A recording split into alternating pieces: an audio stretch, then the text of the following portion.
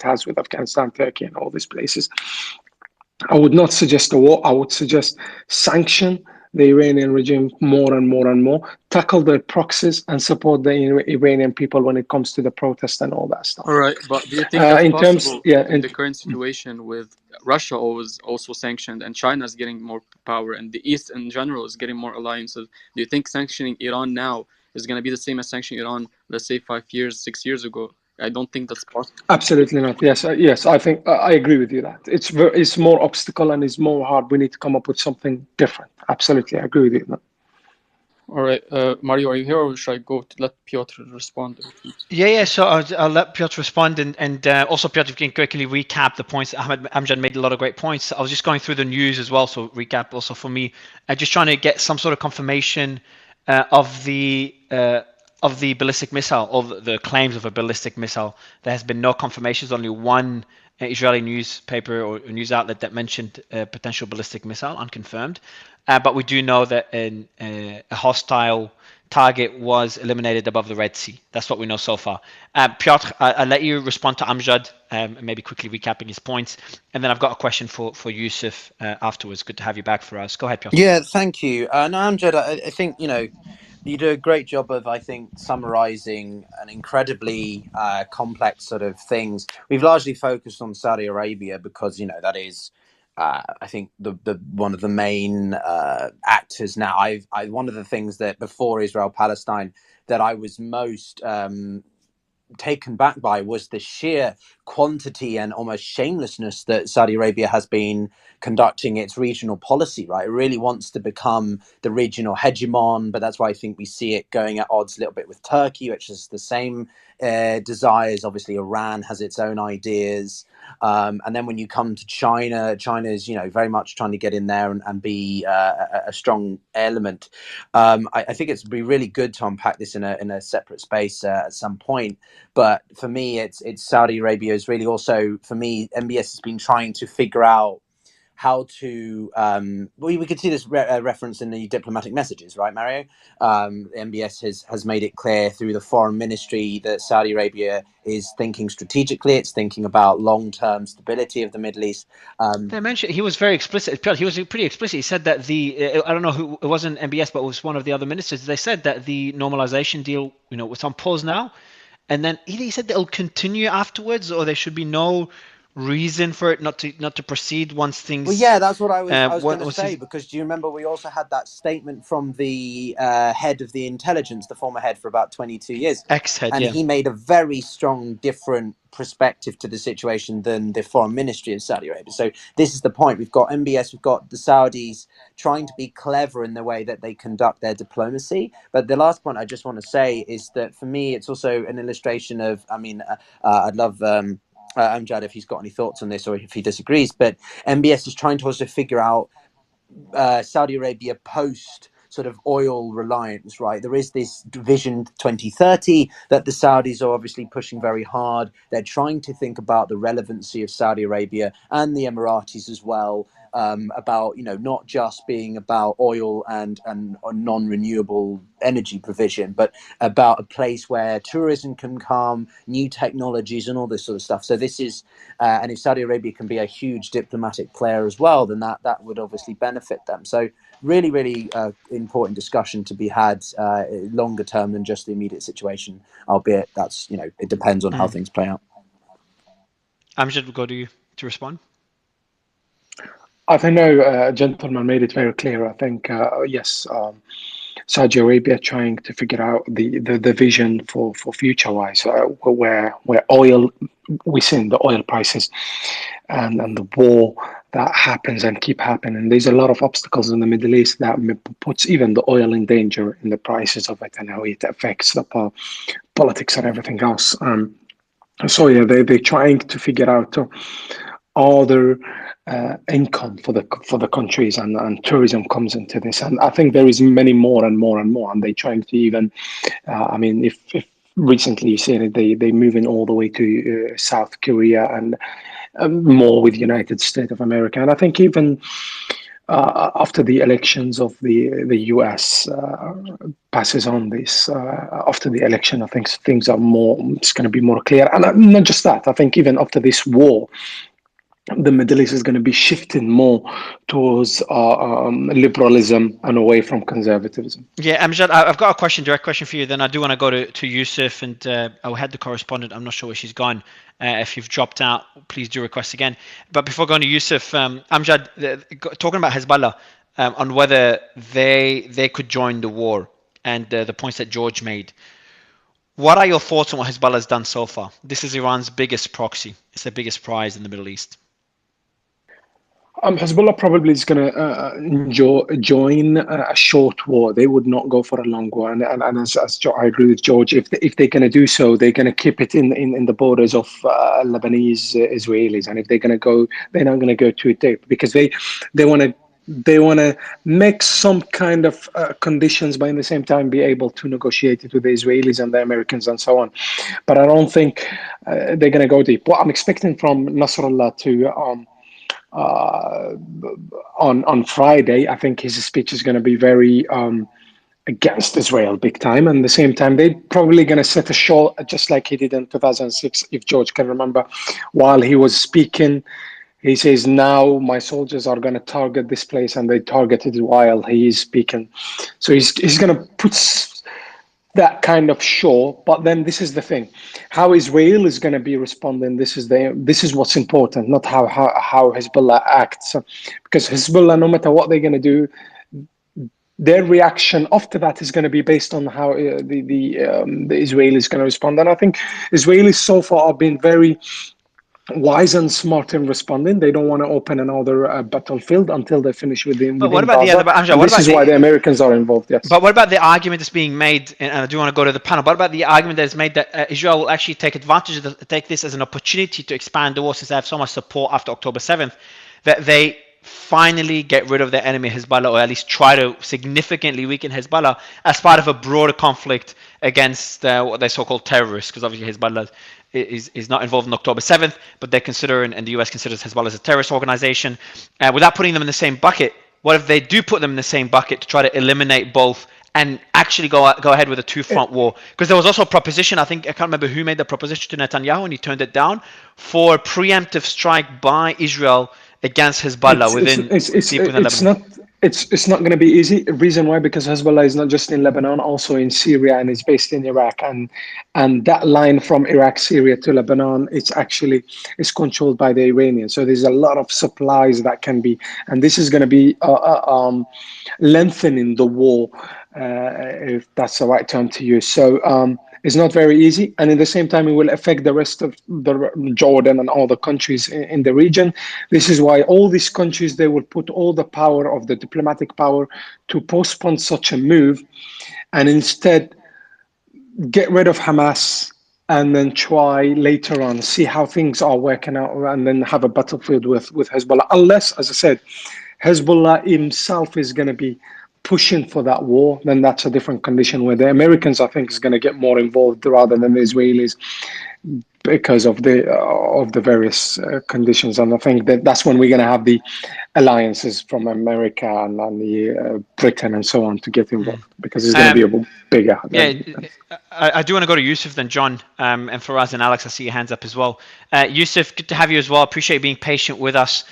Would love your thoughts on the points that Amjad has made, what you agree with, what you disagree with, and anything else you want to add. Thanks for having me. Now, I do agree with. And what we're trying to. Are you speaking right now? And I can't hear you. Is the same glitch as before? Can you hear me? He's speaking. Yeah, he's speaking. Okay, Yusuf. I'm going to bring you down and back up, Yusuf. It's just a glitch where I cannot hear you, and I really want to hear you. So I'm going to go to John, bring you up, down, then back up, and then you can speak right after John. Okay. John Larrier, go ahead, man. Let me fix Yusuf's mic. Yeah. Thank you. It's a point I want to kind of piggyback on when that Amjad kind of was saying before, was with the idea of the normalization talks between the Saudi-Israeli normalization talks, and how and it's something I was going to kind of caveat. Israel doesn't effectively take out or effectively defeat Hamas, right? They leave that availability of this beachhead essentially for Iran to further destabilize any type of normalization talks in the future, right? And I think that's kind of why Israel is so dead set on doing this, and why the U.S. is kind of letting them and kind of backing the decision as well. And I would wonder if Amjad would agree or disagree with that, or does he see Hamas as being Israel being able to use them in the future to kind of deter for the normalization talks? Thank you. Amjad, this is for you. No, I don't think Israel. Look, I've been in Israel. I've visited Israel more than 17 times. I've been in Gaza. I've been in the West Bank. I think one thing I know, the Israeli government, yes, they have their differences on that. But they would not want to use Hamas to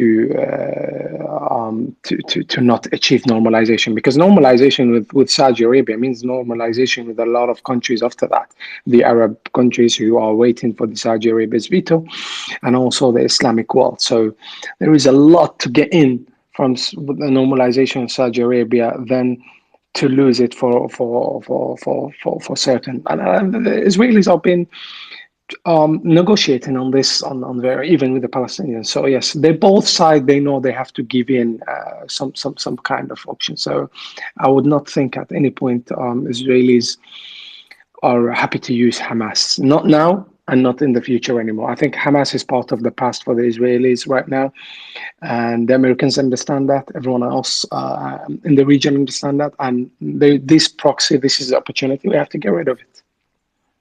Oh yeah, I do want to go to sorry, just but before I that, think I reworded Mario. my question. I think I meant to say Iran. Yeah. If I said Israel using Hamas, I meant to say Iran using Hamas in the future as a beachhead to deter for their rapprochement and talk. Yeah, so essentially, will Iran and Hadi, do you have any breaking news? No breaking news. I just wanted to ask okay. Amjad one small question about Yeah, so I'll go to Yusuf just because I know he's been waiting for a long time. Amjad, so yeah, the question is whether Iran will continue using Hamas if Israel does not eliminate Hamas. I think Israel's kind of made it clear that want to eliminate Hamas. I just don't think that's... And I just want to say this very, very quick. It's not just, this is the thing, by the way, in Gaza. In Gaza, there is more than 12 other militias, and some of them, for example, the recent one is called As-Sabrin, which means the patients. These kind of ones are... they're already there. They exist with 10,000, for example, right now, members of those militias. They will grow, and this kind of Hamas is over, and then we probably is going to have another militias in Gaza. Already there is in the West Bank right now. There's this kind of the jihad, the Islamic jihad is growing that kind of view, let's say, against Israel. So Iran proxy, if you're not tackling it and if you're not finishing it, and in a very strong term, in very firm, yes, there is a lot of civilians that they will be victims of this. But if not, if Iran survives this time, then the Middle East is going to be basically under their control, not anyone else. And then we, even the Americans, will be in the defense rather than attack. Thank you. Yusuf, I'd love to get your thoughts on what's been mentioned so far. Okay, I want to start by touching a little on the mission of the Iranian proxies. I think that everyone's concentrating a little too much on Israel or just the Saudi-Israeli normalization. I think that the ambition of the mission given to Iran's proxies are actually much greater. Now, when we look at what's been happening in the region for over the past 2 to 3 years, we've seen a grand convergence. We've seen a return to realpolitik from the ideological driven foreign policy during the Arab Spring. And when we have a return to realpolitik, the status of non-state actors had been downgraded. So what I believe that Iranian proxies are trying to accomplish, yes, they are targeting normalization, but I think they're targeting normalization more by trying to bring back the ideological overtones in the Middle East. And one of the best, how can we say, chords to strike is the Palestine issue, is Hamas. Being able to strike this brings back a revival of the political Islam rhetoric, a rhetoric that can actions that won't just stop in Israeli-Saudi normalization, but actions that can divide the GCC once again, actions that can isolate Turkey once again from GCC countries that it has normalized very, very recently with, something that could create obstacles between Turkey and Egypt as well. So I think the target of normalization isn't just what Israel's trying to do, because under this grand convergence that has been happening over the past 2-3 years, a lot of the space to operate has slowly been closing down for Iran's proxy. So I think creating a new space to operate for them by disrupting, polarizing the region on a much bigger scale than just Saudi Arabia and Israel, I think, is the end game for Iran's proxies. Now, that being said, I think their second objective is definitely the trade routes. Quite recently, I was speaking with a friend in Brussels who was doing a roadshow for investors, and we were talking about the middle corridor, the corridor that spans from China through Kazakhstan, Caspian Sea, Azerbaijan, most likely through, well, it depends. Is it going to be through Georgia, Armenia, or Iran? And then from Turkey via into European markets. And one of the things that he told me was that the IMEC is competing for investor money with the middle corridor. So I think one of the important things that we're seeing right now with the destabilization of that area with the war in Gaza is that the IMEC, from a security perspective, is in a little trouble. Now, when investors become spooked and there is a finite amount of investor dollars to go around, the middle corridor is the number one priority for those investor dollars. Now, if we remember about a month ago, the Iranians were bidding for a corridor to connect Azerbaijan proper to its exclave Nakhchivan, which would connect into Turkey. Now, that would be a bypass and become an important part of the middle corridor. This could be where the China angle plays in it as well. We were talking about China earlier, and many people were wondering how could China play in, or what is China's victory in all of this?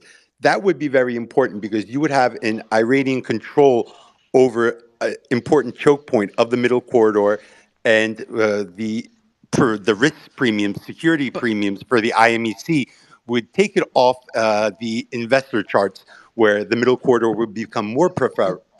So based on what you're saying, it's kind of similar narrative to what George was talking about earlier. It's just, it all seems like a power struggle. It's all about power, influence, and money. And it looks clearly as a proxy war. Well, so you then have to think about it this way. Another corridor I want to talk about is the development road, what runs from South Iraq all the way up through Turkey into Europe. Now, Iraq, under the control, at least the security of that corridor, would be under the control of Iranian proxies. If you have the two premier corridors, one that would link Indian markets and one that would link Chinese markets, one running through Iran and one under the security of Iranian proxies, you've got some serious power. That's some serious power. I think we're very underestimating. So let me just try to link it, and I'm going to try to simplify it a bit. So you've got these two corridors that are either under Iranian, within Iran, or within Iranian influence, or within Iraq, which is influenced by Iranian proxies. So then, if these corridors are currently under the direct or indirect control of Iran, so what are you trying to say? What does that mean exactly? Because then Iran doesn't want to jeopardize those. They don't want to jeopardize their proxies and their influence in Iraq. But they're not jeopardizing it. They're taking the IMEC off the board by creating security risks in Saudi Arabia, creating security risks in Israel. Investors don't want to see security risks when they're investing billions and billions of dollars. And the IMEC, just for the audience, the IMEC is what George was talking about earlier, is the corridor from India all the way through the Middle East to Europe. And what he's saying, Yusuf, you're making the same point that George is making. So essentially what Iran is trying to do is they're trying to shake up the IMEC, trying to jeopardize the IMEC, so then their corridors continue to have that role instead of the IMEC. So just a pure conflict between Saudi and Iran for these corridors that was ignited by Hamas and that instability in. So they kind of got triggered it. If your narrative, if I want to go with your narrative, that means Iran triggered it. They knew about Hamas's attack, maybe not the ferocity or the horrors that Hamas eventually conducted, or the success that they would call a success they've had. So essentially, they knew about the attack at least, and that they wanted to trigger Israel to respond. That will then trigger other proxies to respond, and that will cause instability within the region, and then it will force the first it'll jeopardize normalization deals with Saudi and Israel. Well, And this is what I wanted to say. Actually, when you look at what the Palestine issue for countries like Turkey, a very ideological issue. And when you saw Erdogan's rhetoric over the past couple of days, you're seeing a return to more 2016, 2017 rhetoric, a rhetoric that we haven't seen in a couple of years. He's been much more realpolitik in his relations with the Emiratis, with the Saudis, with the Egyptians, and with the Israelis. And this has all led to successful normalizations or normalizations that are in progress. For example, if October 7th didn't happen, right now the Turkish energy minister would be in Israel. They would be talking about joint gas and oil exploration together and a pipeline deal. That's all off the shelf right now. And from the rhetoric that we're seeing, the Turks are very unhappy with what's going on. We're seeing a huge dial-up in that rhetoric. We're also seeing a dial-up in the rhetoric from Egypt as well.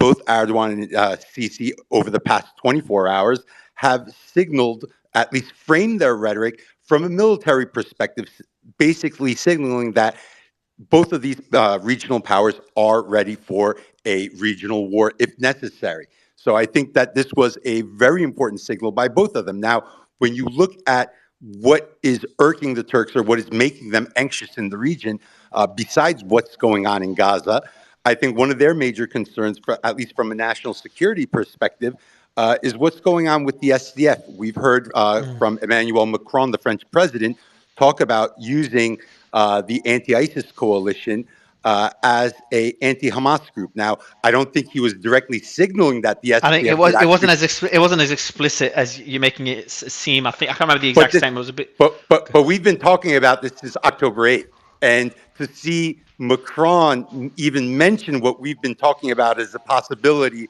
And let me elaborate just for one more minute.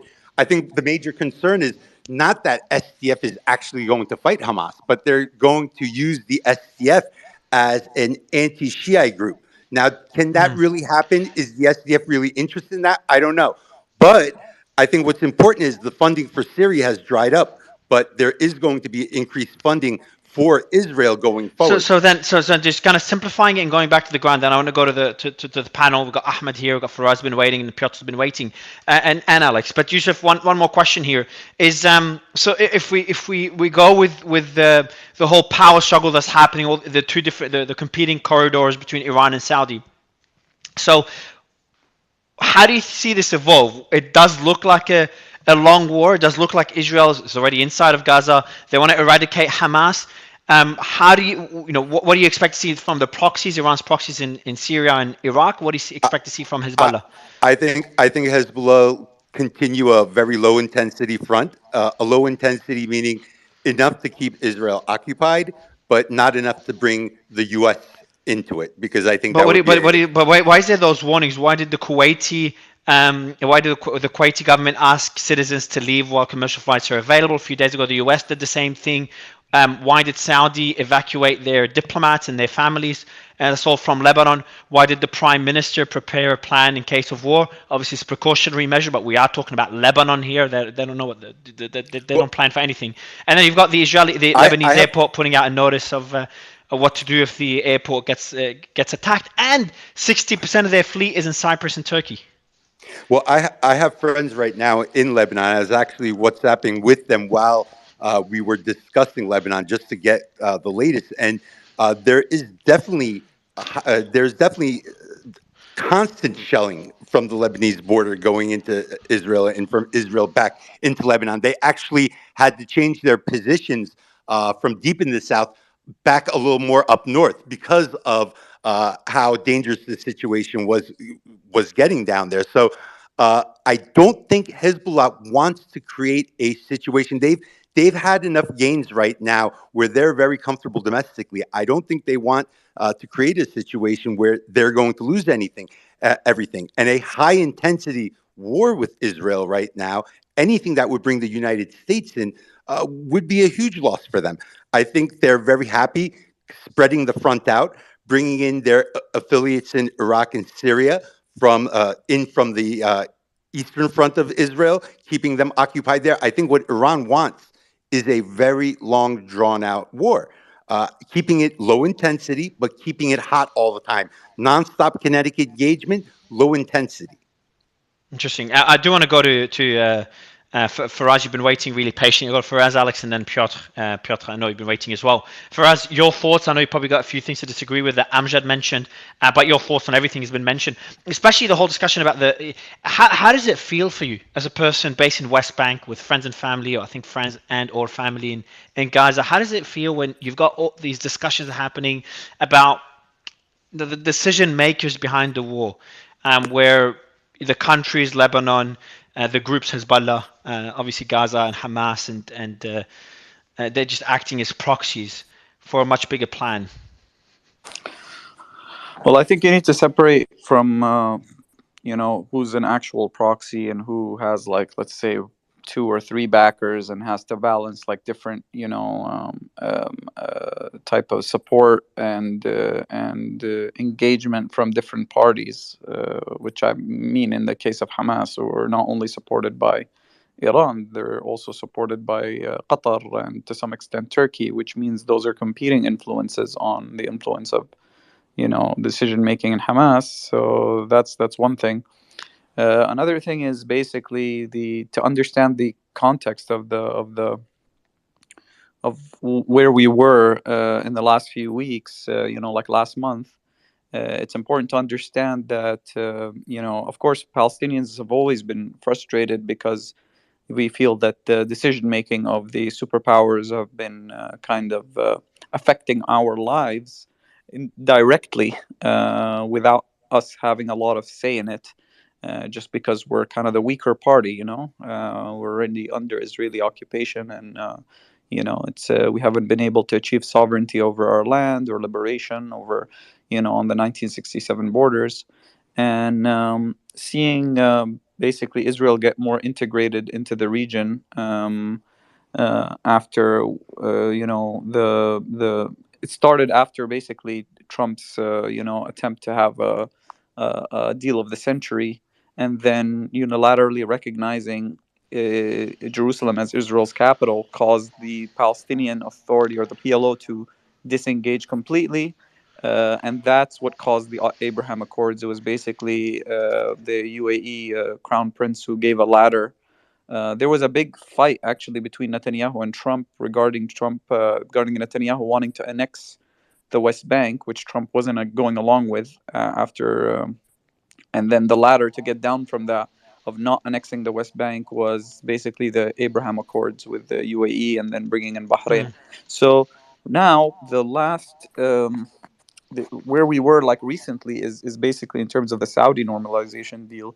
That was still being discussed in terms of, so definitely there's frustration from the Saudis because they felt that Hamas had derailed the normalization deal for the time being, let's say. They've been But explicit in heavily criticizing Hamas more than for, ever. yeah, for the time being, but the relationship between Hamas and Saudi soured a long time ago. Wasn't now? It was after the Mecca agreement. So there was a Mm. reconciliation agreement between Fatah, or the Palestinian Authority, and But Hamas. do you think? But just linking it back to now for Uh, Isaac, do you think the normalization deal is not dead based on what you've heard so far? No, I don't think it's dead. You never say never in foreign policy because things change over time, and anyone who thinks that these things couldn't change, I could see somewhere in like maybe, I don't know, 30 years where Iran could even do a normalization deal with Oh, with 100%. Israel. Yeah, I I would agree yeah. with that. But I actually would agree with uh, that. I do remember. Sorry, first, go ahead, and I'd like to add let me something. tie it all together so I can just give you my Please, yeah. thoughts, and so the Saudis were frustrated because they felt that they were getting close to a deal, and in terms of the deal, the Saudis wanted, they felt betrayed by Biden. So they wanted to secure a big defense pact. They wanted a nuclear, civilian nuclear program from the Americans. All of their demands were from the Americans, and in return, they would normalize with the Israelis. Mm. But so when they had demands from the Israelis, they said we don't have any demands, so we're going to bring in the Palestinians, the PLO, and we're going to have them set the demands for the Israelis. So we're going to get them. We're Okay. going to squeeze Israel to give concessions to the Palestinians, and I think that would have been unprecedented, because if you got Netanyahu's But they far didn't get right, they didn't get they didn't get to that level, did they? no, they were. It's all happening in parallel, Mario. So they were, while they were still discussing the civilian program with the Americans and all that. But At I'm the saying same time, it's been derailed now to an extent. I'm saying did it get to the level like has the PLO begun listing their demands to Israel, or we didn't get yeah, to that yeah, stage? they already submitted their demands, and we were already at the stage Can, where they were submitting demands, and then the Israelis were saying this isn't going to work and this is going to work. We were at the state, so they're working in parallel. So while the Saudis were figuring out how they're going to push through their demands through the Americans and through the Congress, the Palestinians were also putting their demands to the Israelis and trying to get somewhere closer to a final settlement in terms of the 1967 borders. And the issue, so First, I just want to kind of link it back to go to other hands. But I mentioned one comment and then let you wrap the point. Is that? But it just seems like Hamas really fucked shit up for everybody. no, yeah. So Strategically helped Iran. strategically, so strategically, the reason now, the fear right now, the fear right now is, yeah, it did derail a lot of stuff for the region, because you can see a regional escalation that's happening, and that's what the Saudis are very worried about. They're worried about this turning into a regional war, and so are the Egyptians, and so are a lot of people. A lot of states are worried about that, because they feel that this is, again, the barometer of the Middle East. When things flare up in Palestine, the Arab street is very pro-Palestine. Even in governments like, even in the UAE, the streets are still pro-Palestine by, Yeah. any Arab country, even a country that is yeah, normalized with Israel. But the idea is that, right now the fear is, if this escalating into a regional conflict, and if you're going to have a regional conflict, it's going to be a situation where your whole effort is going to be, instead of having the 3-point plan which the Saudis are working on, they're obviously the biggest party in the region. Their three pillars that they're working on is social, economic, and security, or political. Mm-hmm. So in terms Yeah. of social, they're moving towards, more liberal, more openness kind of thing. In terms of economic, they want to become the power or the economic center of the world, like the fastest growing GDPs and all of that, and bring their economy to the 21st century. In I'll, terms of political, I that, want to clarify this is really important, Mario. The Saudis have a different vision than Iran in terms of right now. The Saudis see that they don't want to have enemies. They want to have friends with everyone. They want to be okay with, find a way to move and advance peace. They understand that that doesn't happen without the Palestinians getting their state, because you can't really put it under the rug, so they're trying to at least use their normalization to push this forward, which would have been a big hit to Netanyahu, by the way, if he had to concede that in his current government. The Iranians want to do kind of that without Israel. So they're willing to normalize with, and have good relations with all of their neighbors, but they don't want Israel to be integrated into the region at all. And that's why yeah. this economic pipeline is very distressing for them from India. And another thing is, there are, in terms of Iran's posturing towards the region, is because it's always in fear of being like invaded by the Americans, and a war with America, which is why it's always kind of posturing in a very defensive, and they have, like, funding groups here and there and proxies and all that type of thing. These are kind of like insurance policies that they have in other countries, so that they don't have to have a direct confrontation if they needed to, and then they could hit people from they can basically take the fight from multiple geographic regions, which would be a much bigger threat. yeah. So So Zev, I have a question. Go ahead. We'll go to yeah, Alex and then so Piotr. yeah, absolutely, very briefly. So I think that a very good point was made, right? So the actions of Hamas on the 7th run completely counterintuitive with their alleged stated goal of living side by side with the state of Israel, right? I mean, for all these people saying, no, Hamas has amended the charter, they want the 67 borders, that's ridiculous. If they did, they're not going to go and slaughter 1,400 people and push their nationalistic ambitions back by 30 years. And to that narrative that's what they want. In terms of Iran, I remember not that long ago there was an opinion piece put in the Jerusalem Post, which is a right-wing newspaper, right, where you had some defense establishment individuals opining that perhaps Israel should send out feelers to Iran. I think that's likely not going to happen. And just to Amjad, I'd like to ask him a question. So how much in Saudi thought and in Saudi politics and internal politics is Iran's considerations, wants, desires taken? From what I know and what I understand, listen, if Saudi Arabia is going to be the, sort of the fringe country there, I think Saudi Arabia would be fine with it, right? I mean, of course, there's security concerns, but I remember very vividly back in the early 2000s when the King of Saudi Arabia was begging the Americans to take out basically the Iranian leadership. It was the old adage, cut the head off the snake, right? So I also think Iran is very cognizant of that. I'd like your opinions, right? Because the one thing that Saudi Arabia, Jordan, Israel, Egypt, Lebanon to a certain degree, don't want is a nuclear armed Iran. So that I think that's important to note. So I'd love his thoughts on that. Thank you. Amjad? Yes, thank you. I think when it comes to the Your mic, I'm not sure what happened to your mic. You seem very far. Is someone asleep next to you? can you hear me now? Yeah, much better. Yeah, it's a bit echoey, Okay. but go ahead. Yeah, okay. I think when it comes to the Iranians, the Saudi Arabia has tried various times. I mean, we can put two conditions here in politics. So, war, yes, they have been supported. They supported the war when it comes to the Iraq-Iran war, and later on countering the Iranian proxy in Yemen, Syria, and so on. Have they not tried a war? They have. Confronting. Amjad, I'll just try to interrupt you. There's just some breaking news, so I apologize. The Netanyahu is making, a spokesman for Netanyahu is making statements right now. So Israel strongly rejects calls for a ceasefire. We reject the ceasefire because this is what Hamas wants. There's also a warning to all journalists still within the. So there's also another statement. We want to change the reality in Gaza, and we will not go back to what was before October 7th. We do not intend to stay in Gaza forever, but for a period until Hamas is eliminated. So it just shows that there is going to be this is going to be a long war. I'm not going to bring it to those statements, and I'm going to change the question if you don't mind, because they just came in, to just focus on the statements made just now and get your thoughts on it. And then if I'll go to Alex Miller, and then I'll go Milos, and Piotr on those statements there. How is the war going to look like? And does that mean if the proxies want to get involved, there is no rush? If anything, from a military perspective, it would make more sense for Hezbollah and other proxies to wait, let Israel slowly go into Gaza, keep expanding resources in that region, while stretching them, keeping them on their toes in the north. And then eventually escalate. If they're planning to escalate, they'll escalate later on when Israel's further bogged down within Gaza. I'd love to get your thoughts on this, Amjad, because a lot of people were expecting Hezbollah to join from the beginning with a massive hit. And I remember the day where we all thought that hit started when we got false information from the region. We thought Hezbollah joined the war. But strategically speaking, that doesn't make as much sense. Amjad?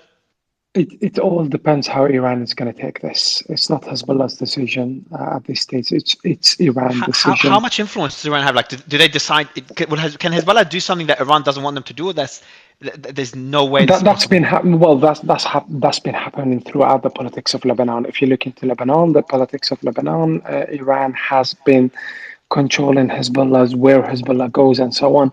And even when it comes to the Hamas proxies, I mean, if you look at the negotiation between the Iranian, before the Iranian deal happens with Obama's administration, we went in a war between Hamas and Israel, and they keep using that for the negotiation for a bit with the Americans. They use that proxy, they use that paper as an option for the negotiation and to show their power in the Middle East and so on. So I believe once they get the green light from the Iranians to move, they will do so. But one thing, as you said, they will not go too deep to start with. And they probably to start with, because I thought you said they will not go too deep, period, as in their goal was to stay within that region. You mean to start with, so they will go deep later on, or? Yes, but this is the thing. This is the question here. Would Hezbollah, because even today, let me tell you why I'm saying that. Would Hezbollah use its own military to get directly involved in this? Let's say the start of the escalation from the Lebanese side. Now, why would I say that? Because even today, Hamas announced that they launched about 60 rockets from Lebanon towards Israel. Now, and Hezbollah has been saying that this is not us. This is some Palestinians using the Lebanese and they would blame the army to control the area. That's one of their games, to put not to put the blame on themselves. Now there is already forces from Iraq and Iran, some militias that are being functioning in Syria and Iraq. They probably going to play that game, and they're going to be using them instead of using Hezbollah directly to start with. Okay, so To it's like get different to get them different this, stages. yes, It's like different stages. Yeah, that's yes, true. yes. That's something. So essentially, for the audience, just Iran has a lot of proxies. Hamas, I'd say, is probably. Let me know if I'm wrong. This, but how does Hamas compare to the proxies in Iran and Syria? Just very briefly, Iraq and Syria, in terms of military capability. I think Hamas is more important than I don't know actually. The importance of Hamas versus the Well, the Mario, Iraqi and just keep in Syrian. mind, Go ahead, like Piotr. Hamas have, they've only recently really been this closely connected with Iran. Like, I know I emphasized it before, but I still think it's important that, Shia versus Sunni, right? And Hamas have largely operated a bit more on the periphery. They've had engagements with Iran, but they've never. The 2023, from most analysts' perspectives, was a big year for depth of engagement between the two, interoperability or whatever. And we can talk about how long these groups have been planning the events on October 7th and so on. But there's definitely a growth of Iran's interests in Hamas, but it's very different to me personally than, say, Syria or Iraq. The Iranians But have. strategic, but I mean, but I mean strategic, not only military and strategic capability. So military capabilities and strategically, how important is, and maybe Hosha, you can give us your quick thoughts on this quickly, because I will go back to you, Piotr, after Alex. Okay. But Hosha, just very, very briefly, military capability and strategic importance of Hamas versus the Syrian and Iraqi militias that are backed by Iran. I think they are as important as each other. They are like, Okay. you have your limbs, your hands, your legs. They are all important. But Hamas is the one in the most peril because Iran The cannot most what? directly support them. They are in the most perilous situation because Iran cannot get directly. Otherwise, the ones in Iran are safe. The one in Syria are But safe. I think Hamas is militarily weaker than the ones of 100% militarily weaker than the ones in Syria and Iraq. But and if I'm wrong, jump in. But strategically, considering that they're right on the border with Israel, strategically they're more important. So that's how I look at it. But then to go back to the point, I think so. But on the point of the relation between Palestinians, whether Hamas or PLO and Iran, back in 1979, when the hostage situation happened and the poisoned relations basically between Iran and the US, back then Khomeini, the leader of the revolution, gave the American embassy to Yasser Arafat, the leader of PLO. And as far back as 2003, the official document that Iran put forward for peace, they actually mentioned stopping supporting Hamas and Islamic Jihad, but it was not in what in year the was same that? amount. What year was that? 2003. Just okay. That Wow, was 20 an years official ago. peace Time flies. proposal to the US, basically offering to turn Hezbollah into a political social movement, stopping. And what happened to that proposal? Just briefly, Hosha, The please. Bush administration was in the year of regime change. They basically rejected it, especially Dick Cheney. What's and Bush. what's the reason? Because they wanted to, after Iraq, they had the axis of evil, Iraq, Syria, Iran. They actually thought they could, after Afghanistan and Iraq, they could also change the regime in Iran, and the Iranians were worried.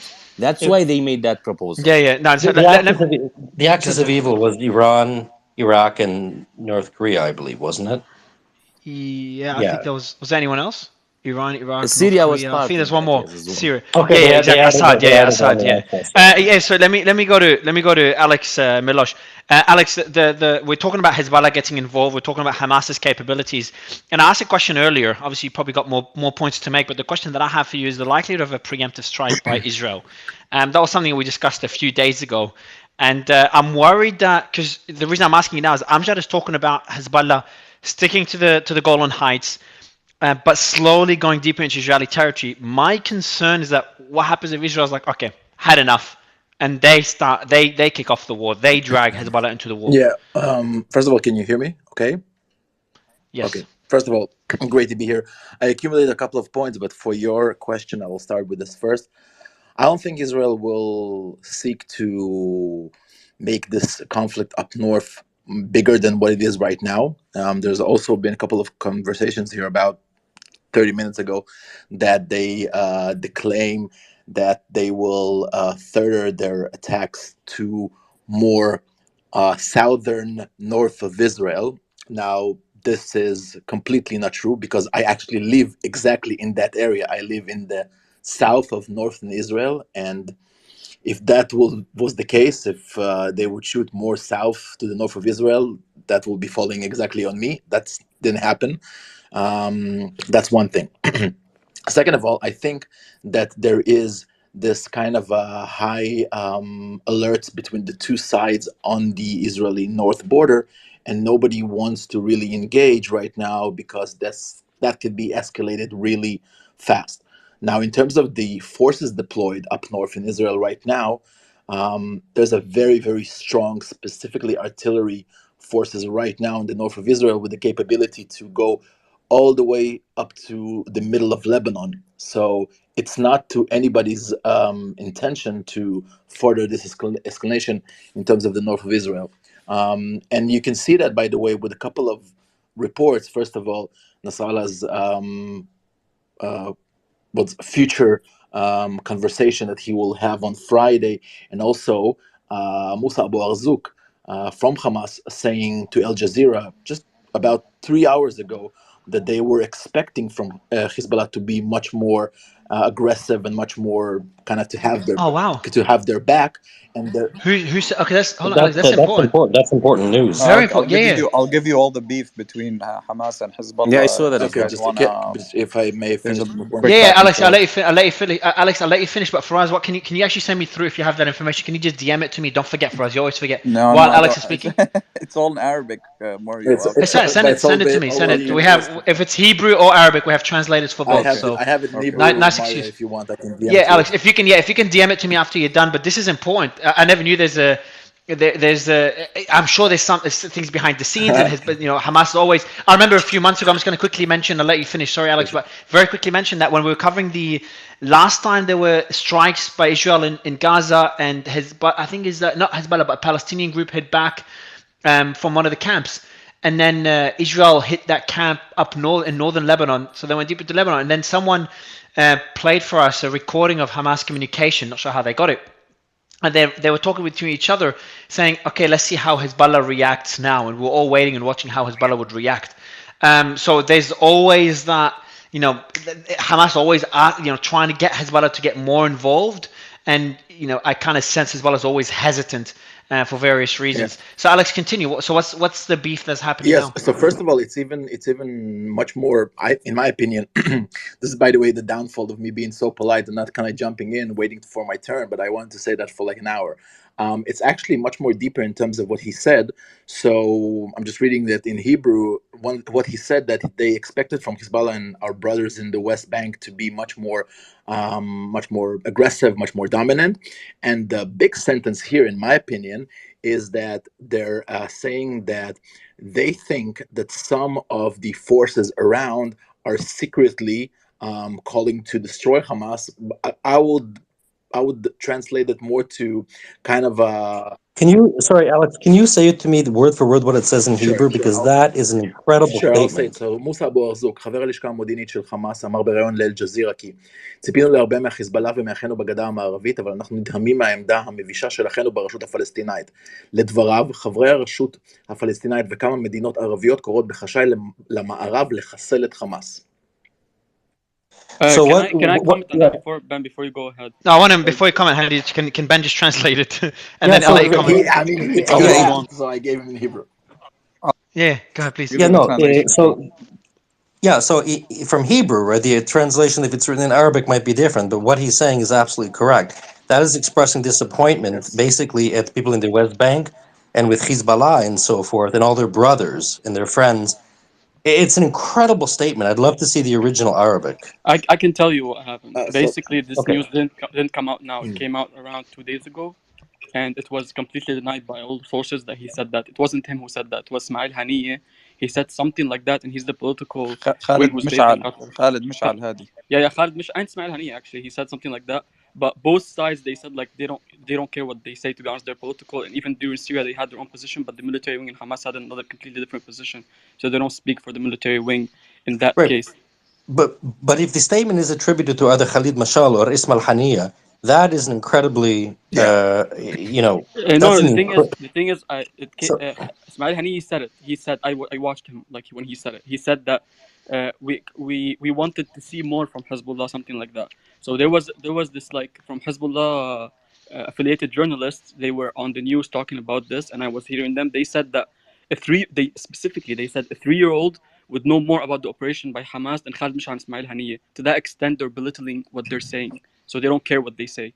But there's nothing official, and you can hear from the military wing of Hamas. They were specifically saying there's contact with Hezbollah It's and they know what they're doing, all that. So the political wing, I wouldn't take their words Yeah, for but consideration because Hadi, they had a lot of things to I say. must say that there is no strategic, or there was no advance for Israel to publish something like that in our media. So maybe they're not attributing that any intent. But if those things are being said, it's a major thing. But I just want to continue. yeah. If Yeah, just one thing, and I actually agree with Alex, right? So I understand that some people may say it's not a big thing, but if you're conceding that Ismail Haniya said something, I agree with Alex. There's no reason for that to be published, but that is a major, in Yeah, my I'm saying mind. Yeah, that. can I'm you? saying that because during the Syria war, they also had a lot to say and something that are very dangerous, but no one took them seriously, and the contact between Hamas and Hezbollah never stopped anyway. So that's what I I'm saying. appreciate so I appreciate Alex bringing that up. Thanks for sending me the thing for us. I'll just want to summarize it for the audience and post it out. Alex, can you send me the link you have, and Hadi as well? You seem to have it too.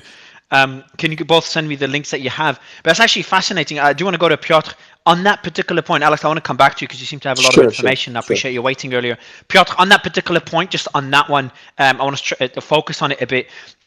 Do you think that there is that rift between Hezbollah and Hamas?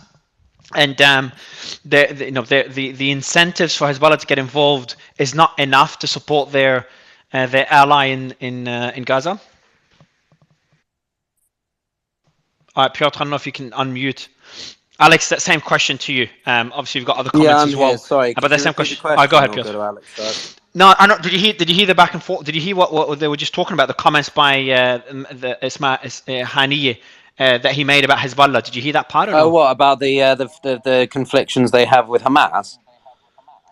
Yes, the conflictions yeah, and the lack of support they received from Hezbollah. They expected more from Hezbollah. Well, yeah, but this is why I've been on the fence. For me personally, it largely comes down to what Israel does in Gaza, but also, do Hezbollah really want to risk the pretty strong position that they have? It may not be, everything that they want. They may not want Israel around, but they do have a pretty influential role. And are they willing to give that up, risk that by going toe to toe with a military that may well be stretched, but is still potentially going to be capable of handling itself, i.e. the IDF, with support indirectly from the US or whatever that looks like, right? I don't think they do.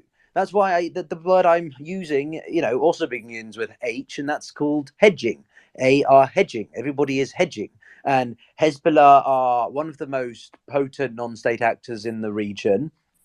Much more than Hamas, but this is the problem with groups like this, and why I always emphasize when people talk about China and Russia and Iran to a lesser extent, right? The one thing that keeping these entities together is a mutual resentment over the existence or dominance of someone else. So in this case, Israel. Both these groups do not like Israel, but does that unite them to such an extent that Hezbollah are going to go toe to toe with Israel to the extent that Hamas hopes they will? I don't think so. So this doesn't really come as too much of a surprise. Infighting is quite common with these types of entities. So if anything, it makes me think that we won't see an escalation, and we'll just see a continuation of what we've seen already. These tit for tat exchanges of missiles, and maybe strong war of words. But maybe I'm being idealistic and hopeful, but it's very common, and the longer Israel conducts itself gradually, and everybody's thinking about this. Unless Hezbollah is literally pushed by Iran to do something, I don't think they're going to. And equally, as I said before, Iran doesn't really want to lose Hezbollah. Hamas is perhaps more of a bit more of a that they can let them go, but Hezbollah is one of their strongest proxies. I don't really think they want to see them completely, up in arms with the Israelis. So it's an interesting development, and definitely worth greater inspection. That's exactly what Piotr, you're completely correct. I think that's the biggest issue here. But I must preface that with something that those tit for tat, because the air defense that the northern Israel has, and that can be escalated very quickly, because if one of those missiles actually hits, I don't know, a school or something with major population, although Israel kind of cleared most of the small cities in the northern border. But if something like this happens, this will force the escalation in a very unfortunate way. But this will probably what will happen if something like that happens. So it's it's kind of hoping for the best, but preparing for the worst, if you know what I'm saying. And just one more thing, Mario, for your point, you mentioned that I think half an hour ago. Is there a plan for Israel to expand and kind of see this green light they have from the West to say, okay, we're going to eradicate not only Hamas but Hezbollah? No, there is no talk about it in Israeli politics since the beginning of this war. Nobody's looking at this green light, as they say, for that. Everything is focused on Hamas and hope and kind of securing the rest of the border. And one thing that the last point that I want to say is that in history, in Israel history, and maybe somebody here can correct me, every war that Israel had right until since it exists, what happens directly after the war, I'm not talking about like specific actions or like cast lead or something like that, but a war like the 6-day war, Yom Kippur war. What happens immediately after is Prime Minister resigned, and also the head of the army resigned. So Yeah, So absolutely. I've got some news here. I don't know how important it is, but we've got reports of clashes happening again in Jenin, in the West Bank. So I don't know if anyone's got any news on that to break into. But just to add to what Alex says very quickly, which is that don't forget the point that I think is really important is the extent to which so many people were caught off guard, be them nation states or non-state actors, by the extent to which Hamas succeeded or conducted themselves, right? And I think Hezbollah will have been way part of that group. Everyone wants to take it to Israel in this case of these groups, but I don't think anyone expected the success that Hamas did. Yeah, they kind of over succeeded themselves, if that's the point. But last thing, this is my last sentence. I know I've been quite long here. So yeah, the point that I wanted to push forward is that the administration in Israel will be different. Now it very depends. Like people are completely waiting to see what's going to happen with the American election. It's also very important to see who will rise to power here in Israel and exactly how the coalition would look like, and that will push any process forward or backwards. It's very dependent, and I think most of the region will see who claims to power here to see how they further their cause down the line. That's it, Mario. I think I'm done.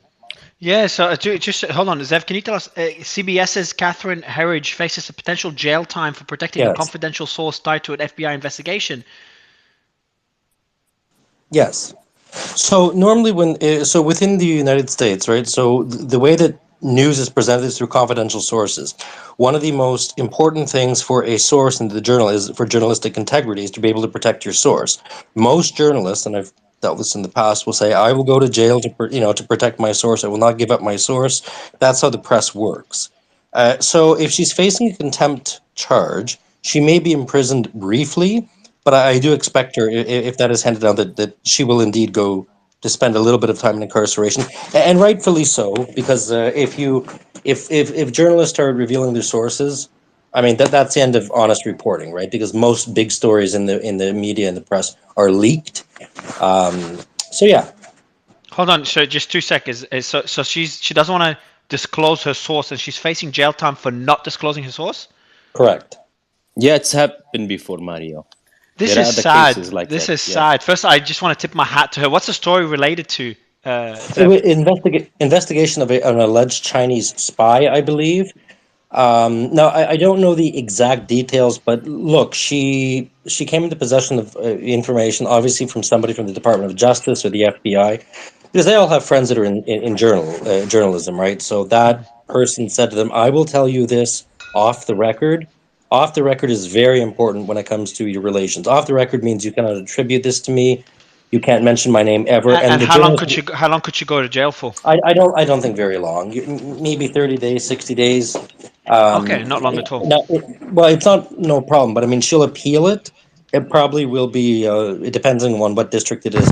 It probably be overturned on appeal because it's in a very. I'll finish with a very important tool for journalists to Does be that able happen? to. But Hoshiyar said it happens often. Does it happen often in the US where No, no, journalists? no, no, no, no, no. It does not happen often at all. It is actually exceedingly rare and rightfully so. Yeah, I agree. I do want to go to Alex. Alex, you just get the same comments on the split we're seeing between Hamas and Hezbollah, and Hamas being disappointed in the lack of Sure. support by Hezbollah. Then we'll go to John, and then I'll bring up Sami as well.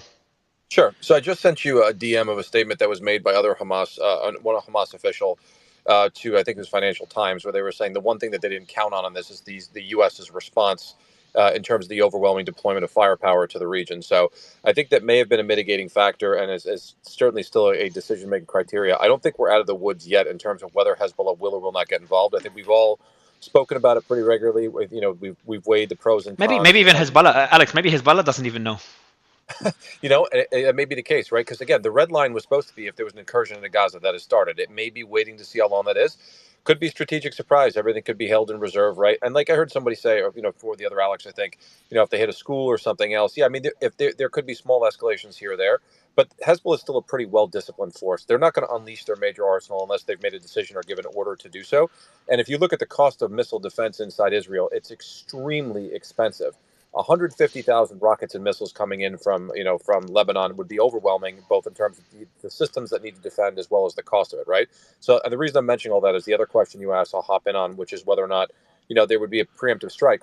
Just do the headwork together, right? I mean, why would Israel do a preemptive strike unless they felt that they were actually at risk of being struck by Hezbollah first, and they felt that they were actually going to expend a good portion of those missiles, and that they have an opportunity in their minds to take some of that out ahead of time before it gets into the air and there's less stuff that they have to defend.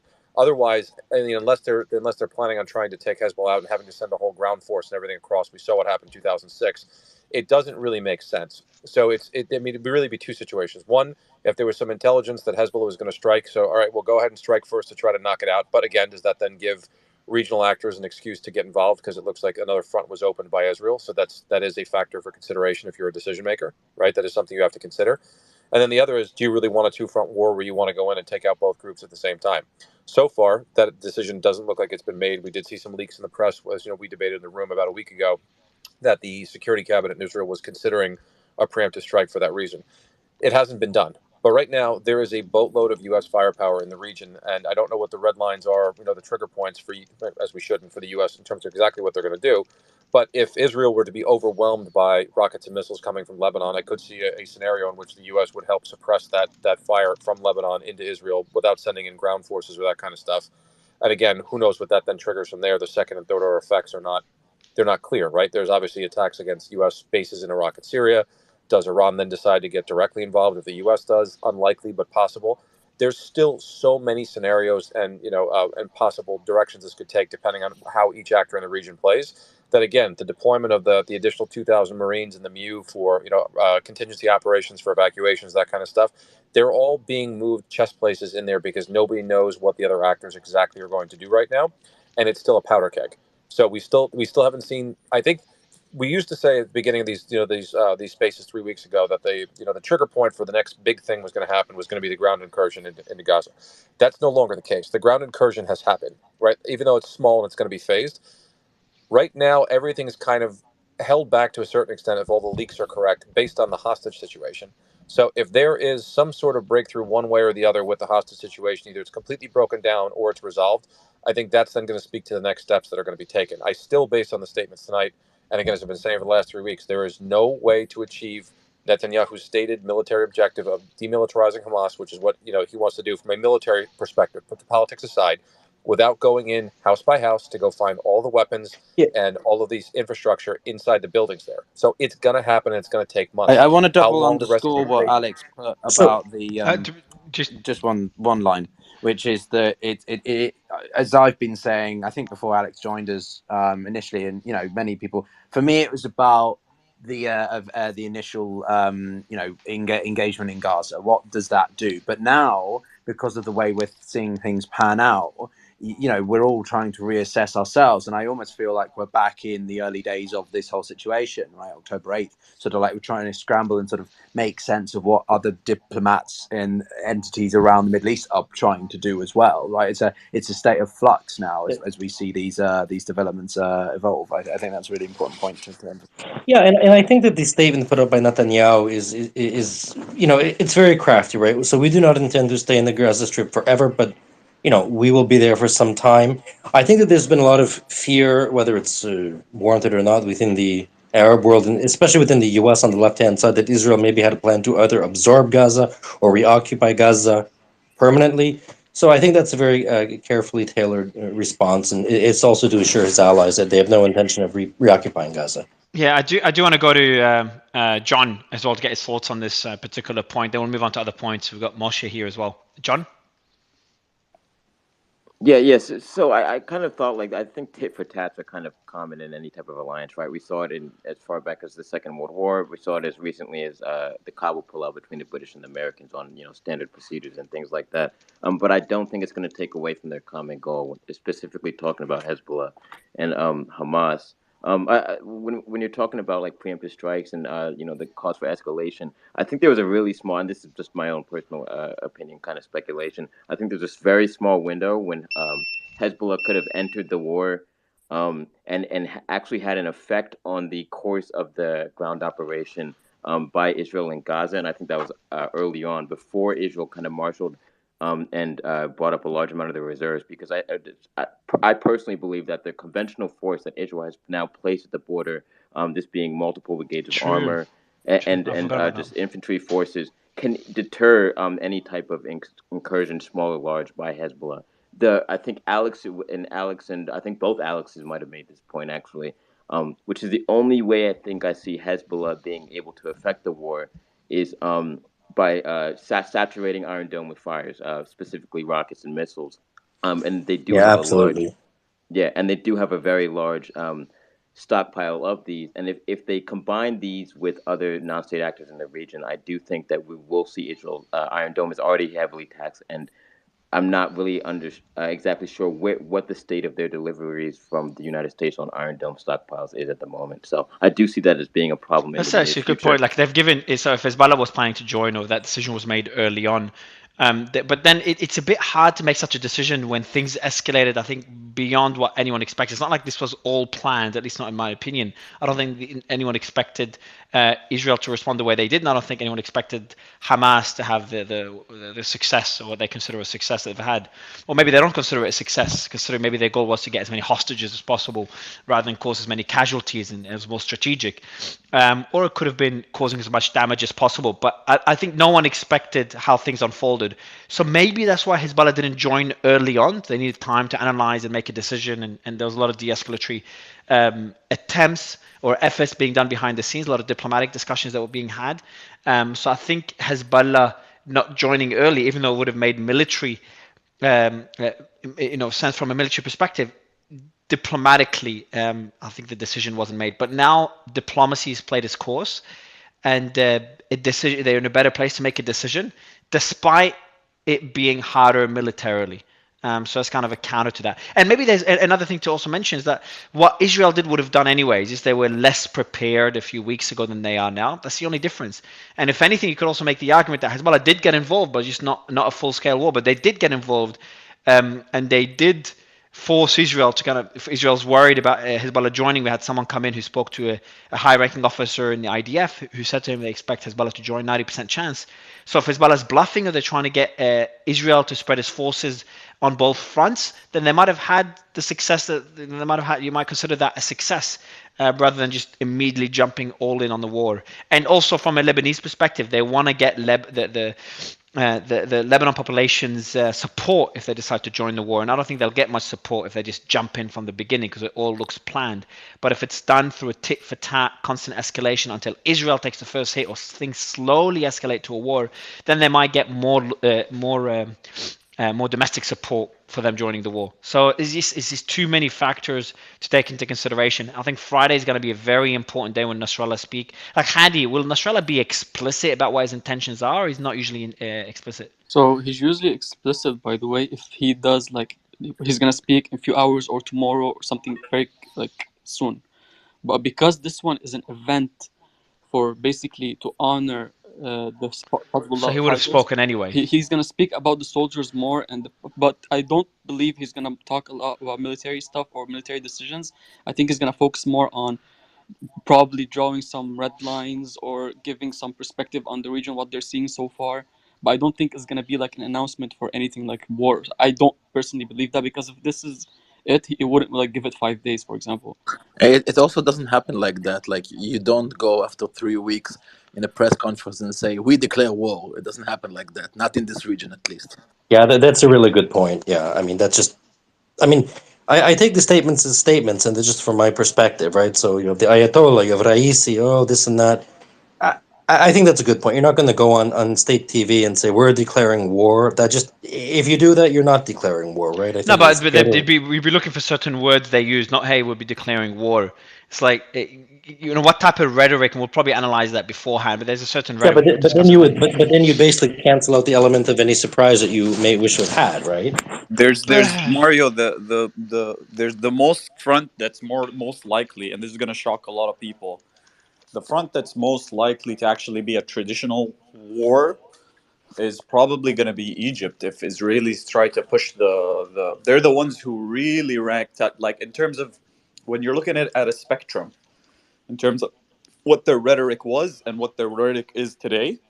They were the ones that shifted a lot into posturing towards the army and saying this is our national security is a red line, because they're the Western states, and this is what my Egyptian friend, who's a diplomat, told me. A lot of the Western states, including Israel, have been pushing Egypt to open its borders and create camps for a lot of the Palestinians there, and they're very worried about them basically, you know.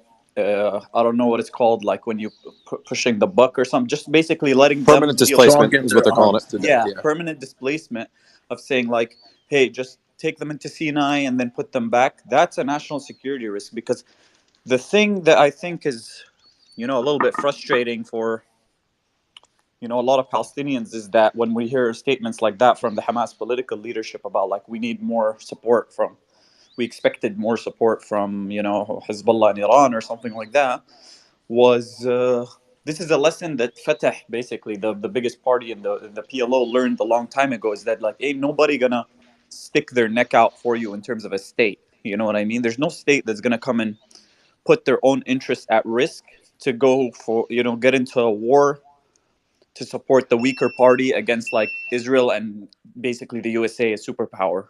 So that's something that's a little bit kind of, that's something that kind of like I feel like the Fatah party learned a long time ago, and so did a lot of other political parties.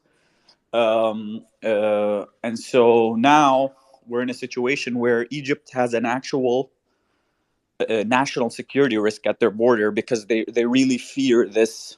And you can see this in Sisi's rhetoric. You can see in the content they're putting out, showing the army parades that they're doing.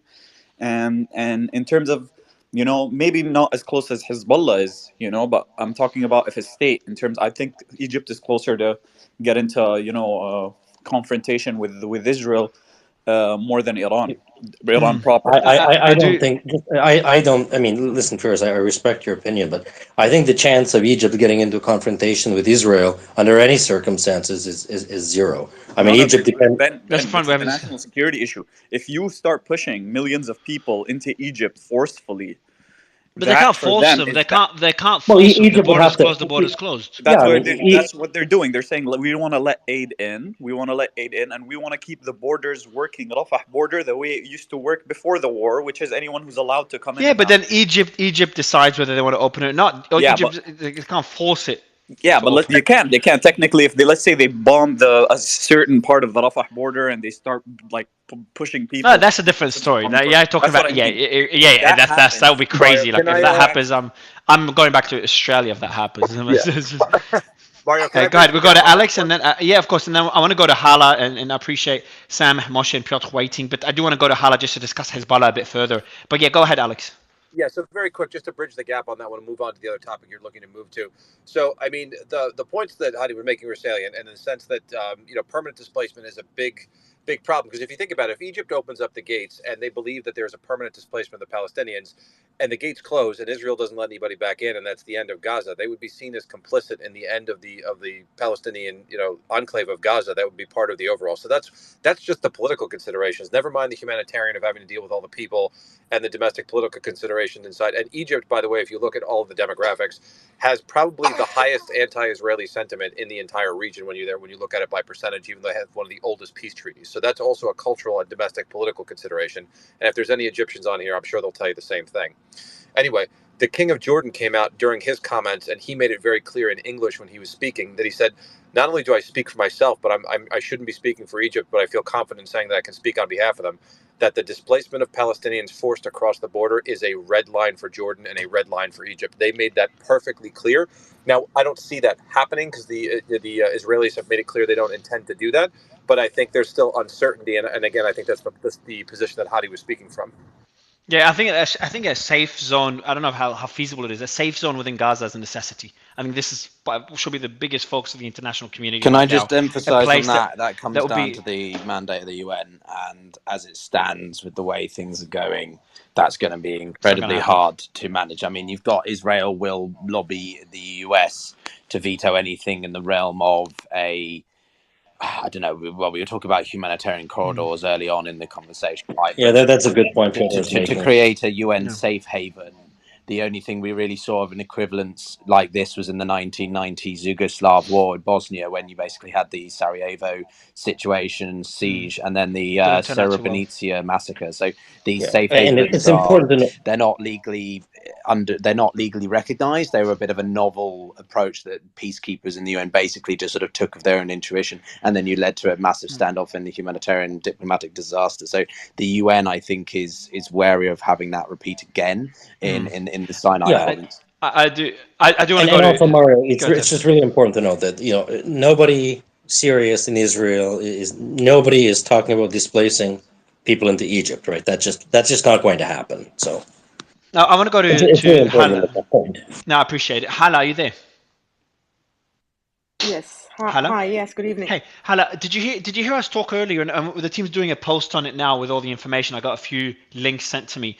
But did you hear us talk earlier about the Hamas essentially unhappy with the lack of support they're getting from Hezbollah and Iranian proxies in Iraq and Syria? Did you hear that discussion we had earlier? Yes, I did. And okay, let me put it this way. The political bureau of Hamas and the military bureau of Hamas and the relationship between these two and Hezbollah are totally different. Now, going back to 2014, even during the Syrian war that was going on, the military of Hamas and Hezbollah's relationship was never sort of severed. On the contrary, it was very very strong and continues to be. There's one thing that we need to to clear or to clarify: Hezbollah will never abandon Hamas and vice versa. But one of the things that Hadi said, which is very true as well, is that oh God, now I'll come back to that point in a minute. The thing is that the political bureau sometimes say things because they're really not aware of a lot of things that the military are doing. Mario, you keep on asking why hasn't Hezbollah jumped in? It was never a plan for Hezbollah to jump in like that. It doesn't do it that way. They are reading the ground. They are reading the situation. There is a point, if necessary, and that doesn't seem to be the case at the moment. And that's like a very, very far point. until some point that they reach and they assess it militarily is the only time that they will interfere militarily. At the moment, they are not.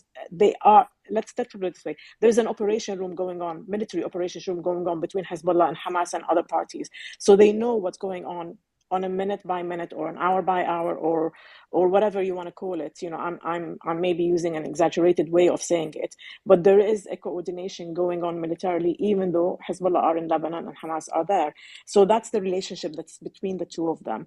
So the aid or the support that they provide does not necessarily mean, you know, you have to interfere militarily and have a massive attack against Israel at the moment. It's not necessary.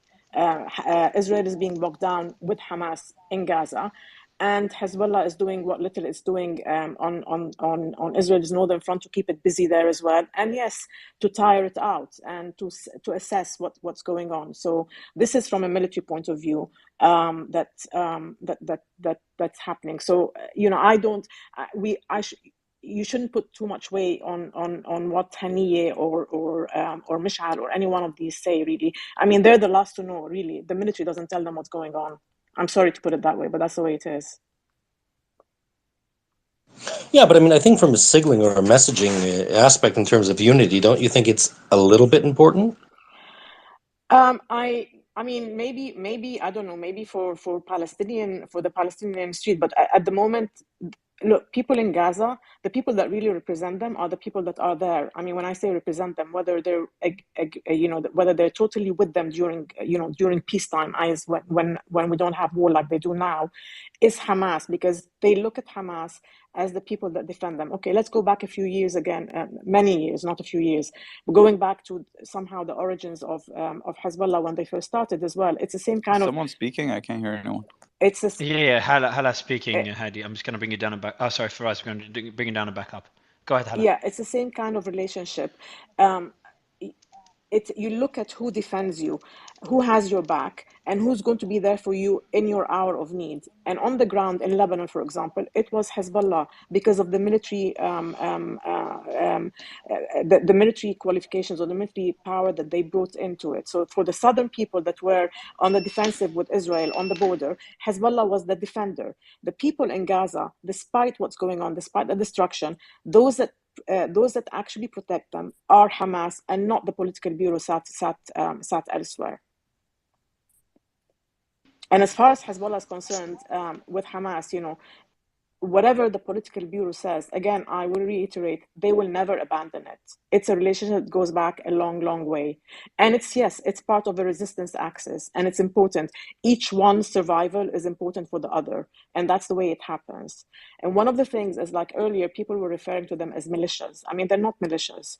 At least Hezbollah isn't. And, you know, to reduce the language in such a way, you know, it's like, or to say that, you know, every move they make is actually decided by Iran. That's another sort of myth, if you want. Maybe it makes it easier for the Western world to lay blame. So Yeah, that, I think you're actually right about that. Because you had the but it's not the case. because you had the Sorry. yeah, no, because you did have the Iranian. No, I didn't mean to cut you off. I think actually I agree with you to a certain point about you know, there is a certain independence of these groups, right? And in terms of Iran, you are correct. The Iranian foreign minister, like I said earlier, made a remark during a GPS interview with CNN, where she said, "Listen, these things, these groups are independent of Iran." So I actually take your point quite well. Yes. What do you think? I say, but no, hold on. But didn't they? Would you say they made that comment just to kind of distance themselves, so to give those groups more flexibility to do things without Iran facing repercussions?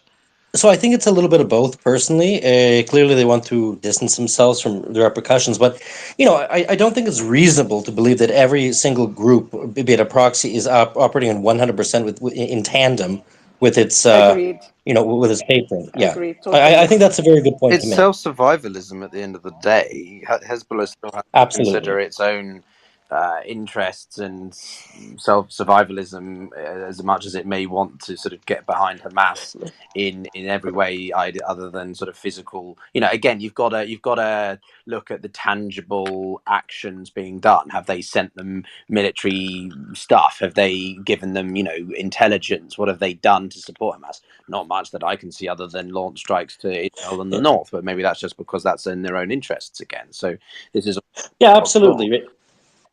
Yeah, and I think Hala made a good point, right? So I mean, look, what is the primary motivation and means, or primary motivation and goal of Hezbollah? Is it to basically control southern Lebanon, or is it the liberation of Gaza? I mean, it's an interesting point. I wanted to bring Moshe into the conversation. We go, Moshe Semih Hoshar. Moshe, you had your hand up. I know you wanted to offer some comments on this. Go ahead, please. So, hey, first of all, thank you so much, Mario, and to the host, and sorry for all the people Your that are audio, going through Masha, sorry, your something audio like is this. just echoey, not very Is it better now? audible. Not really, Is it no. better? Can you hear me now? Yeah, I can. Yeah, there's Yeah. echo.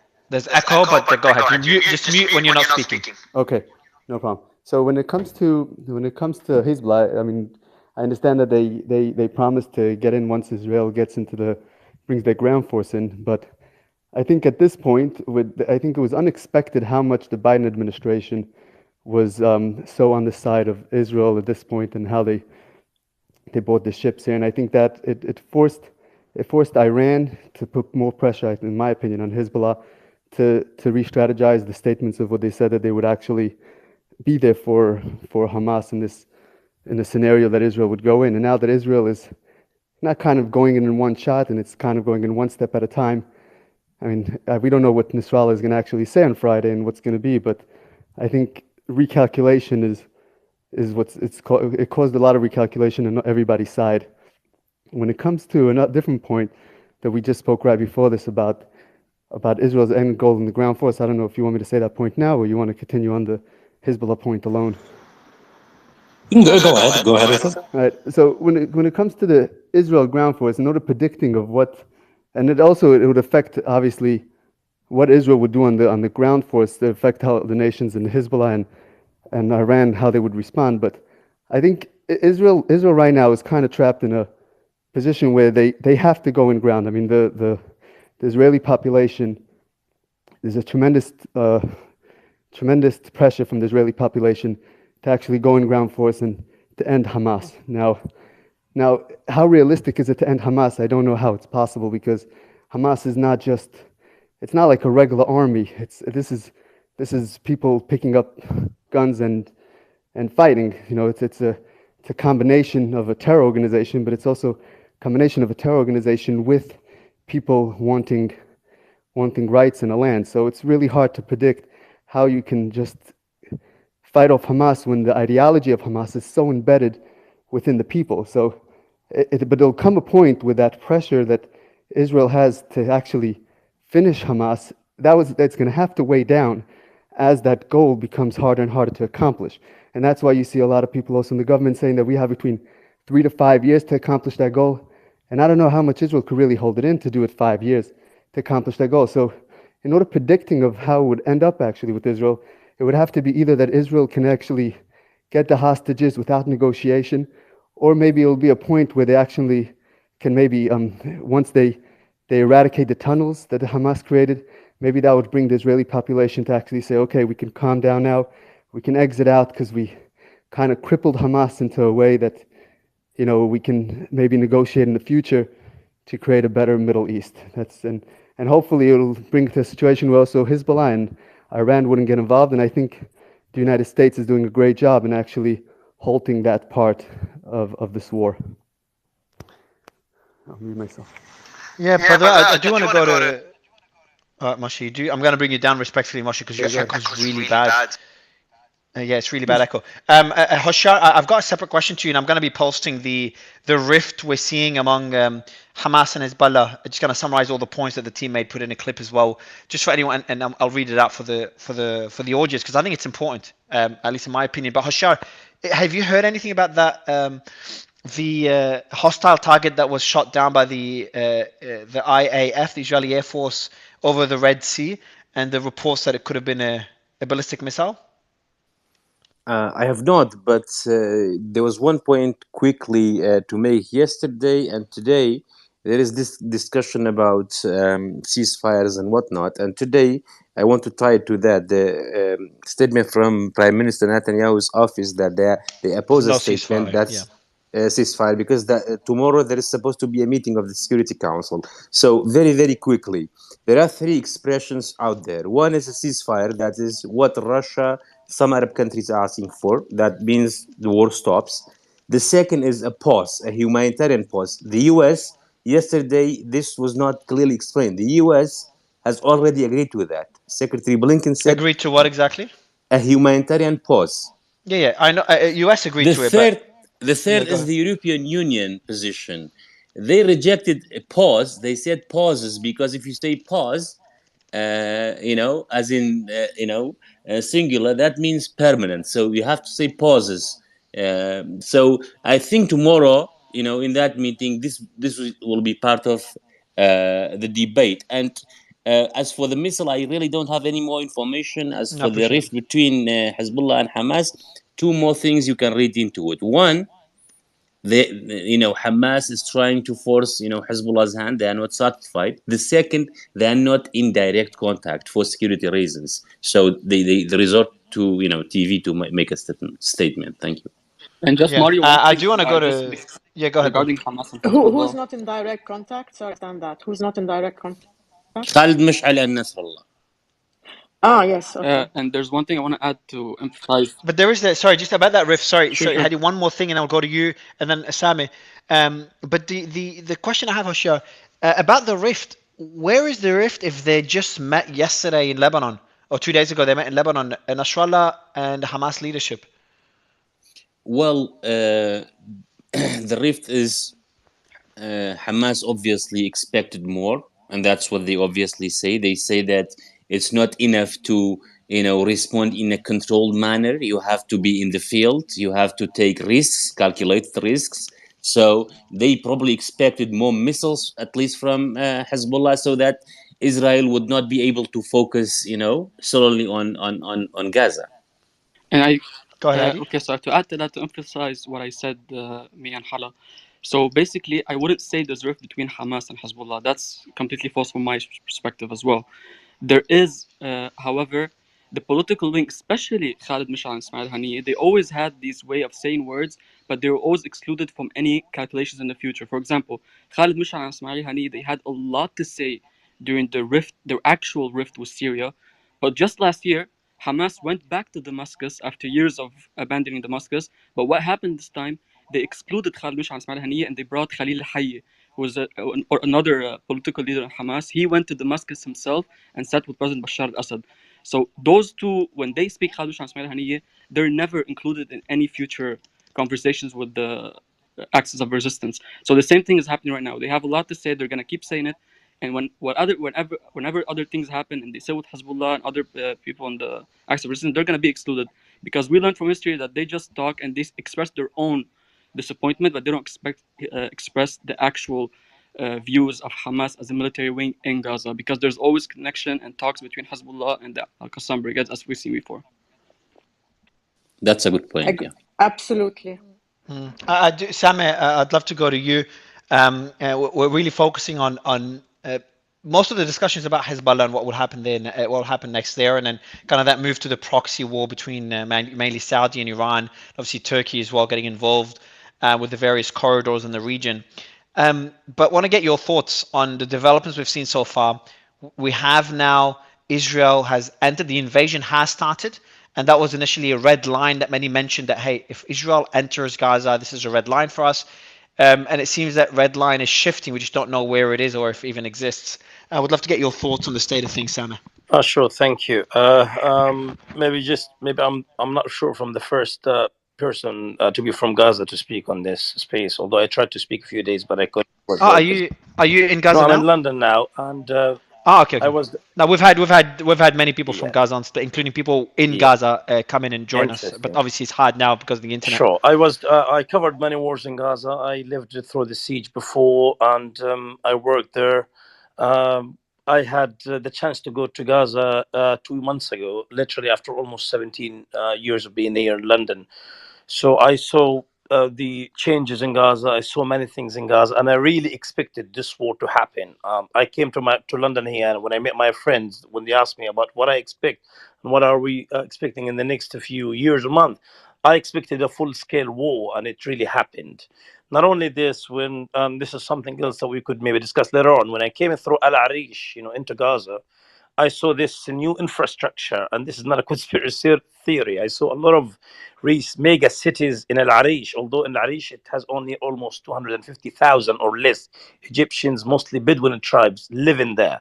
So even my driver, he said, I don't know what are these cities for. So he had a lot of questions. A lot of like massive infrastructure is being prepared for Al Arish. I don't want to say this is prepared for Gaza. I don't want to think towards this. But back to Gaza and the encouraging. I think Israel in its very, very bad days these days. I mean, Israel the Israeli army did not make any substantial victory following the 1967, the 66 Days War. Most of the wars after that were like limited incursions and limited wars here or there, but uh, not really like real victory. So what the Israelis are trying to do, or Netanyahu is trying to have real victory in Gaza. And I can tell you, it's very complicated. You know, looking at the geography of the Gaza Strip, the population of the Gaza Strip, it's going to be almost impossible for Netanyahu to achieve his goal. I think it's like what we all of us expect is limited incursions in the northern parts as we see it now, in the eastern part in the Shijaiya neighborhood, maybe some parts in central Gaza and towards Khan Yunis. But to have a full incursion in Gaza, this is impossible. All they have to do, if they want to follow like invasion, and I'm sure maybe BZ, he's been to Gaza, I heard him before talking about it back in the days when it was open. It's very complicated for Israel to take full control of Gaza. They don't want that responsibility. And if they want to get in there and eradicate Hamas, I think they would maybe kill 500,000 people to do what they need to do. So Netanyahu made a promise that he cannot fulfill to his people. What the Israelis are trying to do now, to have any artificial or any sort of victory, even to raise, even if the Israelis just go there for one day, raise the Israeli flag in central Gaza City and come back and say, oh, tell their public opinion, oh, we made some victory and we eradicated Hamas. This is what the Israeli society want now. But speaking of like practicalities, it's impossible. You know, now we're talking about this carpet bombardment policy that the Israelis are doing from the air, backed by this artillery shelling across the Gaza City. This would have a lot of damage into the infrastructure of Gaza. But for the Israelis to come by their troops and there are like armored vehicles and to get into Gaza, logistically speaking, is impossible. Apart from the Gaza fighters who already been preparing for this for almost 20 years. I think it's going to be a tough challenge for the Israeli government to achieve its goals and to have any sort of victory. And the only way, I think, in my view, to achieve this is just to have this immediate ceasefire and to start talking and to solve this problem. Because, you know, there's no other way. I can't see other way. You know, more people would be killed in the Gaza Strip, and even the hostages and the combatants and the prisoners in the Gaza Strip, I mean, their life would be in danger with any of the reckless policies that are being maybe employed by Netanyahu. But you, Right. So I would just this moment. So I mean, I would push back just on a couple things here. So first of all, you said that no, Israel has not had any victory since the 1960s. I said Well, that's because they substantial. I haven't. just word Substantial. Okay. Well, the fact that Israel is still standing and has made peace with a few nations, I think that is actually a victory. In terms of the logistics of going into Gaza, look, it is absolutely going to be hard, but that's okay. You are not going to have a situation in which you do a partial destruction of Hamas in the north while Hamas is still firing rockets out of the south. So people on the international stage say whatever they want, but it's really irrelevant in my point of view. I'm not an expert. In terms of Netanyahu, I agree with you. I agree with you that Netanyahu is fighting for his political survival. He won't survive this at the end. But calling for a ceasefire, I'm all for that. Release the hostages, and you can have a ceasefire as long as you need. You can get your medicine in the aid in. But I think that most Israelis, I can't speak for all Israelis, but most Israelis are not in support of a ceasefire that's been echoed by Netanyahu. And I just don't think it's going to happen despite whatever pressure. I don't even think there's real pressure from the Biden administration to make a ceasefire. I think that's just grandstanding to appeal to his base. But I think the fact that Israel has not needed to engage in wars with its surrounding neighbors and in fact has expanded peace deals with other nations, I think that is a major victory. Let me and just also make a comment on just the. one I think sentence. you were Sorry, one you were sentence. Sorry referring to to the your point. Abrahamic Accords, and I Wait, think the just Abrahamic just one Accords. sentence. Just let me just No, Alex. Okay, one sentence, Alex. Then I want to go back to Semi. Go ahead, Alex. You mentioned that they are not going to infiltrate Gaza, while IDF forces are currently in Gaza as we speak. That's one thing, and the other thing which you mentioned about not significant wins. just I don't know, heads up. I don't think I'm surprising anybody here. We're not searching for any wars. We're not searching to get any wins. We're searching to live peacefully here. We're not engaging wars. We're reacting to things that happen. Sure. Okay, it's interesting, Mario. I hope I could reply and have the time to discuss this because Yes, yeah, absolutely, sir. Please because go we're ahead. talking about, Absolutely. okay, guys, it's not, I mean, forget about what Guterres said. I lived through the horrors of the first intifada, second intifada, the Israeli siege, and I saw things. And now we're talking about as if it's only like this hostage and 7th of October thing. No, it's beyond this. You know, people of Gaza don't have a future, do not have a hope. For us, if we're going to make this hostage now a problem being solved and there's a ceasefire, this is not the end of it. If you don't have a long-lasting solution, if you don't want to give the Palestinians like a long-lasting solution with their own state, at least give Gaza some future. Give them a port, give them a seaport, give them an airport, just be Right, regulated but by the just to United push back Nations, on that, sir, managed by the United just in, Nations. in the spirit of debate, do you actually think that any of that is possible? Yes. You know, wouldn't you agree that, well, Yes, okay, let me tell you you think why. that there is, With the United Nations supervising it, I don't see a problem. If you could do it through Cyprus, have a seaport in Gaza, being everything unloaded through Cyprus, it's checked by United Nations, and allow it to Gaza. It's gonna work. Same thing with the seaport, and it happened before. The Europeans were on Rafah crossing well, before. oh, Europeans no, and no, I hear Israelis what you're were saying about supervising Cyprus. it. I hear what you're saying. Listen, I hear what you're saying about Cyprus, but Cyprus, look, I'll be very candid with you, right? I don't think that at this point in time, this does not reflect my own personal opinion, but I don't think that at this point in time, a state or independence or autonomy is on the mind of anyone within any camp of the Israeli political echelon. So, you know, Cyprus is fine, sure, but I don't see that happening. In my mind, Hamas is basically, you know, they have, I don't want This to say is not sealed about the deal, but Hamas. This is about no, it is 2.3 about no, million no, no. people, my friend. This is not Okay, no, but it Hamas. is about Hamas. No, no, no, no. It is about Hamas. Okay, from my where I stand as someone who was born in Israel, it is about Hamas. Okay, you can't say, well, it's not about Hamas. It is okay because prior to October 7th, and people can talk all they want about the siege. Yes, there's a blockade and so forth. How many Israeli warplanes were bombing Gaza? Zero. So there was a de facto ceasefire, and this happened. So if anyone has a problem with it, I'm perfectly willing to concede that Gaza and the West Bank, you know, I'm a peacenik, right? I believe in absolute peace and autonomy and independence for the Palestinian people because they deserve it. But if anyone here is going to say that, well, we can go forward and just forget that the October the 7th happened, and I get the Palestinians will say, listen, we've been dealing with this for years, and maybe there is a fair argument. But from where I stand, that's just not going to happen, right? You have the largest mass slaughter of Jewish people since the Holocaust, and I don't expect other people to be able to relate to that. To me, that's wishful And thinking. What I could what is see happening happening to is us is not a slaughter now. It's not a genocide. okay. You almost So what I 10,000 could see people have happen, been what I could see happening is, you know, after Hamas is destroyed. No, you can't kill an ideology, but you can sure as hell kill a lot of people who are supporting the murder of Jews who uphold that ideology. I could see is something with Saudi Arabia, Qatar, maybe Turkey, probably not. Uh, you know, some type of international rebuilding effort to a demilitarized Gaza. Okay, I could get on board with that, but that's years off. I think in Gaza we're Yeah, going to I'd like see to jump a in on this if I can. Because well, no, just hold on, Piotr. So we have Shachar here and Asaf. They can speak to the from as an Israeli more than I can. I'd like to give them the opportunity to speak. Let's go to Asaf first, and then we'll go to Shachar. Asaf, go ahead. Hi, how are you, everybody? Can you hear me? Yeah, fine. We can hear you. What point would you like to make, sir? Just a second, please.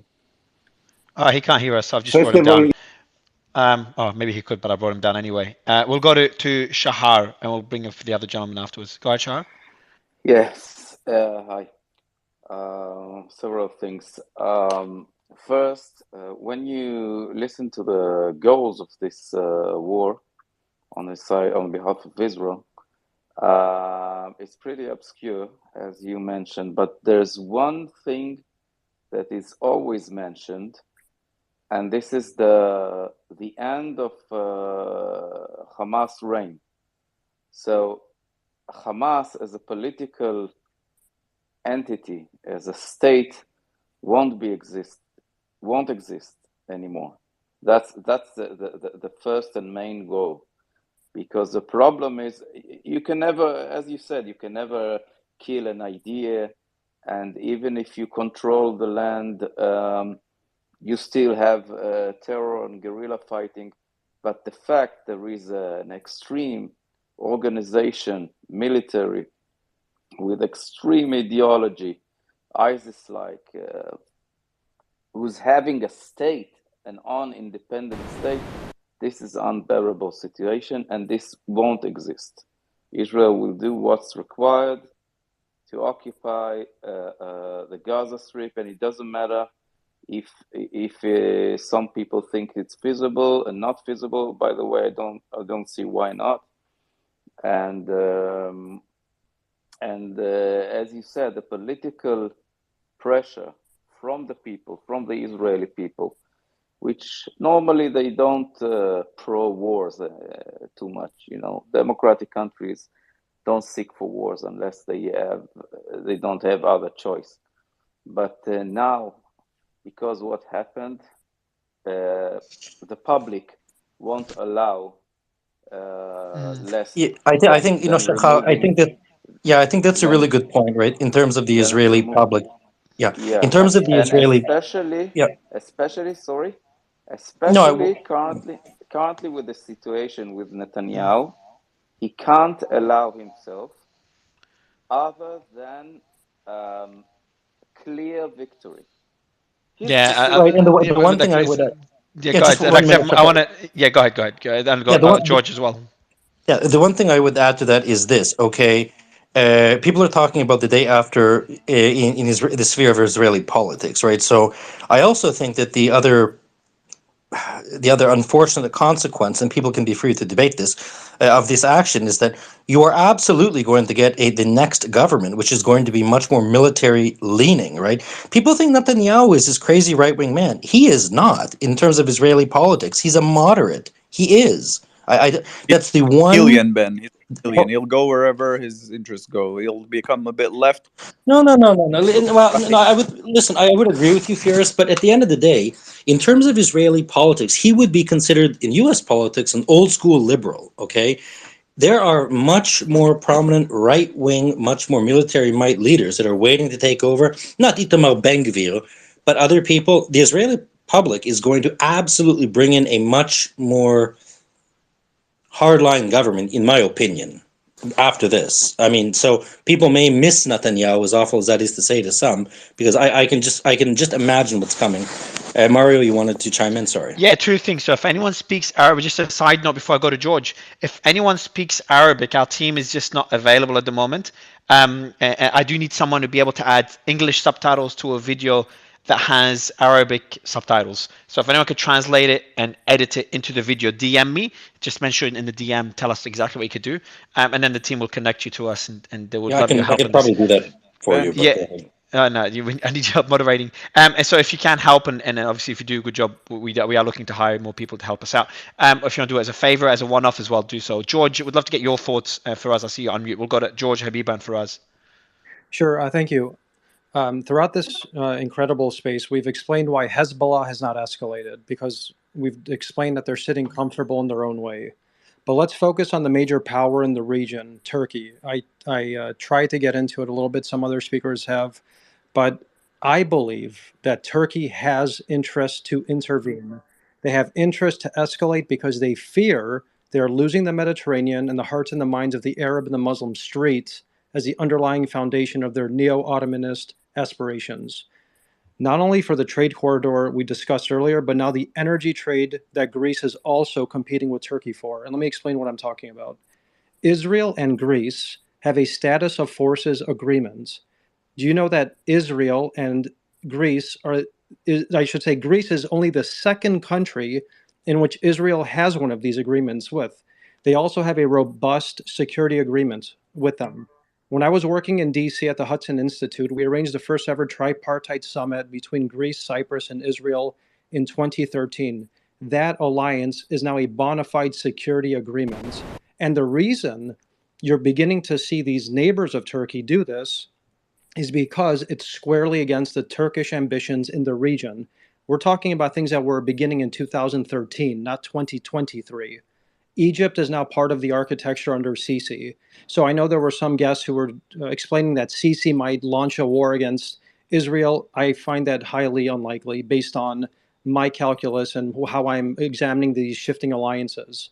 So Turkey might have improved relations. I know one of the Saudi speakers were talking about Turkey improving relations with the GCC, but with Egypt, Greece, Cyprus, and Israel, they have actually never been worse in many ways. So Yeah. intervening on behalf of the Palestinians solves both the ideological and the geopolitical questions. And furthermore, and most importantly, because I'm an American, the question I think all American policymakers and even President Biden himself should be asking himself is, if Turkey does intervene militarily, which I explained why I believe they have the potential to do so much more so than a non-state actor, terrorist organization like Hezbollah, what happens to U.S. servicemen and women in Turkey and to the nuclear weapons that the United States stores in Turkey? This is what we should really be focusing on at the moment. Yeah, so I want to actually very briefly go to Piotr to comment about this. I think first of all, I think that what Erdogan is doing is because potentially he doesn't see MBS as the leading Arab voice for the Palestinian cause. I think he's trying to fill that void, as Turkey likes to do, right? They want to be seen as the new spokesperson for maybe pan-Arabism. But I think in my mind, the notion or the possibility of Turkey getting involved militarily is at about 0%. That's just my opinion. Piotr, I know that you can't raise your hand, so Piotr, could you chime in briefly? Then we'll go to Firas. Yeah, thanks. I'm on my laptop because my phone died because I'm on here for so long. Yeah, so look, I worked on the Greek-Turkish resolution efforts in Geneva and New York, whilst in Crisis Group, and look, I mean, the Cypriot dispute remains an issue that these two cannot get past, let alone the Aegean Sea dispute now over the EEZs, the exclusive economic zones. We've got both parties wanting to try and gain access to these large potential energy fields that are in the Eastern Med, natural gas specifically, and the exploration for drilling opportunities. Then obviously the Greco-Turkish war about 100 years ago. These are things that these two are not going to move past very well. Turkey is a pivot state or swing state in the sense that it tries to counterbalance or get in good terms with both the US, NATO, and China and whoever. But I find it rather absolutely no way that they're going to suddenly get militarily involved in Israel. I mean, sure, they could be very active, but I just don't see that. Why? Well, right. I mean, so go ahead. Yeah. Well, I mean, look, so Israel, I don't even know if they've officially recalled their ambassador, but I haven't seen any type of reciprocation from Turkey even. I could be wrong on that, but I just... Yeah, I would just... I can actually speak to this, in fact, guys. Yeah, so just hold on. I'll shut up again. So very quickly,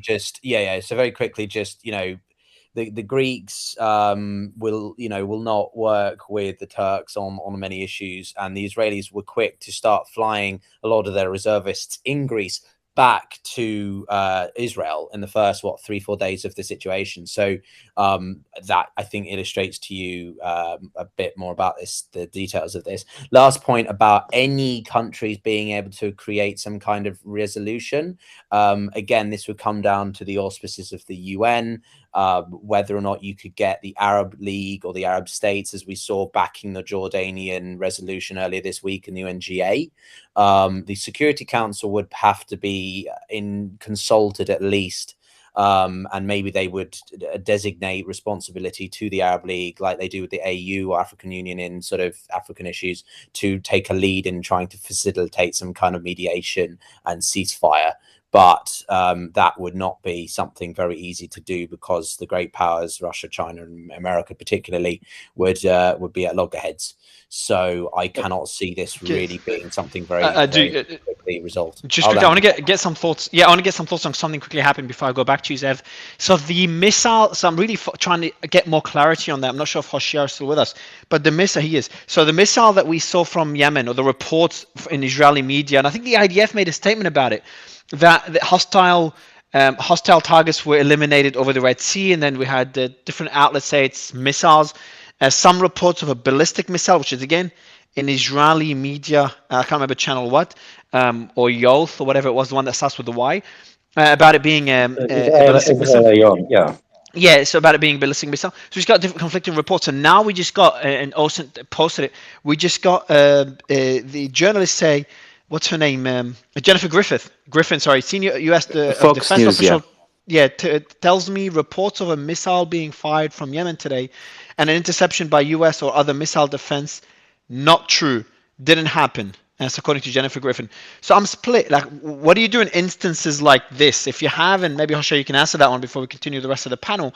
If you have reports in some media outlets of something happening, and then the U.S. The State Department, U.S. defense officials refute those claims, where's the truth? Is the U.S. refuting them to try to avoid the escalation, or is the U.S. saying the truth? Is the media confused? Because the IDF, I think, made a statement about it.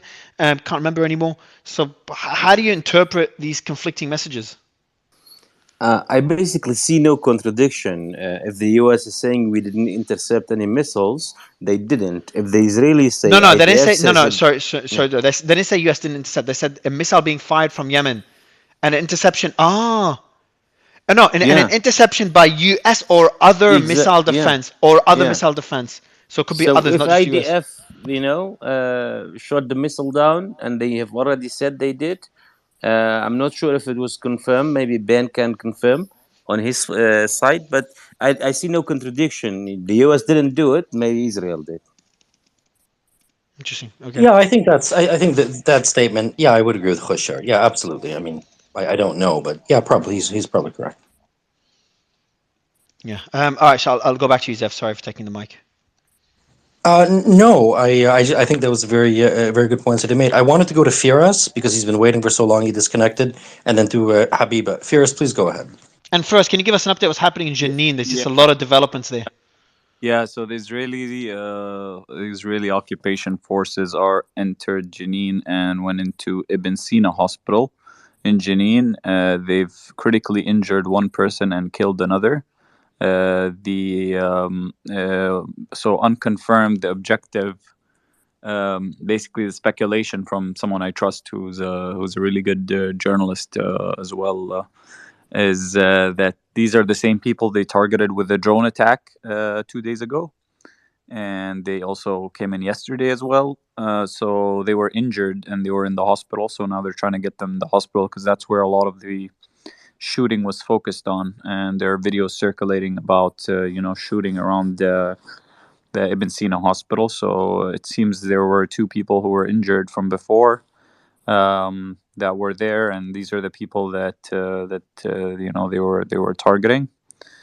Still not clear that those are the people that were injured today, and one of them was killed. So we're not very sure. But yeah, this is becoming a constant thing in Jenin, and this is not a good sign because constant incursions into the West Bank. Tend to have some backlash after. So they have increased then, right? Firas, just so they have. Yeah. I know that we've talked about. I think they went into Jenin again. Yeah, this is the fourth day in a row they go into Jenin. Yeah. Jenin a bunch of times, in the last 3 weeks, but it wasn't every night. This time it's been 4 nights in a row. And yesterday and before yesterday, it also included, Al Jalazon, included Nablus, included Beit Ummar in Hebron. Today, it's in mostly in Jenin, and I can't remember where else. There was another area in the West Bank that was a town where they're also in. So Susia. I think it was Susia. Susia. Okay, perfect. Thank you. Yeah, Susia.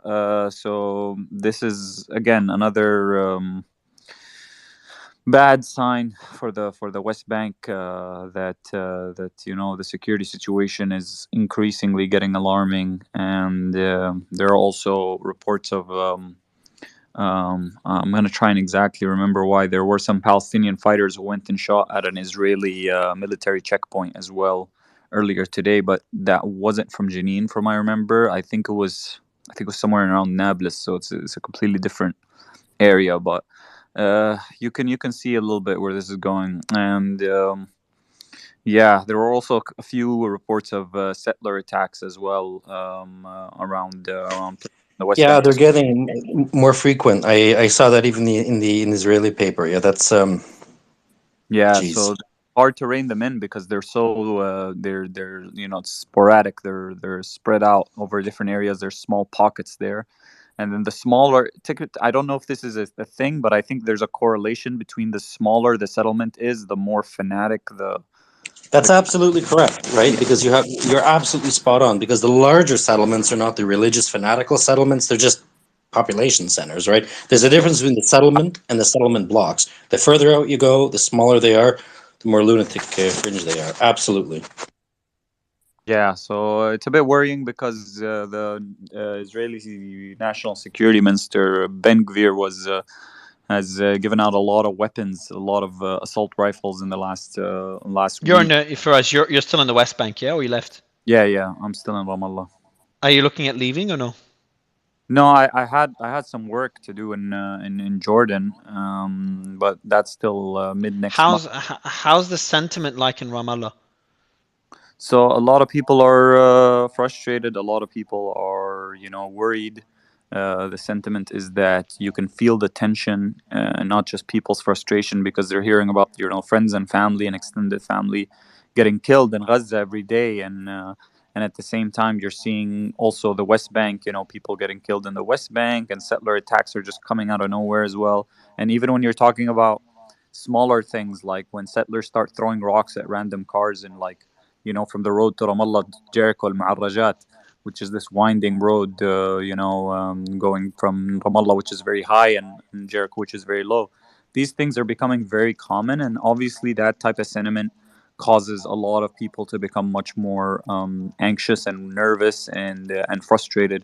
So that's been the constant trend, and yeah, I think I don't. So you can't really separate what's happening in Gaza to then with what's happening in the West Bank and in East Jerusalem, because they're we're all intertwined and connected, even if they have different um, kind of whatever rulers or semi-autonomous Yeah. governance, but still that plays, that's a factor, but that's not the biggest factor. If I can ask one more, just quick question to you, Firas. It's fascinating to me. So we see that some of the statements people can differ on the exact wording, but coming from Ismail Hani or Nasrallah or these people, is there any growing sentiment in the West Bank to basically organize and engage in basically a third intifada?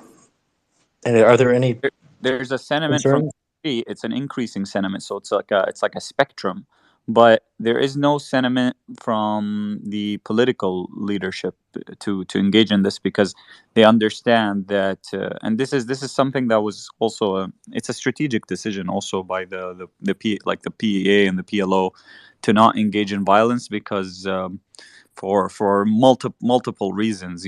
One of the reasons is it's completely asymmetrical. Like, what do you have? Like 25,000 guns and maybe like 300, 400K bullets. Like they can just choke you out, even, you know. And that the height. Two secs, sorry. Just for us, there's just a statement here. So we're just kind of summarizing everything that happened in Jenin. I see just now there was the. Let me read out exactly what it says. Where is it? Okay, so occupation bulldozer. So Israeli bulldozer advanced towards Jenin camp and bulldozers Tawalba Mosque Street. Is that a street or a mosque? They're bulldozing the street. I'm looking at the video right now, so I'm watching the video of the bulldozer bulldozing the street right outside of the mosque. So the name of the street is Tawalbe, Shara Tawalbe, Masjid Tawalbe. So okay. So what is it in English? Tawalba Mosque. Tawalba Mosque Street. Yeah, is that what the English name is? Yeah. Yeah, like there's a lot of places in Palestine where we call the name of the street based on the most like famous landmark. So if they don't have a known name, or and even if it does have an official name, people just still call it that. Because that's how people. Just came out now on Sky News. So medical sources in Gaza say now the death is at 8,000 and the injured is at 20,000 in Gaza. Yeah, it's crazy. The bombing hasn't stopped, Mario, in north, in the south, in the center, Khan Yunis. It's crazy. It's really crazy what's going on in Gaza right now. So Jenin Battalion also just put out. Well, this is escalating pretty quickly. How strong is this Jenin Battalion? Because they just put out a statement saying we carry out operations to disrupt and damage enemy armored vehicles on the outskirts of Jenin camp with explosive devices. Yeah, they have like I told you, they got like these makeshift IEDs and guns, and that's it. So you're talking about maybe like, you How many know, people? 200 people maybe. But this is the thing. This is why they keep entering Jenin. It makes it more likely that the Jenin battalion, like the Jenin front, has calmed down a while. After the flare up that happened, because after the new Israeli government was formed in January, there was a lot of escalations that happened really early on, and even with the old government as well. So then the situation was calmed down, and it kind of went back to, it wasn't normal, but it went back to a much calmer situation. And so now these daily and nightly raids into Jenin is just flaring it up all again. And Jenin is has a nickname in Palestine. I think it was Arafat who dubbed it Jenin Grad, like Stalingrad, where it's the kind of unbeatable little. It's a very it's a refugee camp. The people there are very tough, and they don't have the best like economic outlook, and a lot of them have family members that have been killed by these Israelis. It bore a lot of the brunt of the second Intifada. Mm. So, and it still, even during the second Intifada, like it wasn't brought to its knees in the end, but the second Intifada was kind of faded out at some point in 2004, 2005. But yeah. Yeah, I do want to just give some updates on what's going on in Jenin, and we're going to be pointing it out. We're going to be reading it out shortly. Posting it out shortly. But there's let me go through the update. Here's the details. So we have more than 30 military vehicles involved in the clashes. Successive explosions occurred during the operation. Bulldozed Tawalba Mosque Street amid armed clashes. Oh, Targeted. Now. Sorry? Jenin. There's airstrikes in Jenin? Yeah, airstrikes in Jenin right now. Drone strikes or airstrikes? I have no clue. I'll send you the video. It says طائرات تقصف هدفا في جنين الحان, which means the Air Force is shooting positions in Jenin right now, and the bomb looks pretty big. I don't know. It could be a suicidal Look drone. like airstrikes from what I just saw. What'd you say, Piotr? I was saying earlier. It looks like airstrikes to me, not drones. It looks too big to be drone strikes, Yeah, but it's pretty a bit big. blurry. Yeah, can you send me through the video for us? Yeah, and yeah. also, can you send me the link of where you got it from? Because you have these groups that seem pretty early when it comes to the West Bank. So if you can send me that link, it'll be good, so Sure. I can send it to the team and they can get the information directly. But send me that airstrike. That's the first time there's an airstrike in Jenin in this war. I think there's been a drone strike before. Am I right in saying that? I don't know if you saw the call. There were Just to 30 Israeli NGOs that put out a call to stop the forcible transfers in the West Bank that are yeah, I going think on. yeah, Yeah. I'll go to that in a bit, Habiba. Just quickly for us on the point of airstrike. Is that the first time we see an airstrike? What in West Bank? In Jenin. That's a good question, actually. I saw at least another it might drone be. strike, Mario, I think it was the first a couple of days airstrike, yeah. ago. Sorry, who was that? So both of you It's gentlemen. Hoshiyar. I saw Hoshiyar, go ahead. a couple of days ago. I saw at least another one on the news on Al Jazeera. The 22nd, There's been of strikes, October. but I don't know if they've been airstrikes. The 22nd of That's what I'm October, saying. there was a strike on a mosque. I remember. Oh yeah, of course. They're in Jenin. But separate to the bulldozing incident, they also stormed the Ibn Sina hospital and they raided the emergency department. And Yunus Tarawi, the journalist, has a video of it. But is that the mosque? Was it a drone strike or an airstrike? So they're separate incidents. No, I'm talking. Yeah. 2 seconds.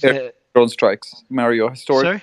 Historically, in terms of striking Jenin, it's been drone strikes. Before. Yeah, but you said this. But you did say there's an airstrike. This one right now. I just sent you the video of one strike, and I got another news that came right after it that said the Israeli Air Force has shot at least 3 missiles towards a house in Jenin refugee camp. So Shit. So this is crazy because we haven't seen this since the second Intifada, Mario. Like that hasn't happened.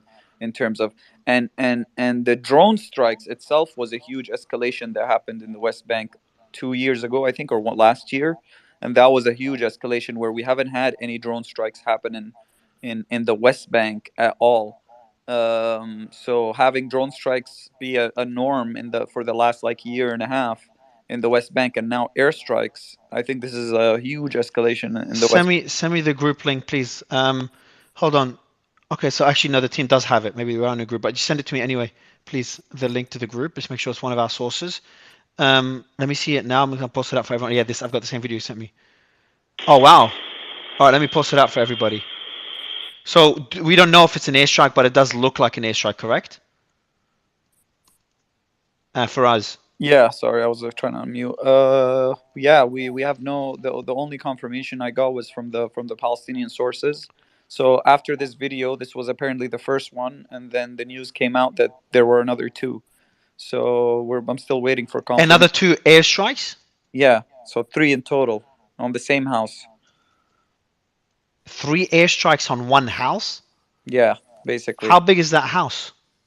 I'm not sure. I'm trying to figure out. It looks like a building, actually. It doesn't look like a house. So My perspective, Mario, is there is a target. There are people, weapons. The Israeli army does not want to risk soldiers, so they just bomb it.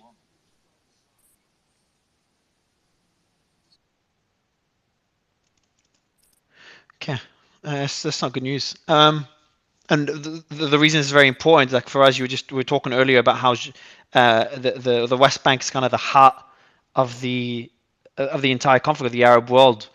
Can you just explain that again for the audience to understand the importance of the West Bank beyond the humanitarian aspect?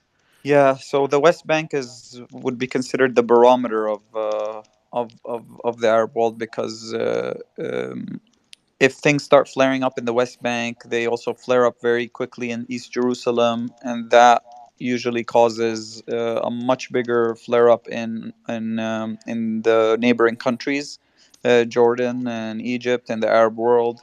So we saw a glimpse of that, earlier this year. We saw a bigger glimpse of that also last year. So these things are very So important. you say, just going back, you're saying this is it the first time since the second Intifada there's been airstrikes on Jenin or in West Bank in general? In terms of aircraft strikes, but Yes. in terms of drone strikes, it's not been the first. No, No, not drone strikes, aircraft. If this is an aircraft, airstrike, because you yes. called it an airstrike. Yes, airstrike. This has been the first since the second Intifada, so this is probably the first since 2004, 2005. This is not good news. This is terrible, because this can cause the West Bank. Like I said, it's very, it's enclaves of Palestinians, and under different levels and varying degrees of which areas are ruled by the Palestinian Authority, and then there are areas which are Palestinian, which are ruled under Israeli military control, and then there is areas which are Israeli settlements, which are obviously under Israeli control as well, and they're all just enmeshed into each other. So it's a completely different type of scene than Gaza, which is essentially like blocked off like a prison, blockaded completely. So there, let's say guns could go a long way there. Guns and bullets can go a long way, because there's a lot of interaction between Palestinians and Israelis in terms of Israeli military. There was a call of arms from Hamas for different groups, different militias in the West Bank, a call to arms, including to its citizens. That won't do, Mario. The Palestinians will react to the stimulus that they're facing. So if they have a call to arms, maybe you'll have like one or two or people shooting at like Israeli military or something like that. But they wouldn't actually change the scene of the West Bank. What would change the scene of the West Bank is an Israeli escalation. If that happens, that would cause people to feel like they're under attack, and then this is what's been happening actually since October 7th, is that the West Bank has been bearing a silent brunt, because it hasn't been getting focus, right? Because the situation in Gaza is like a genocide, basically. You have thousands of people getting killed. But in terms of the West Bank, you have like 112 people getting killed in the West Bank in the last 3 weeks. and I think it's been tens of injuries. So that's boiling up a lot, as well as the kind of smaller things that are happening in terms of settler attacks on property and burning property and all that type of stuff. Those types of things have been happening a lot more often and a Skunk lot more regularly. skunk water and arrests as well. They're spraying skunk water into Yeah, people's skunk homes. water. 1,500 arrests. Like everyone's looking at That was Gaza. in East Jerusalem. So I've That just was for in the East audience, Jerusalem. I've just posted the video of the massive explosion. Did you send me the link to the group yet for us?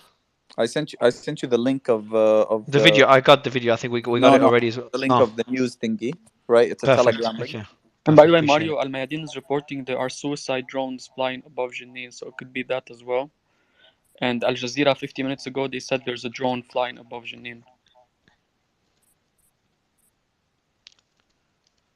Who reported the suicide drone? Al Mayadeen reported there's a suicide drone flying above Jenin, suicide drones.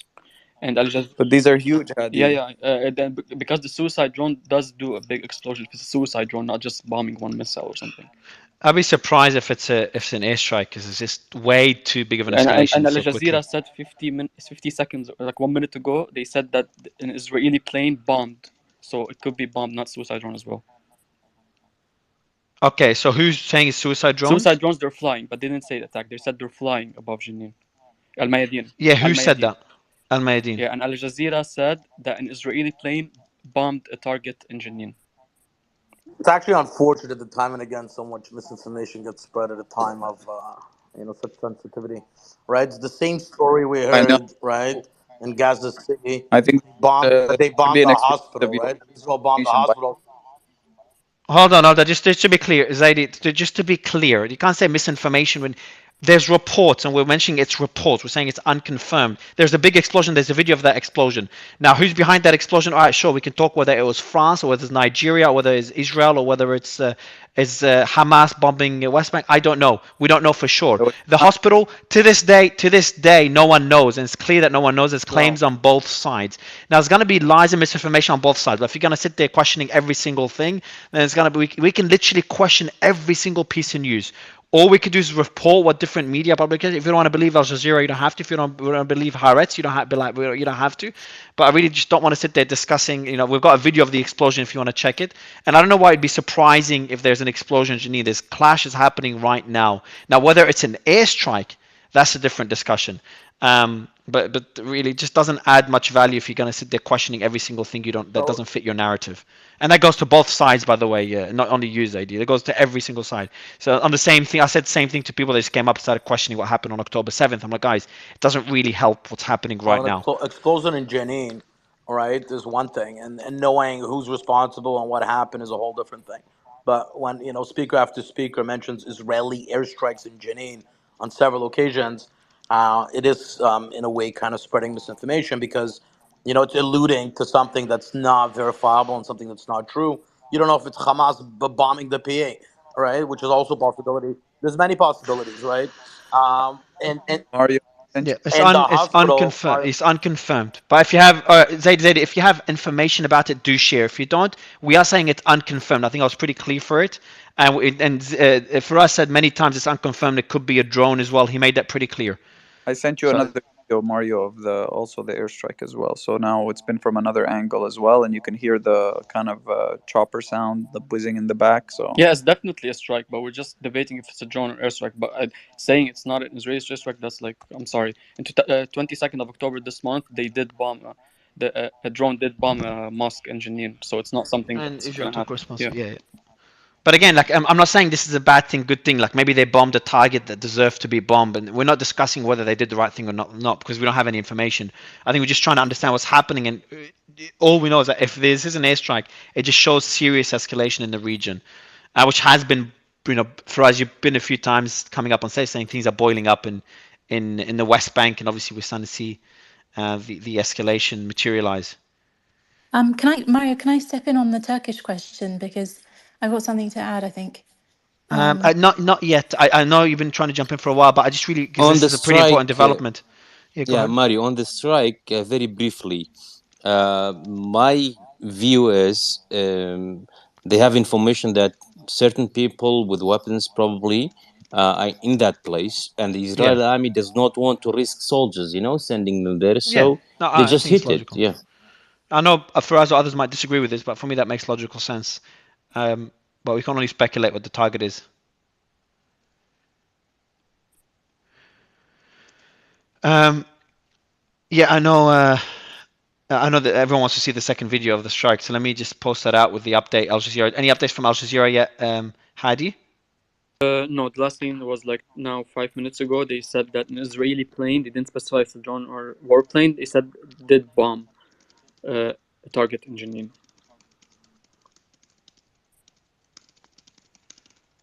Okay, I'll be posting it shortly. Because Faraz doesn't get WhatsApp and makes it very inconvenient to get shit he sends me. Also, we have Al Arabiya reports over 30 Israeli military vehicles storming the location of Jenin in the West Bank. I know it's outdated. Oh no, it just came in 3 minutes ago, 5 minutes ago.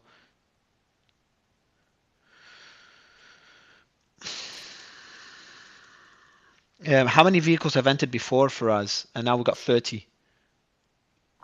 30 is a typical number for a raid. 30, 40.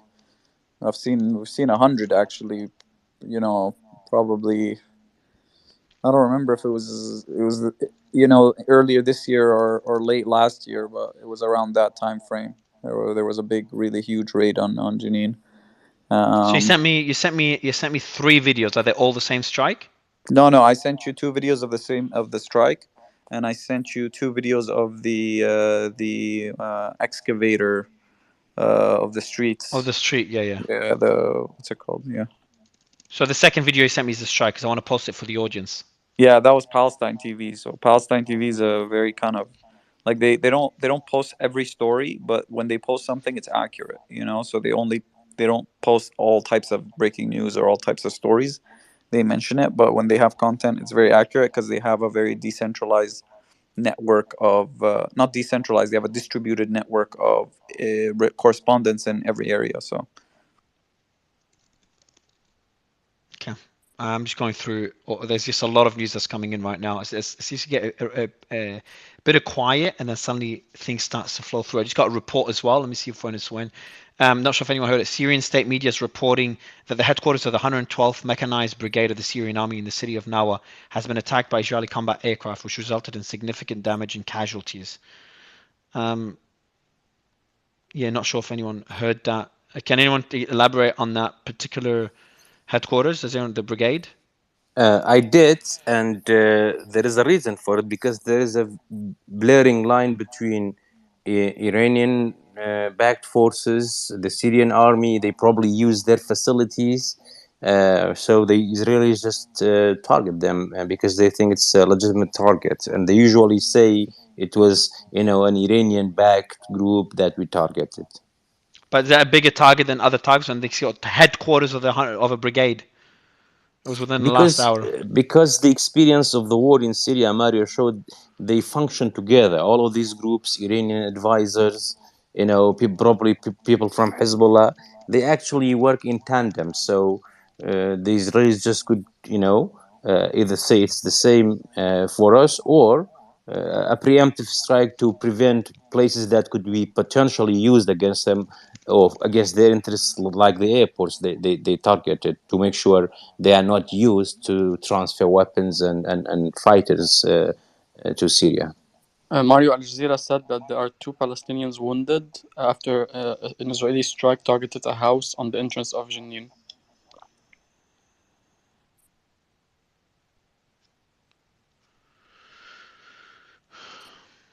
Yeah, it's just a lot. There's a lot that we're getting. Yeah, we living in the West Bank. You never know when things are gonna flare up. When would you leave West Bank? I wouldn't leave. Why? I live here, man. I'm not gonna leave. I'm not gonna leave my home and my family. Like, How many people do you have in your family? If you, I don't know if you can share. I think it's much about your identity. We have. Oh man, I would say like from my dad's side, in terms of like family, direct family, it's extended. Like I have in terms of my extended family, maybe 120, maybe 150, something like that. Wow. How about your direct family? direct family. I have 2 siblings, and I have 2 uncles and No wife, no kids. I have a wife. Yeah, no kids. And do you think many people would leave the West Bank if things escalate further? It depends. The reason people mostly leave, yes, if it does escalate, some people would leave, but it's not a huge amount of people who would leave. People typically leave for economic opportunities, so to get a job or something like that. So, like for me, when I was telling you I might leave in next month, but that's for a trip, for something that I have to do for work, and for about like maybe 2 weeks, and then I should be back in like beginning of December. So it's not something that I would ever like leave and not come back. I'm definitely gonna come back. The same thing Yeah, I'm would just having a look at happen, the second video. Mario, to him that is happening in Hebron, where Hold people, on. settlers are moving in to Hebron already.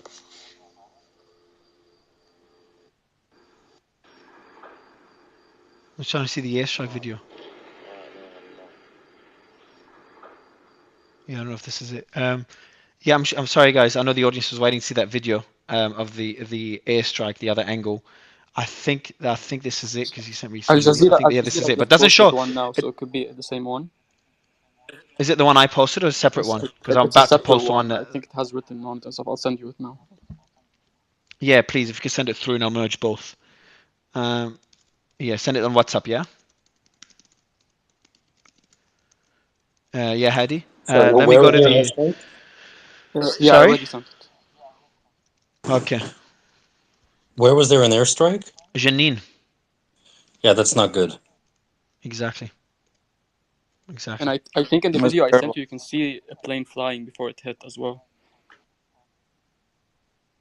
But I can't put the voice on because Yeah, I'm but on it could phone. be. But let's not say it's not an Israeli plane, Zaidi. It could be a Hamas plane because they do have an. I'm just joking, Zaidi. No mean to jab. I apologize. And I appreciate you questioning it. I appreciate you questioning. It's important to question on both sides. Nah, Mario, I find it laughable Now, when people talk about mate. escalation.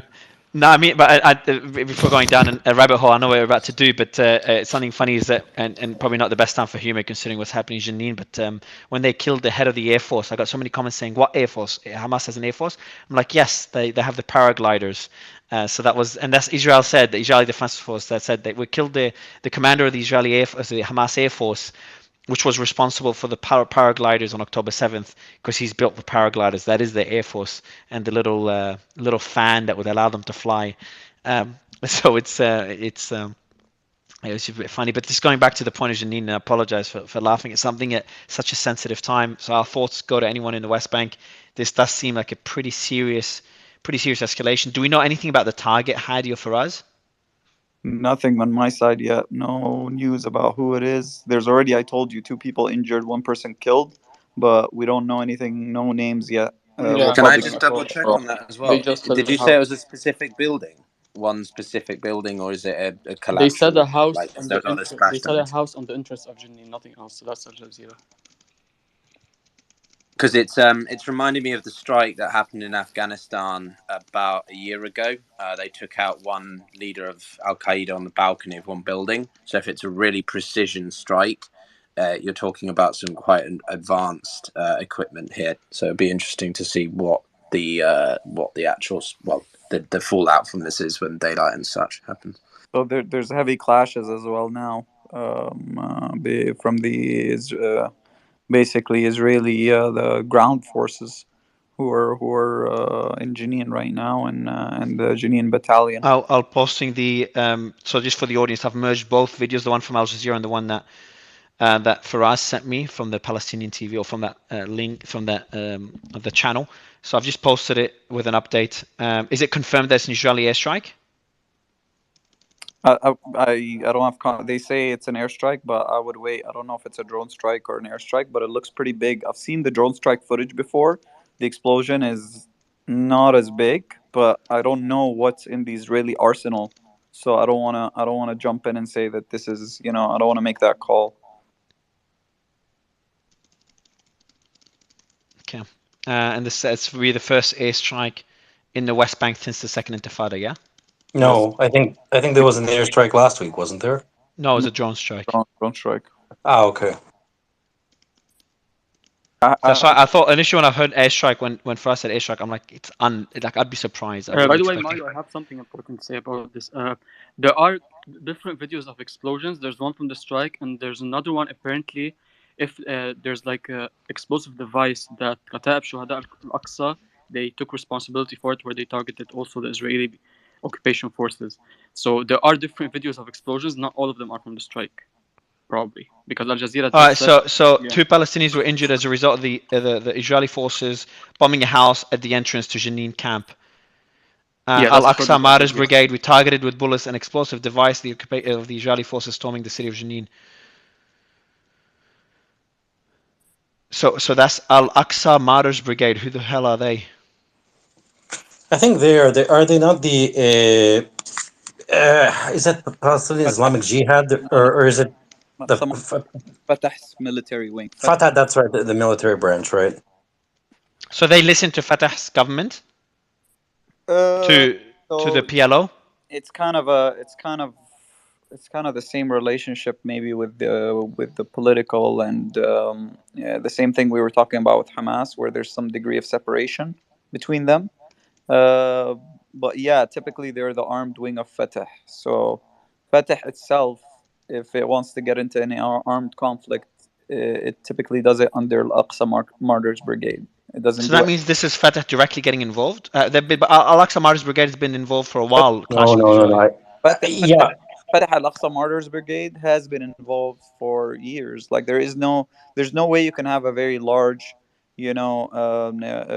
clash or confrontation that's between like gunmen, Palestinian gunmen, and the Israeli occupation without having Fatah as the Al-Aqsa Martyrs Brigade not involved. So but they're very limited in terms of their involvement. It's very but I don't think. But Fears, correct me if I'm wrong, but I don't think the Al Aqsa Martyrs Brigade, if I remember correctly, this is not Mahmoud Abbas sitting there saying, "Go do this, go do that." no, Correct? it's not that. So the idea is that they come to an understanding where they go, the Al-Aqsa Martyrs Brigade, for example, and the heads of the people of Fatah, let's say in Jenin, would go to the Revolutionary Council and they would say, listen, they're coming into Jenin every day. This is like unsustainable. So they say, listen, if they come into Jenin, you basically have the green light to shoot back at them. You know what I mean? So it's that type of thing. What's the bulldozer? The bulldozer, is that the one that they're bulldozing a street? The one you sent me, is that in Jenin? Yeah, yeah. That's the same street from different angles and different part of the street.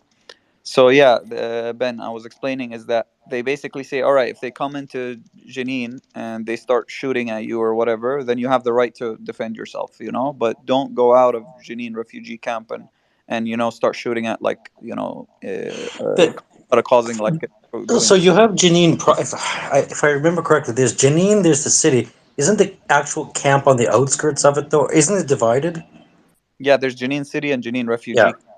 Jenin No, refugee camp was is this in the city? The strike in the city, or is this in the camp?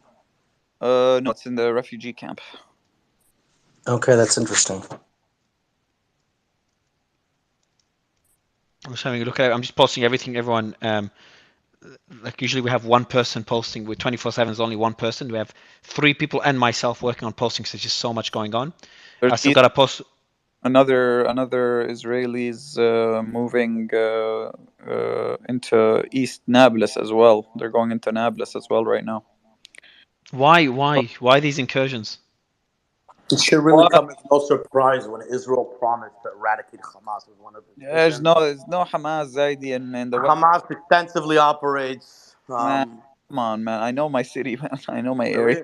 Abu Mazen is literally scared to hold an election because he knows Hamas is going to win.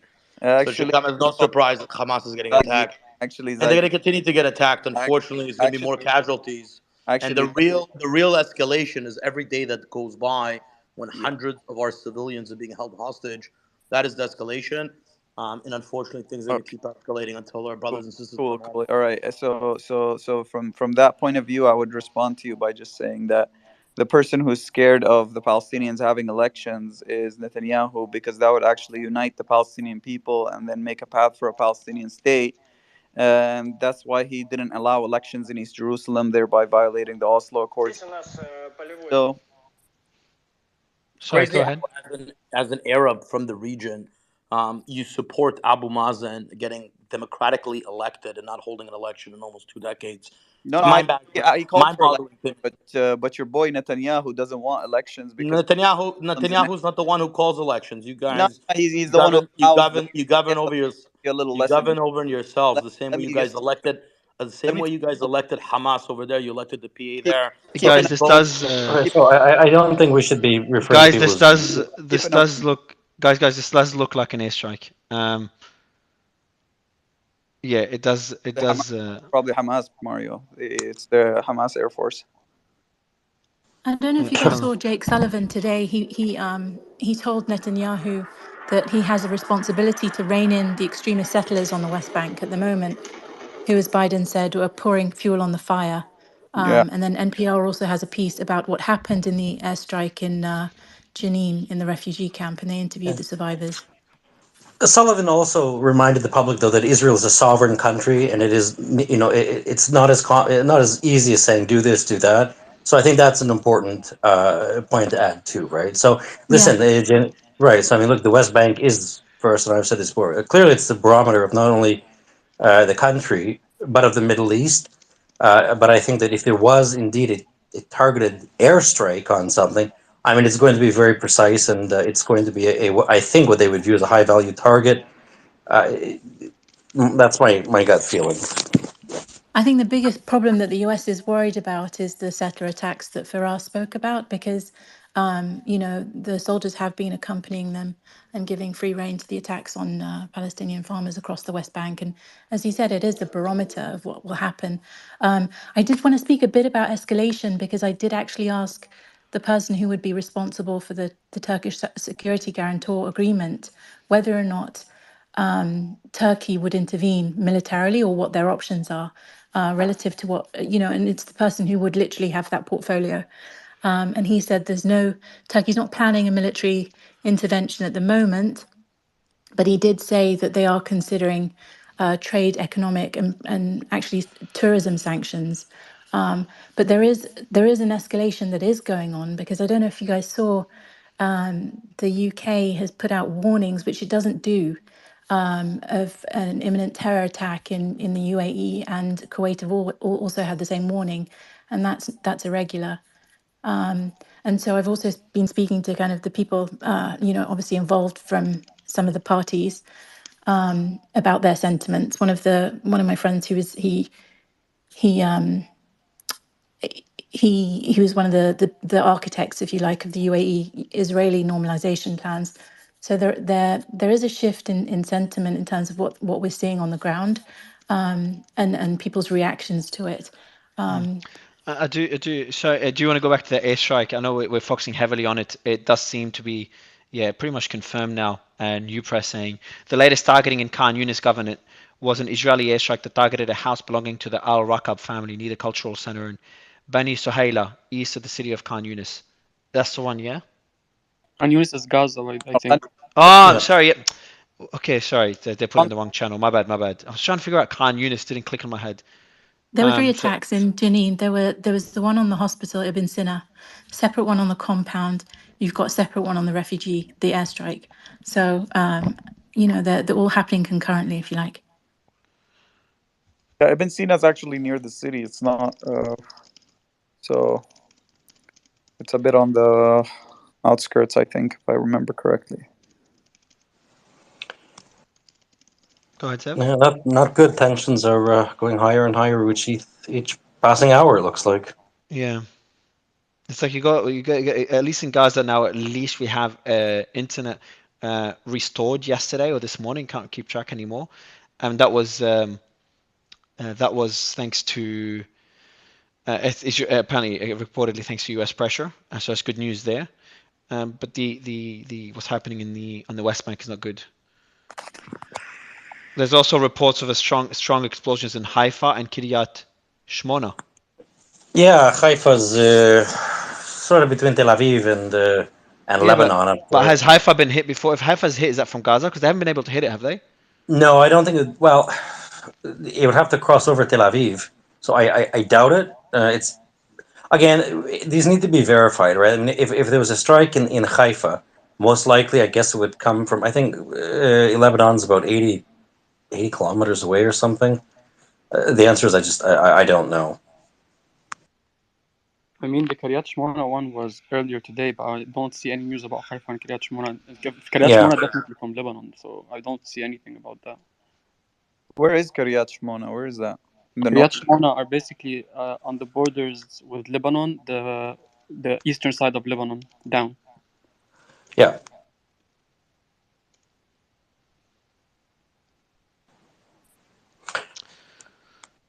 Be good if it'd be nice if the West Bank doesn't go up and get more inflamed and so forth. It's always very tense there. It always has been.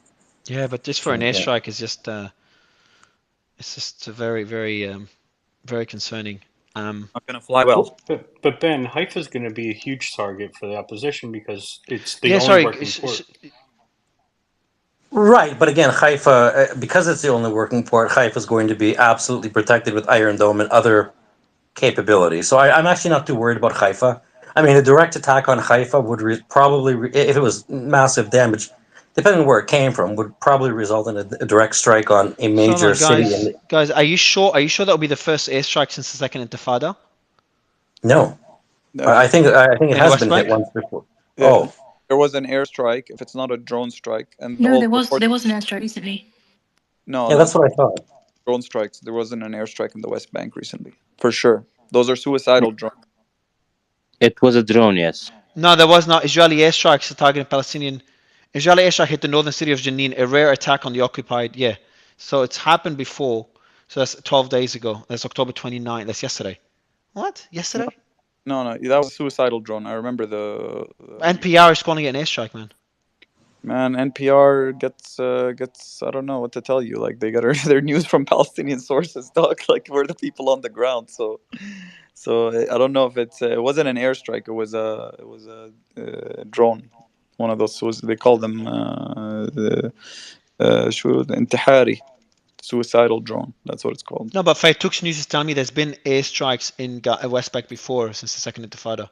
No, that's not true. There hasn't been any, not any. So the first escalation that I mentioned to you, Mario, is there wasn't any drone strikes even in the West Bank since the Second Intifada until I don't know months ago or last year. I don't remember. There was a huge flare up in Jenin refugee camp. I think it was last summer.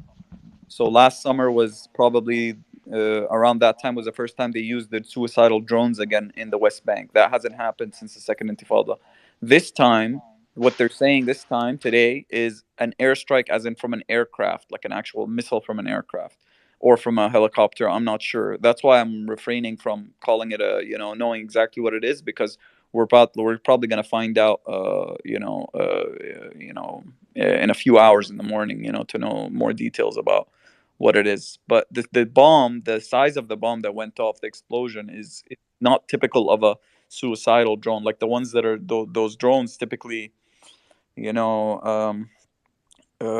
could probably blow up a car. You know what I mean? Not like a house type of. Yeah, and most of Kiryat Shmona, somebody just they reminded me from the audience, most of Kiryat Shmona has been evacuated for some time now. So, yeah.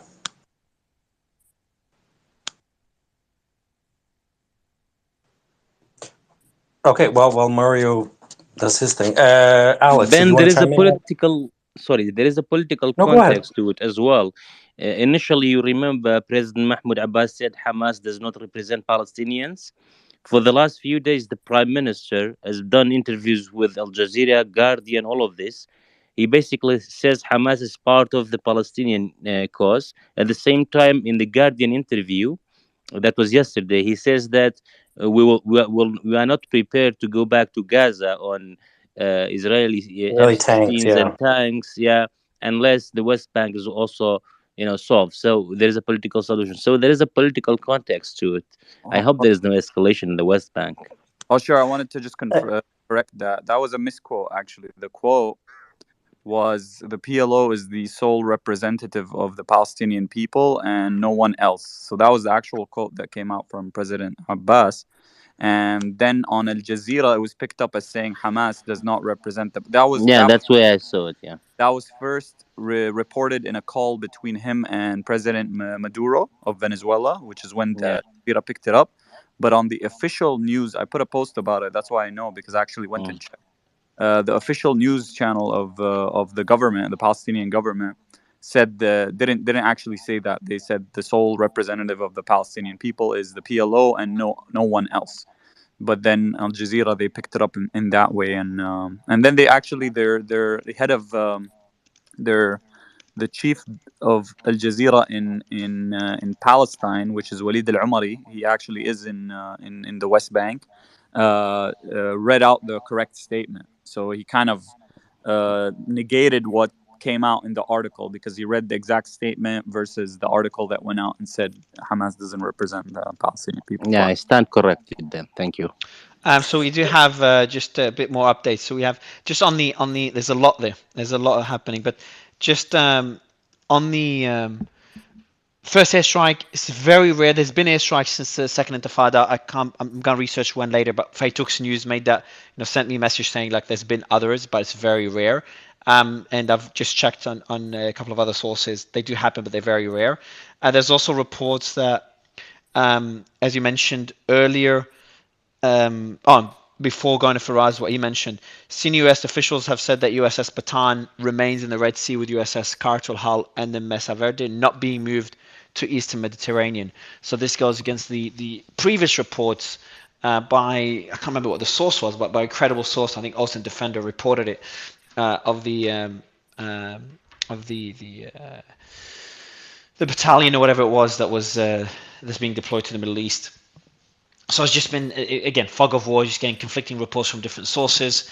We don't have any more information on a quote-unquote ballistic missile or whatever the IDF or IAF intercepted. So that's what I have so far. Anything else happening in the West Bank for us? Anything else you're hearing? For us? Yeah, it's just I'm trying to get some new information about what's happening in East Nablus, because they were also going in East Nablus. Right now, we don't know what's going on there, but there's clashes ongoing still in Jenin. And then the last news that I got was that the Israeli occupation forces are blocking the ambulances from reaching the Jenin refugee camp. So it seems that it's still ongoing, and they're not letting anyone in until they're done. And yeah, also there's I do want to take a step back just on that explosion in Haifa. I know you guys just discussed it. Yeah, so sorry, I'm just thanks Zev for always checking everything in the background. But just on that, Zev, the Haifa explosion, do we have any other information? Isn't that uncommon? There hasn't been many explosions in Haifa since the war started, or am I wrong? Well, I think there was one missile that, or rocket, or whatever you want to call it, That was landed in intercepted. Oh, landed. No, I think one did actually impact. I just can't remember when. I could be wrong on that. Actually, Look, what happened is, I think 2 weeks ago, just like now, the same news, there was a suspicious flying object above Haifa that was shot down. Now the same thing you're saying, there's a flying object above Haifa shot down. So the claims were it's a No, but drone there's coming claims from there's an Lebanon. explosion. Yeah, because it was shot down. That's Ah, what okay, told me. okay, yeah, appreciate it. Yeah. So that would they're make saying sense. that it's a drone coming from Lebanon, but like last time, everyone slept on it and no one confirmed what it was. And they forget, like if something you can't confirm, everyone's like, okay, either this or this, but let's just move on. And Firoz, you're updating on the West Bank? yeah, actually, there's one of my one person on who's telling me that 10 days ago there was a strike on the mosque, an actual airstrike on the mosque in Jenin, which I did not hear of, honestly. Yeah, the 22nd of October. That's what I said. Like, there was like a drone strike on a mosque.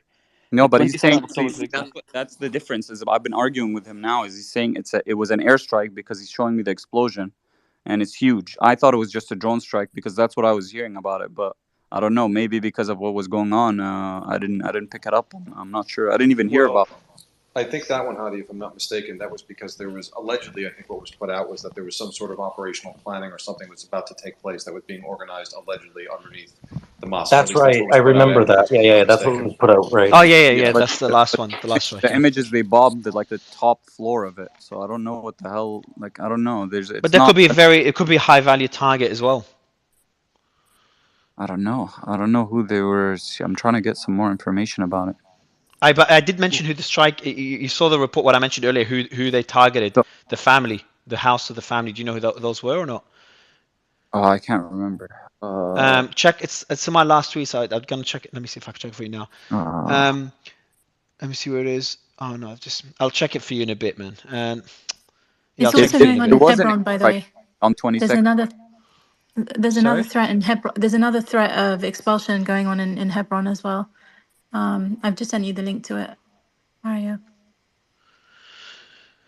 On WhatsApp or on here? I can send it on WhatsApp if you want. Yeah, please. That'll be easier. I'm just trying to keep up with everything. Just wondering why they're not focused on Hamas, to be honest. Well, there's. I don't think it's that simple. I think there is Hamas. Hold on, Faraz, you're saying there's zero Hamas presence? I'm not saying there's a lot, but there is very weak. There's small pockets of supporters for Hamas. I'd be surprised if there's none.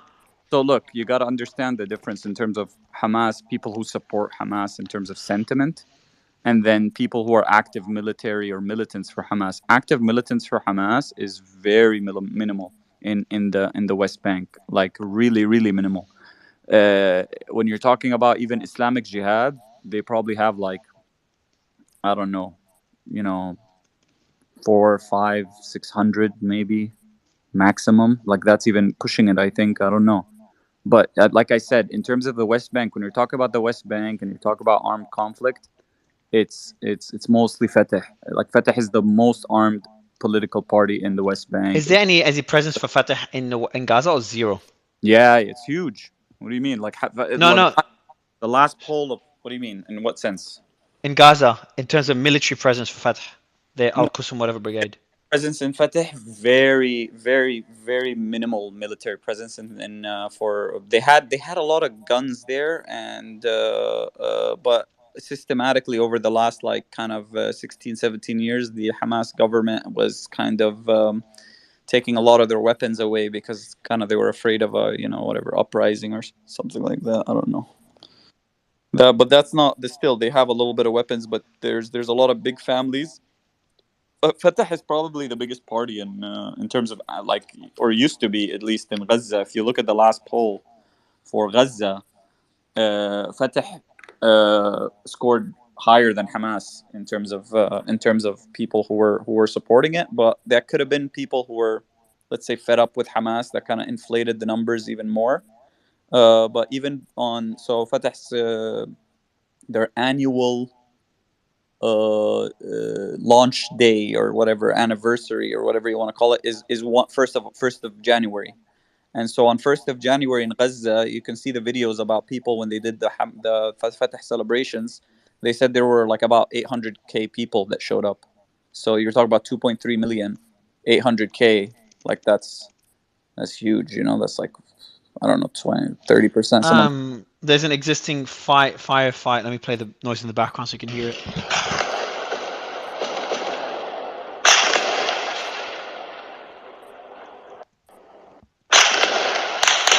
That's engine. I'm gonna post a video out for everybody with this engine right now. Fucking hell. I mean, it sounds like a handful of folks, Maury. No, I'm sorry. Please go ahead. My apologies. Sorry, Mario. Just if I could quickly add here. We're talking about whether there are any Hamas operatives in the West Bank and whether there are any Fatah operatives in Gaza. And it's worth here to remember how the relation ended back in 2007 with the Battle of Gaza during the summer, in which Fatah was thrown out of Gaza by Hamas. And ever since, the relation between the two has been very shaky. There have been attempts of trying to fix the relation, trying to hold elections again, but it has never really worked out. So the relation is very difficult, and this is the reason for why there are so few Hamas operatives in the West Bank. Jenin al-Qassam is the group in Jenin, correct? Yeah, Janine al-Qassam is, I think, just a Telegram group. Like I mentioned, when you want to classify who's the one who's doing fighting in Man, Janine, everyone calls themselves resistance fighters. So I'm trying to figure out which resistance fighters they are. it's Janine Battalion. Like you can just call it Janine Battalion, and that's an umbrella of like mostly PIJ and Qassam Warriors Brigade. So Janine Battalion's a easier way to summarize it, because they're mostly in the refugee camp and they have a, you know, that's where they're mostly held up. All right, I've just posted the video of the firefight right now in Jenin. So again, for anyone listening, Jenin is in the West Bank. It brings back really dark memories for us in 20 seconds, or maybe 10 to 20 seconds. Just the Jenin, the events that happened in Jenin many years ago. Objectively high level, just on what makes it so sensitive. Sorry, can you clarify your question again? So long. So actually, I'll let Zev Zev, if you could, sorry, for us, Zev, if you could just give a quick overview, and for us, you can add to it, just on Jenin, the Jenin massacre, and why such a sensitive hotbed. Zev? Zev's smoking, man. He's. Oh no, he probably had to. All right, for us, you give us the overview. If Zev is, I unmuted. Zev, go for it, man.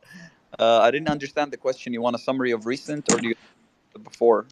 No, I'm talking about the not recent, the 19 My app is frozen. the Battle of Jenin in 2002. On why it makes the region so sensitive. Without going into detail, what happened, what didn't happen then, because I just don't want to have that debate now. Just for the audience to understand why Jenin is so sensitive. Well, Jenin. Just briefly. Jenin has a. How am I going to summarize this in 20 seconds? Jenin has been a really kind of tough place to live. They're very. Hold on, Zev, you got to mute, please. We can't hear Firas. All right, go ahead, Firas. Say that again. So Jenin has been a very tough place for a lot of Palestinians to live in because they're in the north and they're exposed to a lot of they bear the brunt of a lot of the Israeli military operations, especially in the Second Intifada, and a lot of fighters from the Palestinian fighters would come from Jenin as well and carry out operations against Israelis in the West Bank. So that's why it's been a very sensitive place, even though the population of Jenin is quite small. But relatively speaking, they are. It's a very very tough kind of place and life for people in Jenin, which is a bit different than Nablus and Ramallah and the other places. And so most of the city is a refugee camp. So the city of Jenin is like 20,000 people, and then you have 60,000 in a refugee camp right around outside it. So while waiting for more updates, Sammy, I'd love to get your thoughts on the developments, and I see a lot of people requesting to speak. Make sure you DM me on why you'd want to come up. The team reviews all the requests and brings up any relevant speakers with experience. But Sammy, your thoughts on the developments we're seeing in the West Bank and what they mean for the war? I agree with a lot of things that Faraz said, but I don't see the West Bank getting involved in this. We've, for many reasons, really, we've seen maybe 3 or 4 wars to Gaza. And what we've seen from the West Bank, like light intervention of protests here and there and sporadic attacks by individual militants, no more. And why I say this, because and Firas maybe no, but maybe I'm not sure, he didn't mention that, but it's a very important point. I mean, the Palestinian Authority, Hussein Sheikh, Majid Faraj, they're hand in hand working with the Israelis 24 hours. They have this Beit Il, it's like Eretz crossing, and there's a lot of coordination with the Israelis. And I'm sure tonight they've got into Nablus and Jenin in coordination with the Palestinian Authority. There is nothing as such that the Israeli army will get into the West Bank, any of the city or any of the camps. Maybe for us agree or disagree with that, without any sort of coordination with the Palestinian Authority. Same coordination used to happen even in the time of Arafat when he was in Gaza. Any like some of the limited incursions that used to happen in Gaza, the Palestinian Authority and the preventive security apparatus service was always aware of this. I'm talking about the security arrangement. There's always coordination between the two sides. So I don't see the West Bank rising. I mean, there would be maybe clashes here or there, but the Palestinian Authority, you're talking about almost 70,000, maybe armed, security services across the different, like apparatus of the Palestinian Authority. They have a totally different doctrine to the normal average people of the West Bank. So those people would not, in my view, get into the full scale sort of confrontation with the Israel. It could be limited, maybe intervention from some of the camps. As you know, it's only the camps that are always having this frontline confrontation with the Israelis, not the major cities. Talking, for example, about Hebron, just it's the commercial capital of Palestine, and people there are like clans and companies more interested in continuing their business than in entering a sort of long-term confrontation with Israel. So there are many reasons that I don't see the West Bank getting into this. Okay, but I really wanted to discuss other points as well. Maybe if we're just focusing the West Bank now, it's a totally different thing. Maybe for us, maybe have another intake on what I said. But I don't see anything happening in the West Bank simply because the Palestinian Authority has an iron grip on what is happening, an iron fist on what is happening in the West Bank. Really? Yes, yes, Really? yes, yes. For us, your thoughts on this, because you kind of had different take before. Sorry, I didn't catch that last statement. Can I be The PLA has an iron grip on the West Bank. Yeah, the PA does have an iron grip. The PA, sorry. So because the PA is mostly dominated by Fatah, so that's the biggest party that's in the PA, and Fatah is the biggest party in the West Bank. So they do have an iron grip on the West Bank, but again, like when the still like like I said before, the political leadership are not they're not pro like armed resistance. They're not pro using guns and using that as a means. But at the same time, there are pockets like Jenin where there is a tacit agreement, and there's been an agreement between them that okay, if the Israelis try to come in, you can defend yourselves and shoot at them, but don't like do any operations outside of that. Another clarification to what Sameh said is Sameh, traditionally, yes, there was security coordination, but actually for I think since I'm pretty sure it was since February or something like that, January or February.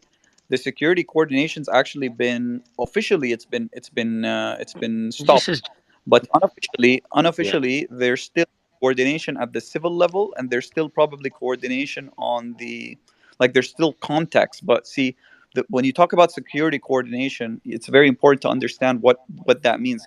The reason it's been very limited was because, and this is from the Palestinian Security Forces claims, is that it's not respected from the Israeli side, and therefore they used to be able to, like, when they're gonna come and invade an area, they would send them a code like the code 00 as code 002, and then that would mean there's Israelis about to incur, don't engage, and then the Palestinian Authority wouldn't engage in terms of armed conflict.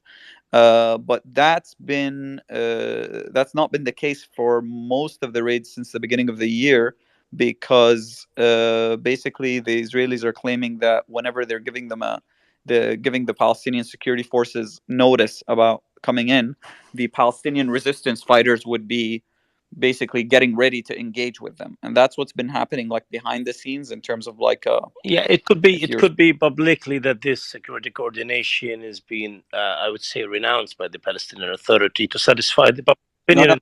No, Sameh, I'm talking about from with me speaking to another Palestinian security force official, like not on public speaking, and then that's what I was talking about, is like when I asked him about like, but is there security coordination, is there not?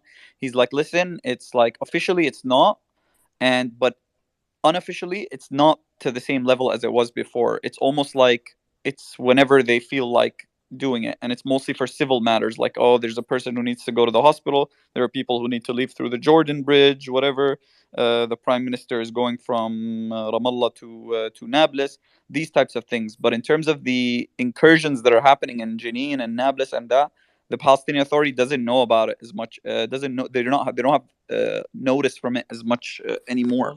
So Faraz, there was a strike. There was a strike in July as well, like 2-day assault with airstrikes involved and everything else in Jenin, and that doesn't seem like there was very much coordination.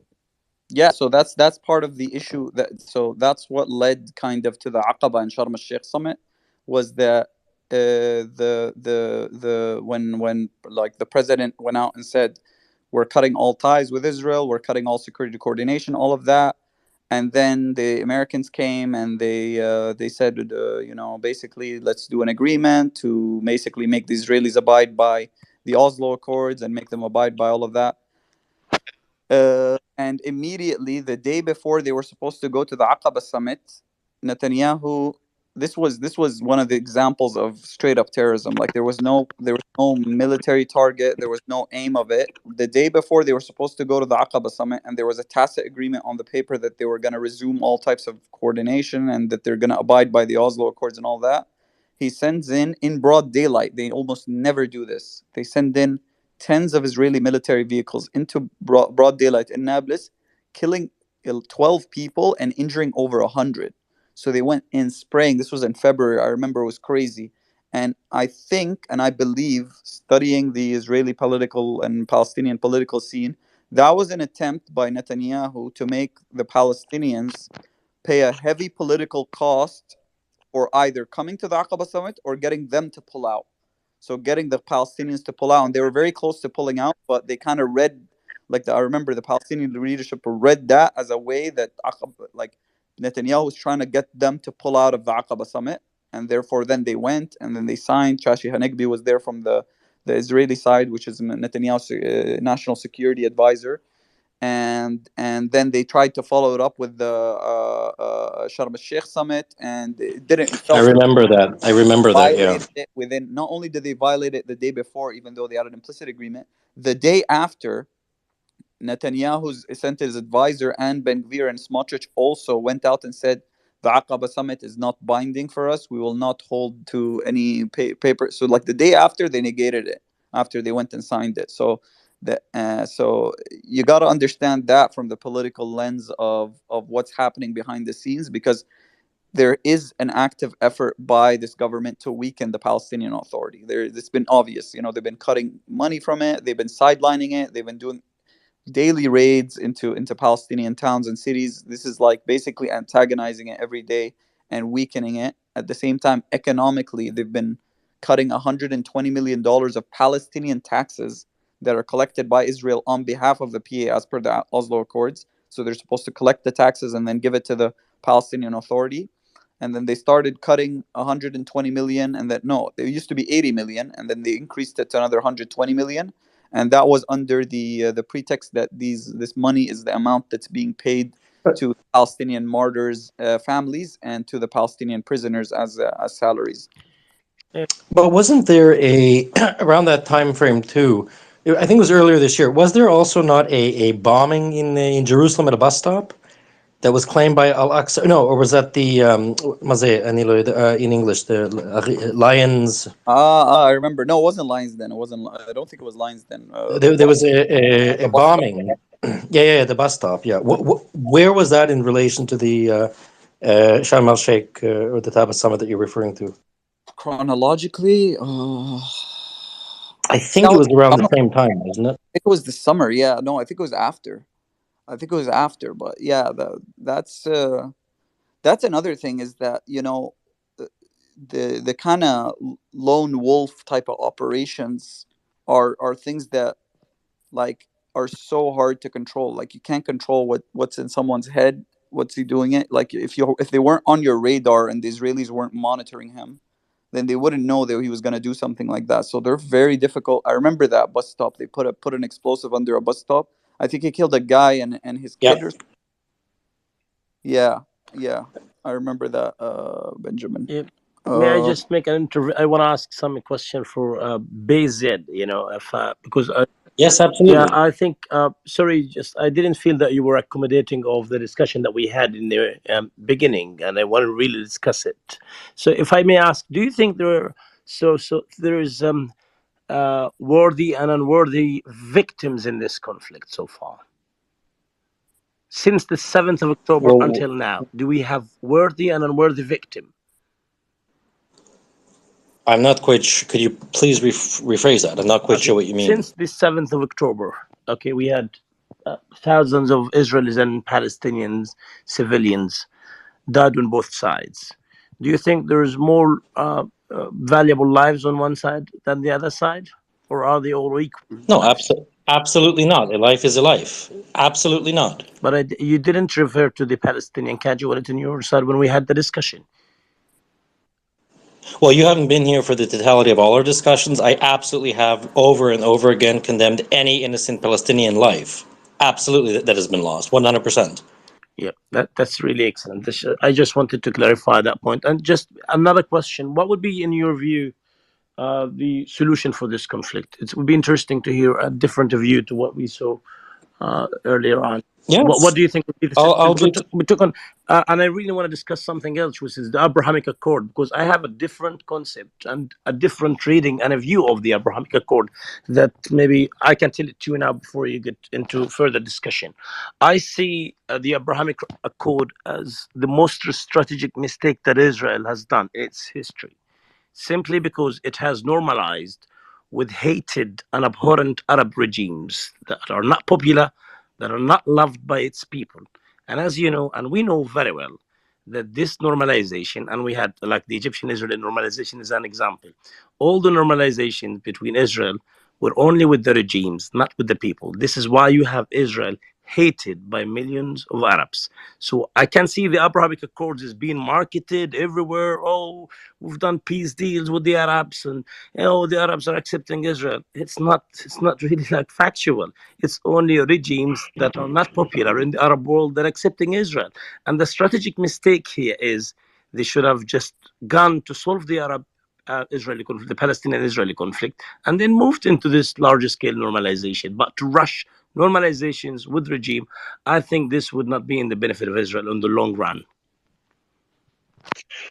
All right, You know, I will I respond. asked one I of would the like to. parties. No, Habiba, just hold on. I'd like to respond to him, then we'll go to you. I promise. Yeah. So, Sameh, in terms of the Abraham Accords, I personally think they're a great thing, right? So, look, I'm not an Israeli citizen anymore. I haven't been in 20 some odd years. I'm an American citizen, but I have family that are. The fact that an Israeli can go to Dubai is a good thing, right? I have family that have gone to Dubai, and people clearly know they're Israeli, and there's no problem. So I don't think that it's as doom and gloom as you portray it. I think it's a good thing. I think that the populace of the nations will take a while to acclimate to the fact that those nations have normalized relations with Israel. I've been to Egypt many times. I've been to Jordan many times. There are no problems for Israelis to go there. So I don't take the same approach as you. I think that maybe one could argue that there's hate between the governments because they have normalized ties with Israel, right? There are some people that say this is just about Israel's policies. There are some that say that, look, it's a deep-rooted hatred of Jews. I'm somewhere in the middle, to be perfectly frank. I don't think Palestinians in total hate Jews. Hamas hates Jews. They hate Jews. That's number one. Number two is the solution to the conflict is this, in my mind. Hamas has to be destroyed. Absolutely destroyed. I make no apologies for that. Every single Hamas person that either has blood on their hands or has taken any type of planning in any attack on Israel, they need to be absolutely annihilated. I don't think, I can ask you this question. I don't know what your ethnicity is, so I don't know if you're Palestinian or Jordanian. Yeah, I'm from Gaza, but, and you've been to Gaza many okay, times. you're from I want Gaza. to discuss even your Okay, experience when you were in Gaza before, because I remember that sure. a lot of Jewish friends came to visit our families back in the 80s. Yep. I remember that. Absolutely. That's when I was a young man in Israel. So you're from Gaza. Let me ask you this. Is your primary concern for the well-being of Israel, or is your primary concern the well-being of your population in Gaza and the West Bank and the Palestinian aspirations? Well, I'm in favor of a long-lasting peace agreement between Israelis and Palestinians by guaranteeing both people will have their own independent states. This is where I come from exactly. Although I can see the two-state solution is dead, and I can advocate now for one-state solution. You might see it impossible in light of what is happening, but in light of your experience, back okay, but no, can you, if you could answer my question though, right? It's a very simple question. I'm coming. Okay. I'm just coming. But in light of your experience, back in the days when you came and visited Gaza, when there was coexistence there. When I remember my family had a lot of Jewish friends coming from Israel to Gaza to wine and dine and have food and even fix their cars and buy their goods and go back to Israel. This is possible. So this is why I shifted from the two-state solution to the one-state solution, although it's difficult, but in my view, on the long run, it could be doable. Yeah. So, but I'm going to address each one of those very salient points. That being said, may I ask you this: is your primary concern for the people of Palestine, or is your primary concern for the people of Israel? It's a very simple question, Both sir. people, both people should have the equal rights here. But I would you disagree with me if I said that, just by default and realistically, of course, your primary concern is for the Palestinian people, and your cause. I don't think it is reasonable for anyone to. You can disagree with the policies, but you can't fault another country for taking the primary, the concern of its citizens as first and foremost. Secondly, the one-state solution, as nice as it would be, and if it was something that was realistic, okay. That's not going to happen. That will never happen. You will never get more than 2% of the Israeli population that will agree with that. And I'll tell you why. Right? So just as a lot of people of many nations have suffered, the Jewish people have a long memory too. There's one tiny, sorry, just a lot of background noise. There's one tiny little sliver of land that is the Jewish homeland. And for the last 2,000, 3,000 years, when you look at pogroms, mass slaughter, and including the events of October the 7th, it underscores the need for a Jewish homeland. Look what's going on around the world. You can say that in Dagestan and this and that, well, that's a response to the incursion in Gaza. I'm not sure that it is. There is a deep hatred of Jewish people around the world. That's my position. So in terms of the best possible solution, yes, I would agree that something along two states for two people along the 1967 borders that is mutually agreed upon. I remember very candidly, it was Abu Allah. He was at our house many times in Israel. And he said something very poignant to my father. He goes, "Listen, I understand I understand how difficult it is for the Israelis, but you people have to understand how difficult it is for us. We can't make an agreement that is supported by only half the population or less than half. So I understand that." So look, if there could be a negotiated settlement in which all previous claims were null and void, and going forward the settlement, the conflict is considered over, then yes, I would be fine with something, a version of the 1967 land swaps for which are important to reach mutual communities. Jerusalem, I'm not religious, okay? I'm a very secular man. Jerusalem doesn't have a lot of importance to me. I think that maybe the proposal offered by Barak and rejected by Arafat simply because he wanted to create a new history and mythology by saying that the Jews have no history at all to the area of the Temple Mount. The Temple Mount exists in Nablus. They're creating a history. It never existed there. I think that's very disingenuous. If cooler heads were to prevail to not only confront history and mythology, but let's move past from it, then yes, I think peace would be possible. Do I think it will be possible? To be perfectly frank with you, no. And I'm not supportive of the status quo, right? The Palestinians deserve a state, independence, autonomy, dignity, because they suffer too. Absolutely, I'm very cognizant of that. But I can say this confident, and I'll finish with this. You are not going to get into a situation in which it is not a Jewish state. You are not going to get into a situation that by any means that you could vote or amend the Constitution to change the nature of the Jewish state, and you will not get into a situation ever that would be ever accepted, regardless of international pressure, that the safety, security, and sovereignty of the State of Israel as the homeland of the Jews would ever be compromised, even for the sake of peace with other nations. Sure, just And as my time in Gaza, yeah, I forgot you another asked me. question. My time in Gaza was quite pleasure, absolutely lovely. I remember as a kid we used to go shopping there, eating there, to the beach in Gaza. Were there tensions? I'm sure there were, but I don't recall any. It was great. Yeah, that's a good example of coexistence. This is what I think the one-state solution is doable. It's going to take some time to really, maybe just go towards such a solution. But the other question I wanted to ask that the ultimate goal of Israel now is to eradicate Hamas from the Gaza Strip, which is I don't see this happening anytime soon. It's going to take maybe 10, 20 years to get rid of Hamas, and just maybe, as I said earlier, you need to kill maybe 500,000 to get rid of Hamas. But my question here, Hamas is eradicated practically is not in the West Bank, and Abbas has been in the West Bank, and he's a dove, like he's a man of peace, and he did a lot of negotiation, a lot of concessions for many Palestinians. Do you see him, the man of concessions, and he believes in non-violent resistance and all this, blah blah blah. So why we didn't see any sort of peace agreement with Abbas? Okay, why we didn't see it? If I don't know. I don't know. It would be good to see your and just to listen to your insight on this. Why we didn't have any peace deal with Abbas? At least if sort of a peace process that, let's say, start with the West Bank and maybe take part of the Gaza Strip later on. 17 years, no Hamas in the West Bank. Why we didn't see a peace deal yet? I have a response for that, but I'll let you respond first, I just Ben. want to listen to BZ, and let's see what. Yeah, sure. And my name is you can call me Zev. My name is Zev. It's a pleasure to meet Zev. you. Zev. Yeah, Zev. Pleasure to meet you. I think it's a combination of factors, to be perfectly frank with you. I don't think that on a part of Netanyahu that there has been any desire to see a two-state solution. I think that his last offer, which was called a state minus, which I remember Hanan Shauri, basically saying how ridiculous it was. And I agree, it is ridiculous, right? So I don't think that, and even to be perfectly candid, when the government shifted, when Naftali Bennett, in conjunction with Mansour Abbas, came in and Yair Lapid, during the fighting in the Knesset, it was in Hebrew, but I was watching it, Netanyahu, desperately trying to hang on to power, kept saying, we must prevent the creation of a Palestinian state. I take him at his word. I don't think that Netanyahu has any ambition whatsoever to not only create a Palestinian state, but to give the Palestinians any type of self-autonomy. I don't agree with him.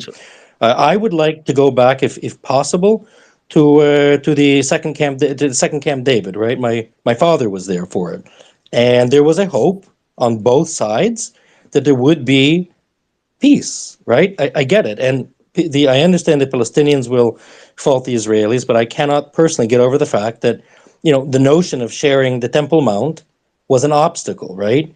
The Jews have a long history to the Temple Mount. To deny that is to deny history, just as I would never deny Palestinian history and their claims and the claims of Islam to their holy section of the Temple Mount. So, bluntly, I don't think Netanyahu has any interest in creating two states for two people. I don't think he has an interest in creating Palestinian self-autonomy. I don't think personally that he is even very happy at people. I have to be careful what I say here. I don't think that he's very happy with anyone trying to push any peace deal down his throat. I think he wants self-autonomy, or he wants Israel to remain in control and to not give even the Palestinians a little bit of hope, if that makes sense. But I You're understand right. the security considerations. I understand the concerted. Last Yeah, point, go ahead. as far as I understood now, and we had a good, fruitful discussion. Since we have Hamas on our side, your reply gave me an insight that you've also Hamas on your side, which is Netanyahu. He's arrogant. He's a man who does not want peace agreement with the Palestinians. So we're equal now. You have Hamas in Gaza. You have Netanyahu. Well, we're not equal. Well, no. We're not equal because the difference is, we just had an Israeli election and the people chose Netanyahu, right? They chose him as the leading candidate. He was able to form a coalition with two insane people. Yeah. So it is a little bit different, right? And at the end, we can debate this, but at the end of the day, Hamas goes out and tries to kill civilians. No. Hamas stated goal, right? You can't preach me about the charter. Hamas wants to kill as many innocent people as possible, and they've always been like that, because I too was in Israel during the Second Intifada, and I don't think it's comparable to say that that's what Netanyahu's goal are. Netanyahu can be removed by a vote. He can be removed by a non-confidence motion in the Knesset.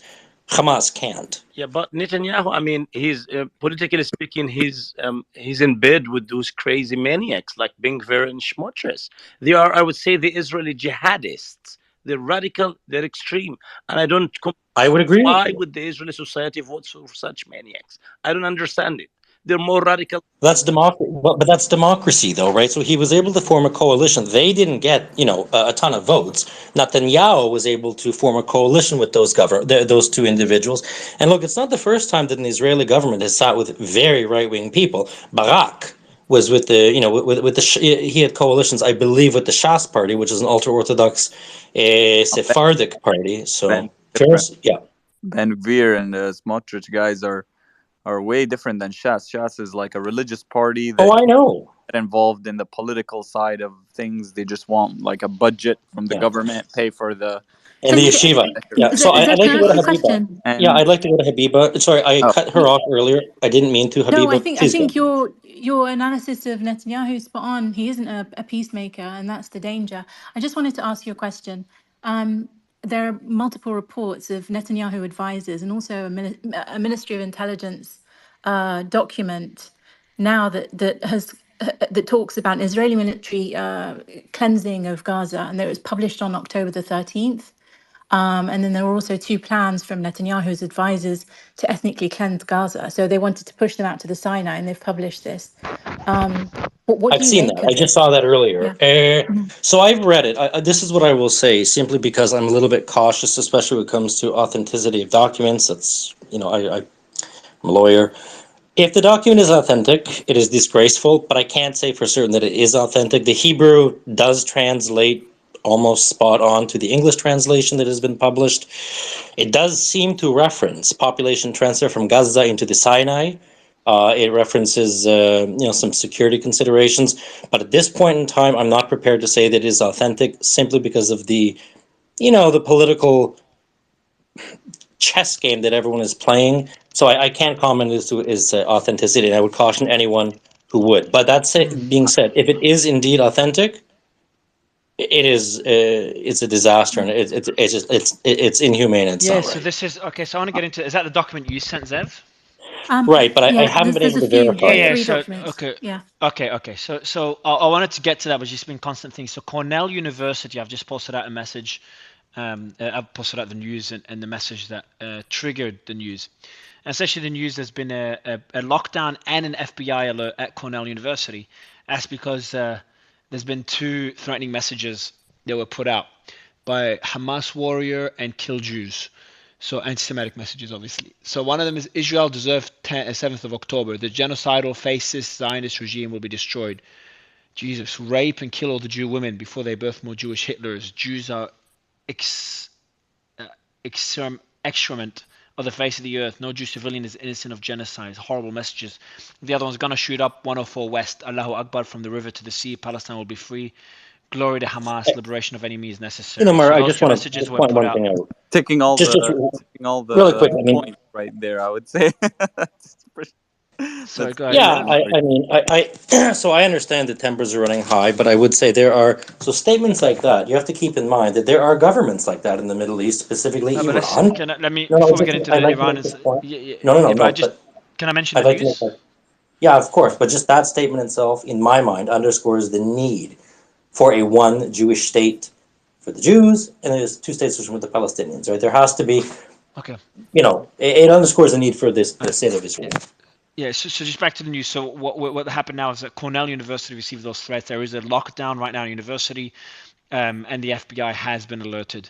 So that happened in the last, I think, 20 minutes or so. Maybe I don't know if I'm late. I'm barely keeping up. So that's just one piece of news. I do want to go to the report though. So I haven't posted it out. There's two big reports we have. One of them is the whole divide between Hezbollah and Hamas, which I'll probably put out now. And there's a recording there, and I think the team added subtitles. Let me see if they've added subtitles. But we talked about it earlier, it's a big focus of the space. And that's actually a rift, apparent rift between Hamas and Hezbollah, where Hamas expected Hezbollah to do more in attacking Israel. So I'm going to put out that report, and it's got a few quotes. And let me just read out some parts of it. Well, I'll read out the whole, it's just a quick tweet.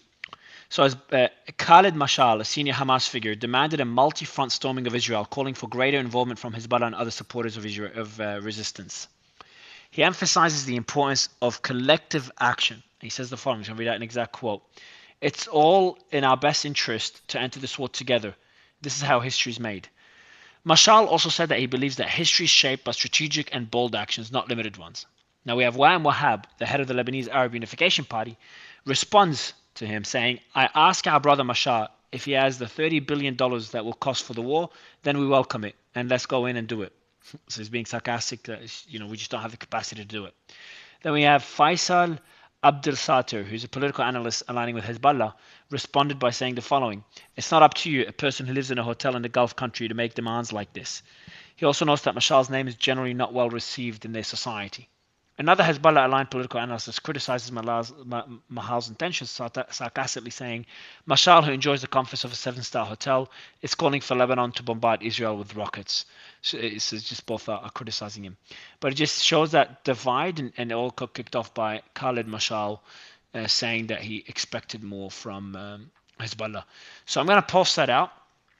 Just now posted out with a video of the different people commenting on this, the different people that are in the tweet, and I think this is an important one, and we spent time discussing it. It's important for obvious reasons, because Hamas. I made a statement earlier in the discussion when we're hearing the rhetoric in different countries, and I say is Hamas being abandoned, which obviously is debatable, but I think this is something important. How much support does Hamas have? Now, the other piece of news, I haven't even read the tweet yet. Biden's $106 billion bid raises alarm over pre-planned Palestinian displacement into Egypt. Can you tell us more about what it's about, Zev? I sent you already the report, Mario, about. I have the report, the Biden one, or no, the. I sent you the Israeli Mekomit, which is I think it's an basically a media organization or news organization in Israel that broke the news. And if you remember, I kept telling you from a few days ago that a friend of mine who works as a diplomat in the Egyptian Foreign Ministry has said that the Israelis and the Americans have been explicit in the attempt for to basically drive out the Palestinians into Egypt. And Mekomit expose shows that their directive to deport 2.4 million Palestinians out of occupied Gaza and onto Egypt and beyond has been officially endorsed by Israel's Ministry of Intelligence on 13 of October. So I sent you this from, it was reposted by someone with the screenshots of the document, and Mekomit is the, can someone tell us Mekomit? So this Oh, was actually, Firas, I can speak to this. Human Rights Watch said that they were investigating this documents. They have taken it seriously, but the reason I think it has credence is if you look at the UN drafts, sorry, the US drafts to the UN. They mentioned tent cities along the Sinai, and obviously, there were officials talking about that. So, and the reason there was such a strong reaction from Egypt, from Jordan, and that the Palestinian Authority thanked the Egyptians and the Jordanians for their position was they all saw it as an expulsion. So if you see the UN drafts, they took it out, but they did talk about a tent zone for all the Palestinians to go to after to be expelled to, essentially. They didn't use the word expelled. They said it would be on the US side. They said like a humanitarian kind of corridor, and that it would be on the Sinai side, and that's what the Egyptians were reacting to. So I think the plan in practice, we actually saw it attempts at it being carried out, and which is why the Egyptian side has been so firm against it, and the Palestinian side has supported that. So I'll remind you, Mario, about in the 1980s there was a plan that was floating around by the Israelis and Americans to the PLO at the time, which was called the Agora Island Plan, which is essentially driving the Palestinians from Gaza out into Sinai. We give you a little plot of land there. You can keep part of Gaza as well. It can be like half of it. You shrink Gaza basically and give them a big plot in Sinai, and then we as in Israel annex most parts of the West Bank, and that's it. That'll be the Palestinian state. And keep the gas fields for which he Yeah. just announced he was going to explore in June. Yeah, and then in 2016 or 2017, I'll pull out the article now. Netanyahu refloated the idea again. So and then he brought it up again during Trump's basically during Trump's presidency to see if that would also fly. So that's why I'm telling you, Mario, in terms of the ulterior motive, and when we were talking about what's the actual aim, and then I kept saying, yeah, if the aim is to eliminate Hamas, then they're going about it in a very kind of different way, unless the aim is different, which is why I told you that from the Egyptian diplomat side, which I heard about about a week ago, and then you're talking about the Agora Island plan.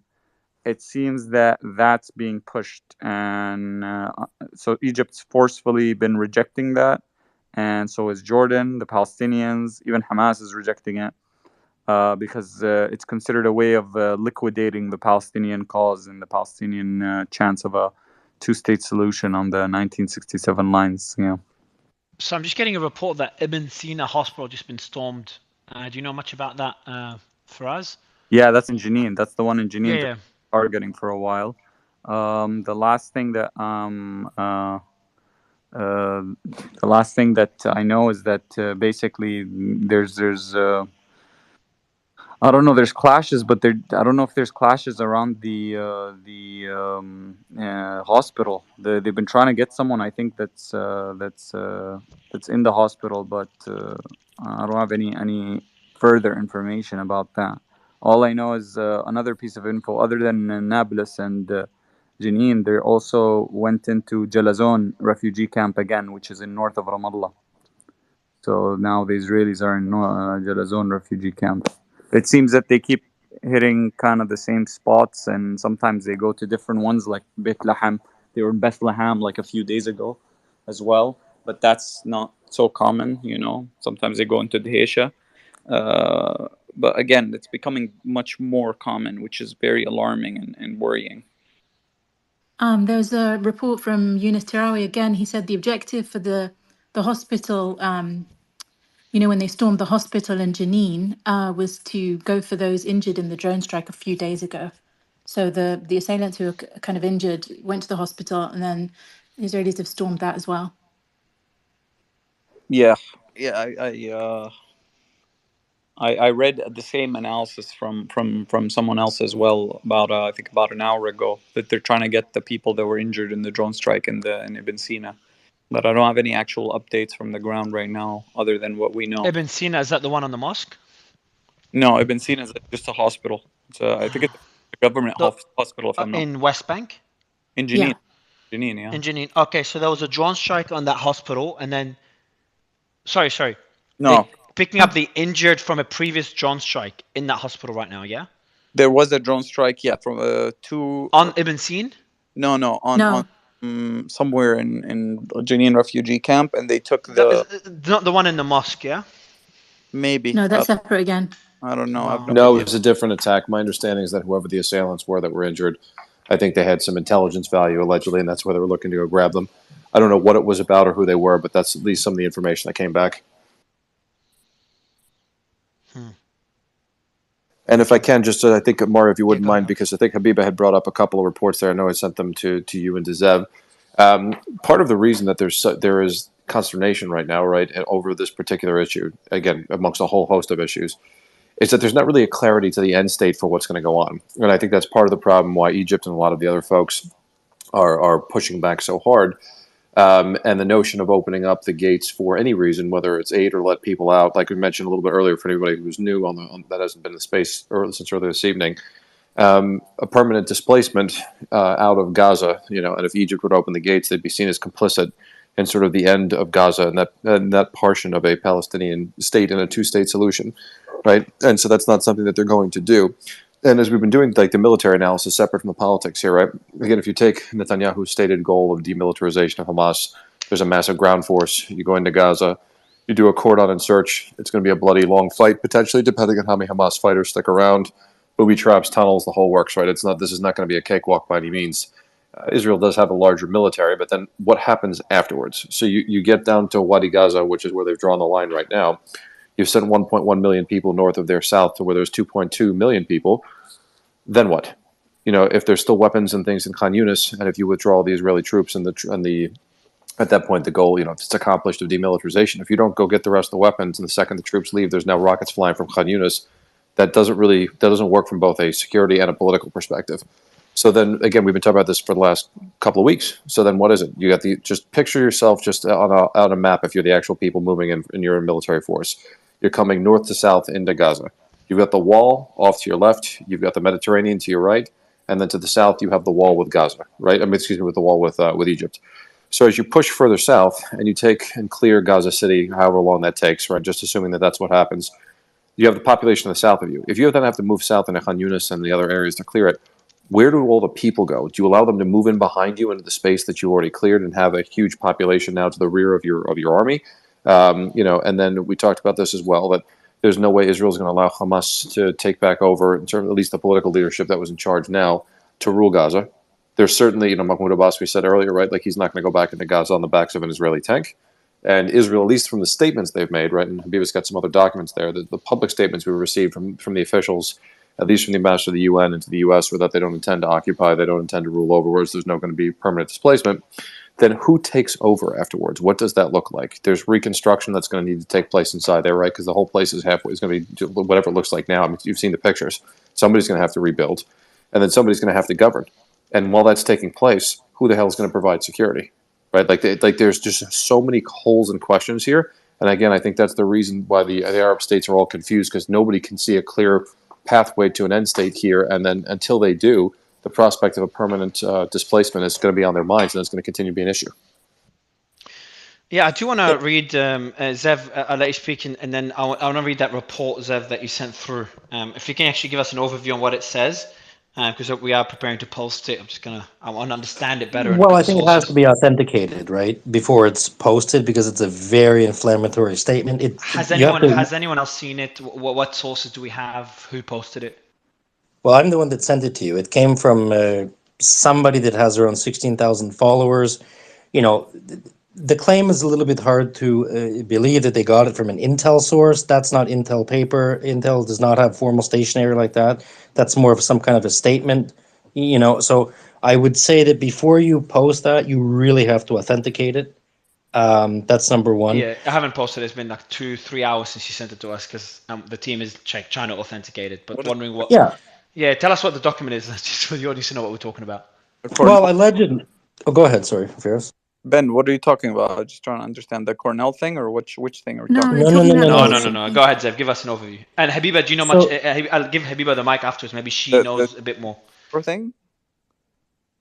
The what thing? It's actually, for us, you've already referred to it. It's the Ministry of Intelligence plan on October 13th. This is from Ms. Gav, so I'll give you the. Yeah. She tagged me and you, Mario, in this. She tagged us. That's the one I sent you. Habiba's the one who originally found it. Ms. Gav is a think tank. So it's a right-wing think tank. Okay, it's a think tank. Yeah. So they think. No, that's a separate report for us. I was actually just writing about this the same one. Just curious. All right, guys. Okay, guys. Let's take it easy. So, Zev, maybe you can give us an overview while I send the thing we're talking about to Zev, to Faraz. Can you give an overview of that one, and then Habiba and Faraz, tell us what you have, whether it's the same thing or not, and let's. Yeah, it's quite simple. So there's. Yeah, so there's an allegation. It's allegedly a document. I can't attest to its authenticity. I tend to believe it is not true. That basically it was picked up from IDF intel stating that there's a plan to displace the Palestinians from Gaza into Sinai and basically leave it at that. Again, the stationery, the timing, it doesn't look authentic to me. Hold on, I think someone from the team said it's sourced to the White House, so they've actually authenticated it. No, but the White the White House. So if it was sourced to the White House, it wouldn't be in Hebrew. No, it's in Hebrew. It's not in English. No, he's talking about in English. The Biden statement about migration and refugee assistance document. Exactly. So the whole. Okay, so that's something else that we're talking about. No, let me read out. Let me read what I have, Zev. Maybe it's the same, maybe it's not. So, Biden's $106 billion bid raises alarms over pre-planned Palestinian displacement into Egypt. First time I read it, by the way. Biden has submitted a request for an additional $106 billion in financial appropriation, with a section of the proposal causing significant concern. The request designates a substantial amount to the U.S. State Department's immigration and asylum programs. While the funding aims to assist refugees and humanitarian efforts in Israel, one specific aspect of the request has garnered attention. On page 40, the request includes a provision to allocate funds for the support of civilians affected by ongoing conflict, specifically mentioning Palestinian refugees in Gaza and the West Bank.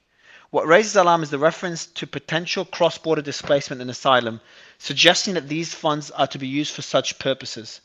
The request raises concerns that about the claims request that basically guarantees the forced Palestinian displacement to Egypt. It calls to question the stance of the Egyptian government and the potential consequences on Palestinian sovereignty. So that again, I told you guys, the diplomat friend of mine is a very good source. He's an Egyptian diplomat. He works in the Ministry of Foreign Affairs, in the know type of person. He said from the first days that Blinken came and met with the Sisi and met with the foreign minister, and then the UK whatever came the people to Egypt. He said there were explicit requests that they want. This is the plan. They wanted to establish tent cities inside Sina for the Gaza, basically to displace them into Gaza. And the Americans were claiming, "Oh, it's just going to be, temporary." But that's that claim is kind of rings pretty old. Kind of, it's Okay, kind. so okay, let me just go step by step. So the main concern is that Biden essentially gives the go ahead or okays for Palestinian displacement from Gaza, correct?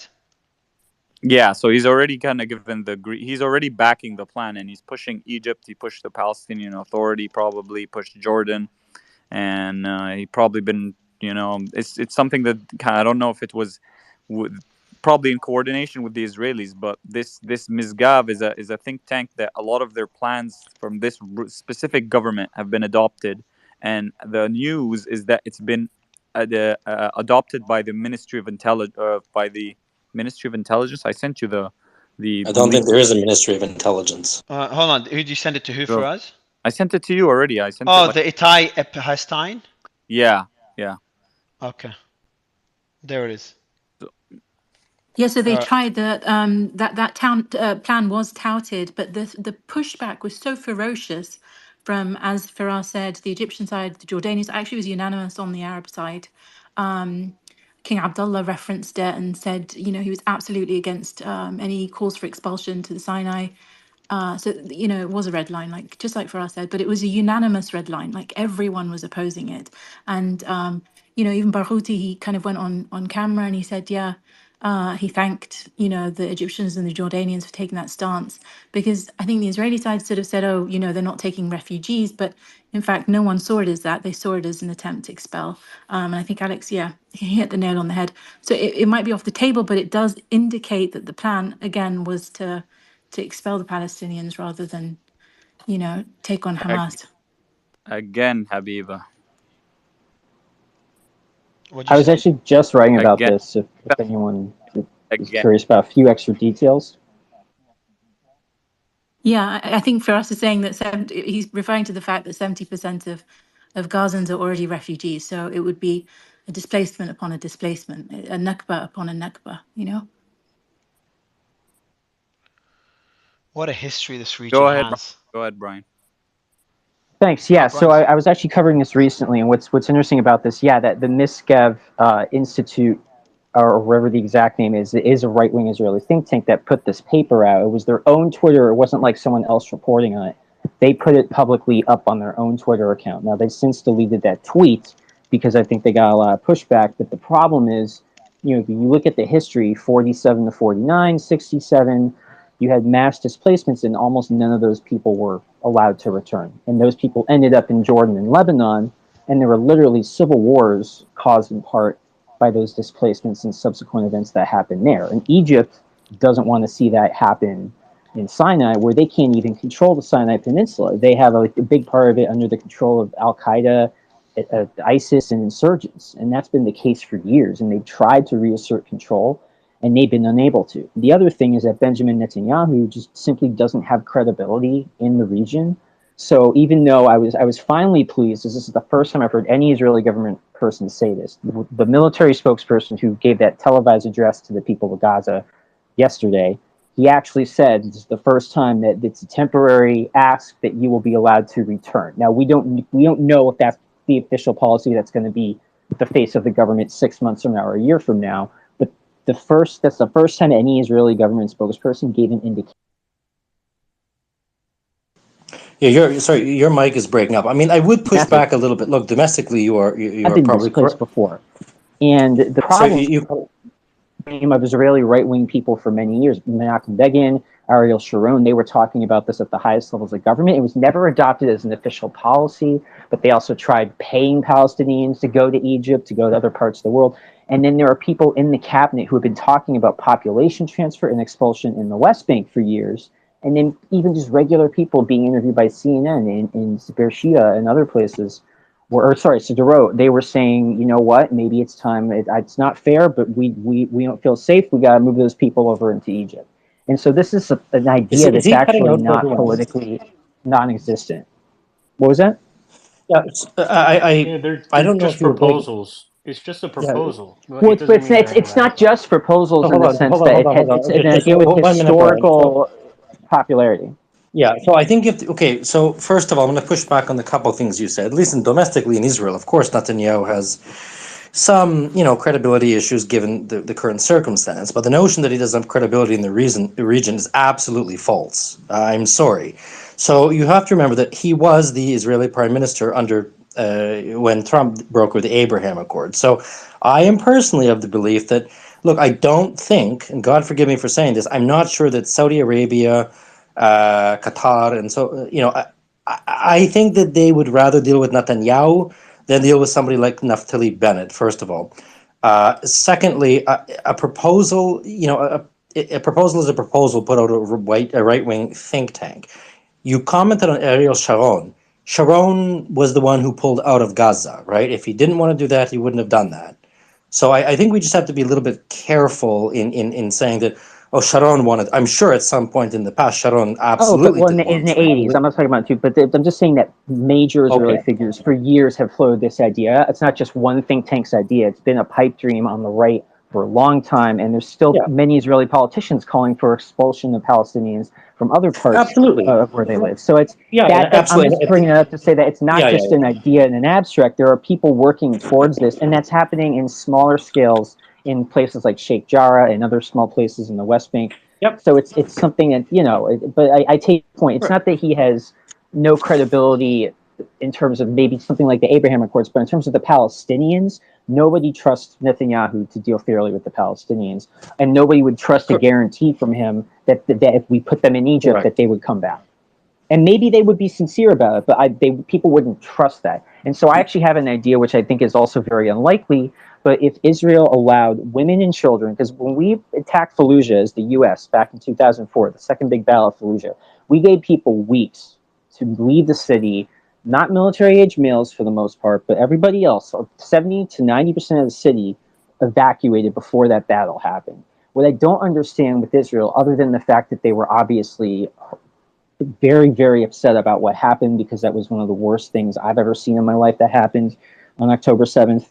I don't understand why, because they did start bombing the northern part of Gaza, right? If they had told those people to evacuate before they started bombing, and then they didn't bomb the south, because they keep bombing the south. They've been bombing the road that people are evacuating on. And so it's not as badly as in the north, but it's if you're debating whether or not, people literally on interviews have said they'd rather die in my home than die fleeing on the road south and die in a Yeah, tent in Brian, southern Gaza. you're cutting out. You're cutting out really, really badly. I don't know if I think Oh, it's I'm for sorry. everyone too. No, that's okay. I hear what you're So I saying. just wish that I'm there not a. was some. Sorry. I just No, wish that's okay. that a few measures had, like, to allow some women and children to evacuate inside Israel, have the Palestinian Authority administer the security in those camps with an Israeli cordon on the outside, and UN staff and NGOs and all that. Allow them to be out of the areas that are being bombed. Allow them before this happened, right? And again, they did that. They finally did that. Okay, you have 24 hours to leave, which was insanity. 24 hours. You imagine the terror those people felt. They found that they'd walk back from that. They did give them more time, but that was after the bombing had started. So I just think there's certain major humanitarian measures that could have been taken that would not have harmed Israel's military capacity to strike Hamas. And those are still not being taken. I agree with you. No, I absolutely agree with you on that. Right? I mean, 24 hours was insane. I suppose the other side of the argument would be, well, I think the people in Sderot and the kibbutzim would have like 24 hours notice to evacuate before the mass slaughter of Jews. I Which think on that an would have been emotional nice. level, I understand, but from a leadership perspective, like if we were attacking Fallujah, we're going to say, you know what, Al Qaeda isn't being that nice, so we're not going to extend normal humanitarian law and concerns here. We're just going to go in because we're angry. I mean, I understand again, and again, I do from an emotional perspective You keep cutting understand out. revenge. Yeah, I'm just going to bring you down, Brian. You keep cutting in and out, in and out. Yeah, go ahead, Zev. I see Moshe and Sam have their hand up. Well, yeah, actually, I wanted to go to Sammy, but Just really briefly, you asked me a very interesting question earlier, and I've actually been thinking about it, right? So these are my final thoughts on it. So no, the one-state solution is never going to happen. But in terms, I think there's a lack of a fundamental readiness, right? You know, the previous speaker was talking about, yes, there's right-wing Israeli politicians that call for the expulsion. I can find, you know, equal, if not much worse, on the right wing of Palestinian Hamas politics, right? They don't call for simply expulsion. They call for murder. That's number one. Number two is, I think that the overall Israeli sentiment is this, and I'm going to be very candid. I think that most people fear that if there were two states for two people, that would just be the start, because then you're going to want another state, which is the entirety of Israel. I think that most Israelis would believe that, you know, that what has happened is Palestinians backed out of Camp David. They backed away from the Olmert plan. And now that they realize that probably the two-state solution is dead, they want the one-state solution, right? So they've missed the opportunity, and they're just trying to grab anything. Now, that's not my position. I want to make it crystal clear, but I think that is the sentiment of Israel, and maybe even in the privacy of their own minds, the Palestinians. I just don't know if there's a fundamental readiness for any type of progress going forward. But it was a good question that you asked me. Thank you. Yes, Sam, go ahead. I think the predicament of Gaza, is backdate. It backdate to I think the Old Testament, and maybe some of us, if I read parts of the Bible, just as a matter of interest to see what the Bible said about Gaza.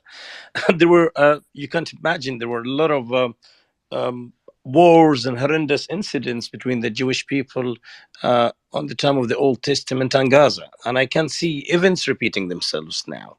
And the assumption or the idea that people of Gaza would be expelled to Sinai Desert, or that the Israelis are pushing a plan, I think this could be another major strategic mistake that the Israelis would do. And I agree with President Sisi when he said, if you bring the people of Gaza to Sinai and then they fire rockets from Sinai, then we're going to start a war with each other. So imagine people of Gaza being transferred to Sinai. Okay, what will happen? You have open borders with Sudan. It's a big desert and you can go wherever you want. I've been to Sinai before. It's a totally wasteland. It's a huge desert. You can't control its borders. It's controlled by Bedouins only. It's very, very, very wasteland. And it's open borders as well as also for towards Libya and towards the sea. So it's easy for, if the Palestinians would go there, in 1 year, they would be able to build their military capabilities higher. I mean, and double or triple than what they have in Gaza now. So it's going to be another strategic mistake for Israel to allow people of Gaza to go to Sinai Desert. So, but I don't see this happening. Yeah. I don't see this. No, I don't see. I agree with you. And and you made a comment about the Abraham Accords. You said that, well, it's terrible because you've aligned with Israel, is aligned with governments the populace hates. I interpret that as, to be very candid with you also, that you are you're mad that nations normalize with Israel without addressing the Palestinian cause. Actually, Zev, can I speak to that? So I asked again, the person who signed the accord, the Abraham Accord, you saw a picture of him with Trump, and I've known him for 20 years. So I asked him, why did he push for the Abraham Accords? And he said he wanted, because he was thinking of his children, he wanted peace. And I said, how can you have peace when the Palestinians don't have security and freedom and rights? It's not a durable peace.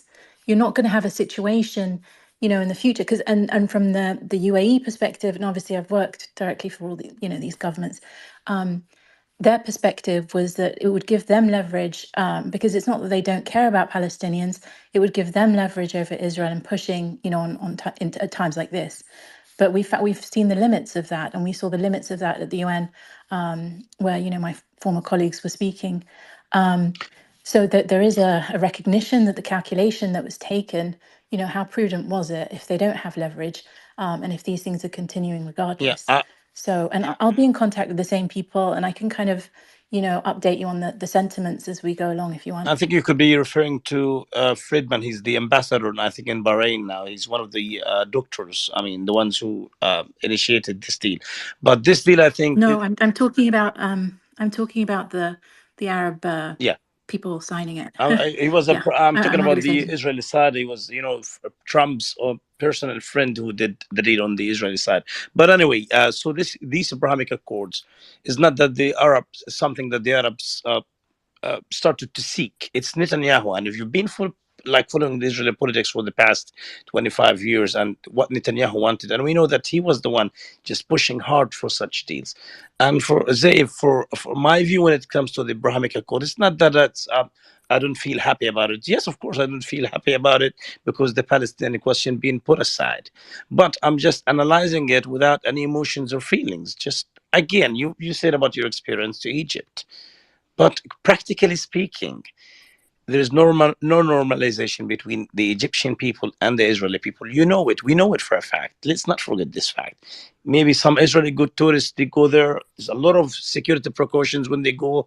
We saw the incident, what happened, I think on the 8th of October when two Israelis or one of them were shot dead in one of the tourist sites in Egypt. So what I see now, as Habiba said, the leverage is towards for the Arab side. I mean, I can see why. I understand why Saudi Arabia wants this deal. I understood why the Emiratis want this deal. Okay, they want specific projects. They want a specific privilege. They want a specific access. I know what they want exactly, but I don't see this towards the benefit of the Israelis. I don't see the Israelis benefiting from this on the long run, and we see this now. No one can benefit I without peace. do. No one can. You're right. No one can benefit unless there's a durable peace for all parties. Let me go to Zev. Zev, I'll let you respond, and I want George to give us a final comments just for the audience. I think it's things have quieted down. We have reports of 9 injuries in where is it? 1 dead and 9 injuries during the Israeli army storming of Jenin. This came in a few minutes ago. Also, USNS William McLean is set to enter the Mediterranean to join Laramie and Medgar Evers has also defended us, retweeted that just about the U.S. fleet entering the Mediterranean. So it just came in as well. But otherwise, it's been relatively quiet for the past half an hour, or not even like 20 minutes or so. So Zev, I'll let you respond to Sami and Habiba, then we'll get George final quick comments for the audience. Just a quick reminder, let us know your thoughts in the comments. We do read them. We want to get an idea of what you think of the space, what you think of what's been said, what you agree with, what you disagree with, and what questions you'd like answered. Obviously, it's too late to answer them now, but we'll write them down and ask those questions in the next in tomorrow's space. But Zev, I'll let you respond, and we'll go to George. Yeah, I will be brief. Thank you, Mario. So I do hear what you're saying, Samra. I mean, look, whether or not the peace is a real peace or a cold peace, it's peace. And you also have to remember all the countries, specifically you referenced Egypt. Well, Egypt doesn't have internal stability either, and it hasn't for a long time. So whether or not we can all hold hands together and say, well, there's peace, peace, peace, that really doesn't factor into my bottom line opinion. The fact is there is peace, okay? Mario lives in Dubai, for example. The notion that if my father wanted to fly to Dubai with an Israeli passport seemed so foreign in days gone by. The fact that he can do that now, or if Mario wanted to fly to Israel, that is progress, right?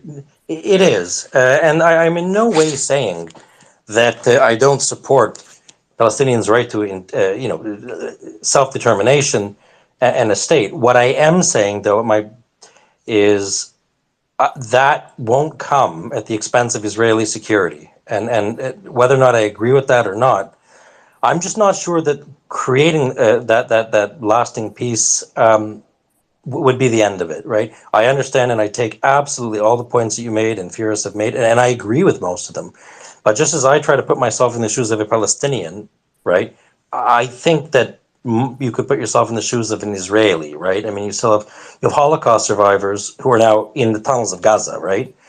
So that underscores the need, in my mind, for a Jewish singular state within the confines of the 1967 borders, mind you, right?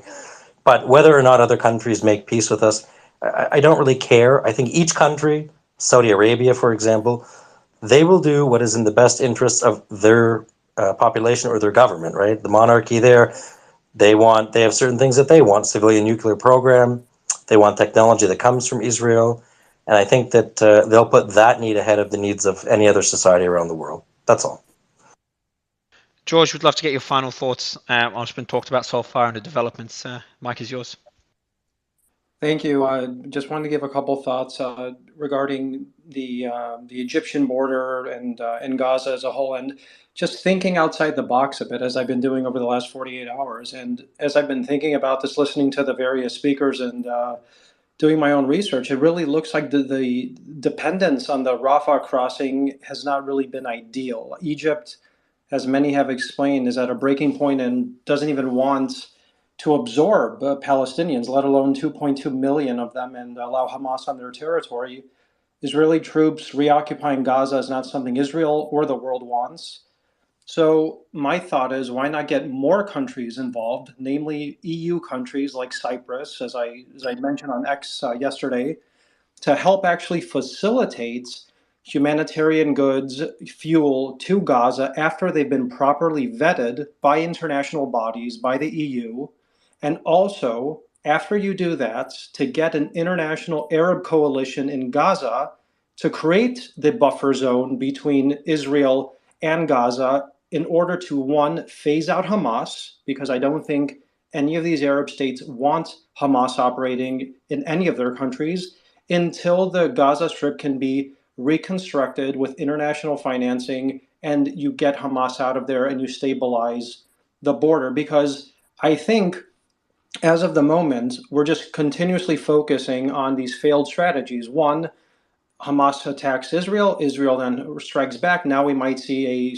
reoccupation of Gaza, or the offshoring of the problem into Egypt, which is going to destabilize the relationship between Israel and Egypt. So if you think of it in this way, and I know that the Israeli Prime Minister, the former Ehud Barak, had proposed something similar to what I'm talking about, and I know that the French President Macron has mentioned Cyprus as a potential for this. I think this is a way to actually internationalize a solution to this intractable conflict, because at the moment, as many of you have said, you're not going to see a two-state solution under the current circumstances. A one-state solution is even further outside the scope of possibilities. So by internationalizing it, getting more countries involved in this, to reconstruct the Gaza Strip, to stabilize the situation, and to phase out terrorism, I think it would bode well for both sides. And I have yet to see that come as a proposal, except to simply bolster the military side of the equation.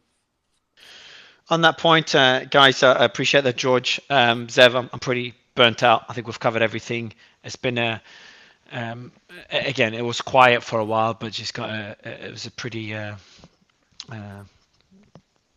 pretty bad day when you look at what happened in the West Bank. It's more escalation on that front. Other things that we talked about early in the space, if you missed it, let me go through my agenda here. We talked about Hezbollah. The leader is going to give a speech on Friday. We have the Iranian president, we didn't even talk about that said Israel has crossed red lines, which forces everyone to take action. Now, before anyone jumps in and says they always say that, they've said that. You can make of it whatever you like. Iranian president warned global response to Israel's actions. The US sent messages to the axis of resistance, but received a clear response on the battlefield. So yeah, they're talking about I think, I'm not sure if they're referring to the messages behind the scenes, messages that leaked out where the US is urging Iran not to escalate. The Zionist regime's crimes have crossed the red lines, which may force everyone to take action. He also claimed that Iran's proxies in the region are independent and do not receive any orders from Tehran. We also saw the IDF spokesperson say Hezbollah continues to operate against us in the north, and we're taking action against anyone who operates against us. And lastly, we have that video circulating, that weird-ass video circulating of the leader of Hezbollah walking past a painting of Hezbollah. And some people are kind of interpreting it to mean that Hezbollah is going to march towards Israel or march into the war. But again, that's just pure speculation. We'll see what he says on Friday in the speech. Other news we have is there's the escalation. The White House prepares for escalating conflict. The Biden administration is actively preparing for the Israel-Hamas conflict to expand across the Middle East. It's according to Axios. I'm really impressed by Axios. Protecting U.S. forces in the region is a top priority amid growing concerns about regional escalation. Defense Secretary Lloyd Austin and Israeli Minister of Defense Yoav Gallant discussed the situation in the wake of Israel's expanded operation in Gaza. Israeli intelligence indicate that Hezbollah, supported by Iran and based in Lebanon, is expected to increase its attacks against Israel. Fuck, that's not good. And Israel has crossed red line, which we've talked about already. And lastly, we have in other news, where's the other? There it is. We have Israeli confronts Russia on Hamas hosting. Israel's not happy with Russia hosting the Israeli, is hosting, who from Hamas did they host? Does anyone remember? Zev or Hadi? Different Hamas members, doesn't say in this post. I can't remember who it was. But that's it. That's kind of an overview of what we discussed today. If you've got any thoughts, let us know in the comments, bottom right corner. We'll see you tomorrow. If any breaking news, we'll see you before tomorrow. Our thoughts go to all the civilians dying on all sides of this conflict, and hoping for peace. I appreciate the moderators and I appreciate the panel and the audience. Thank you, everyone, and we'll see you again tomorrow.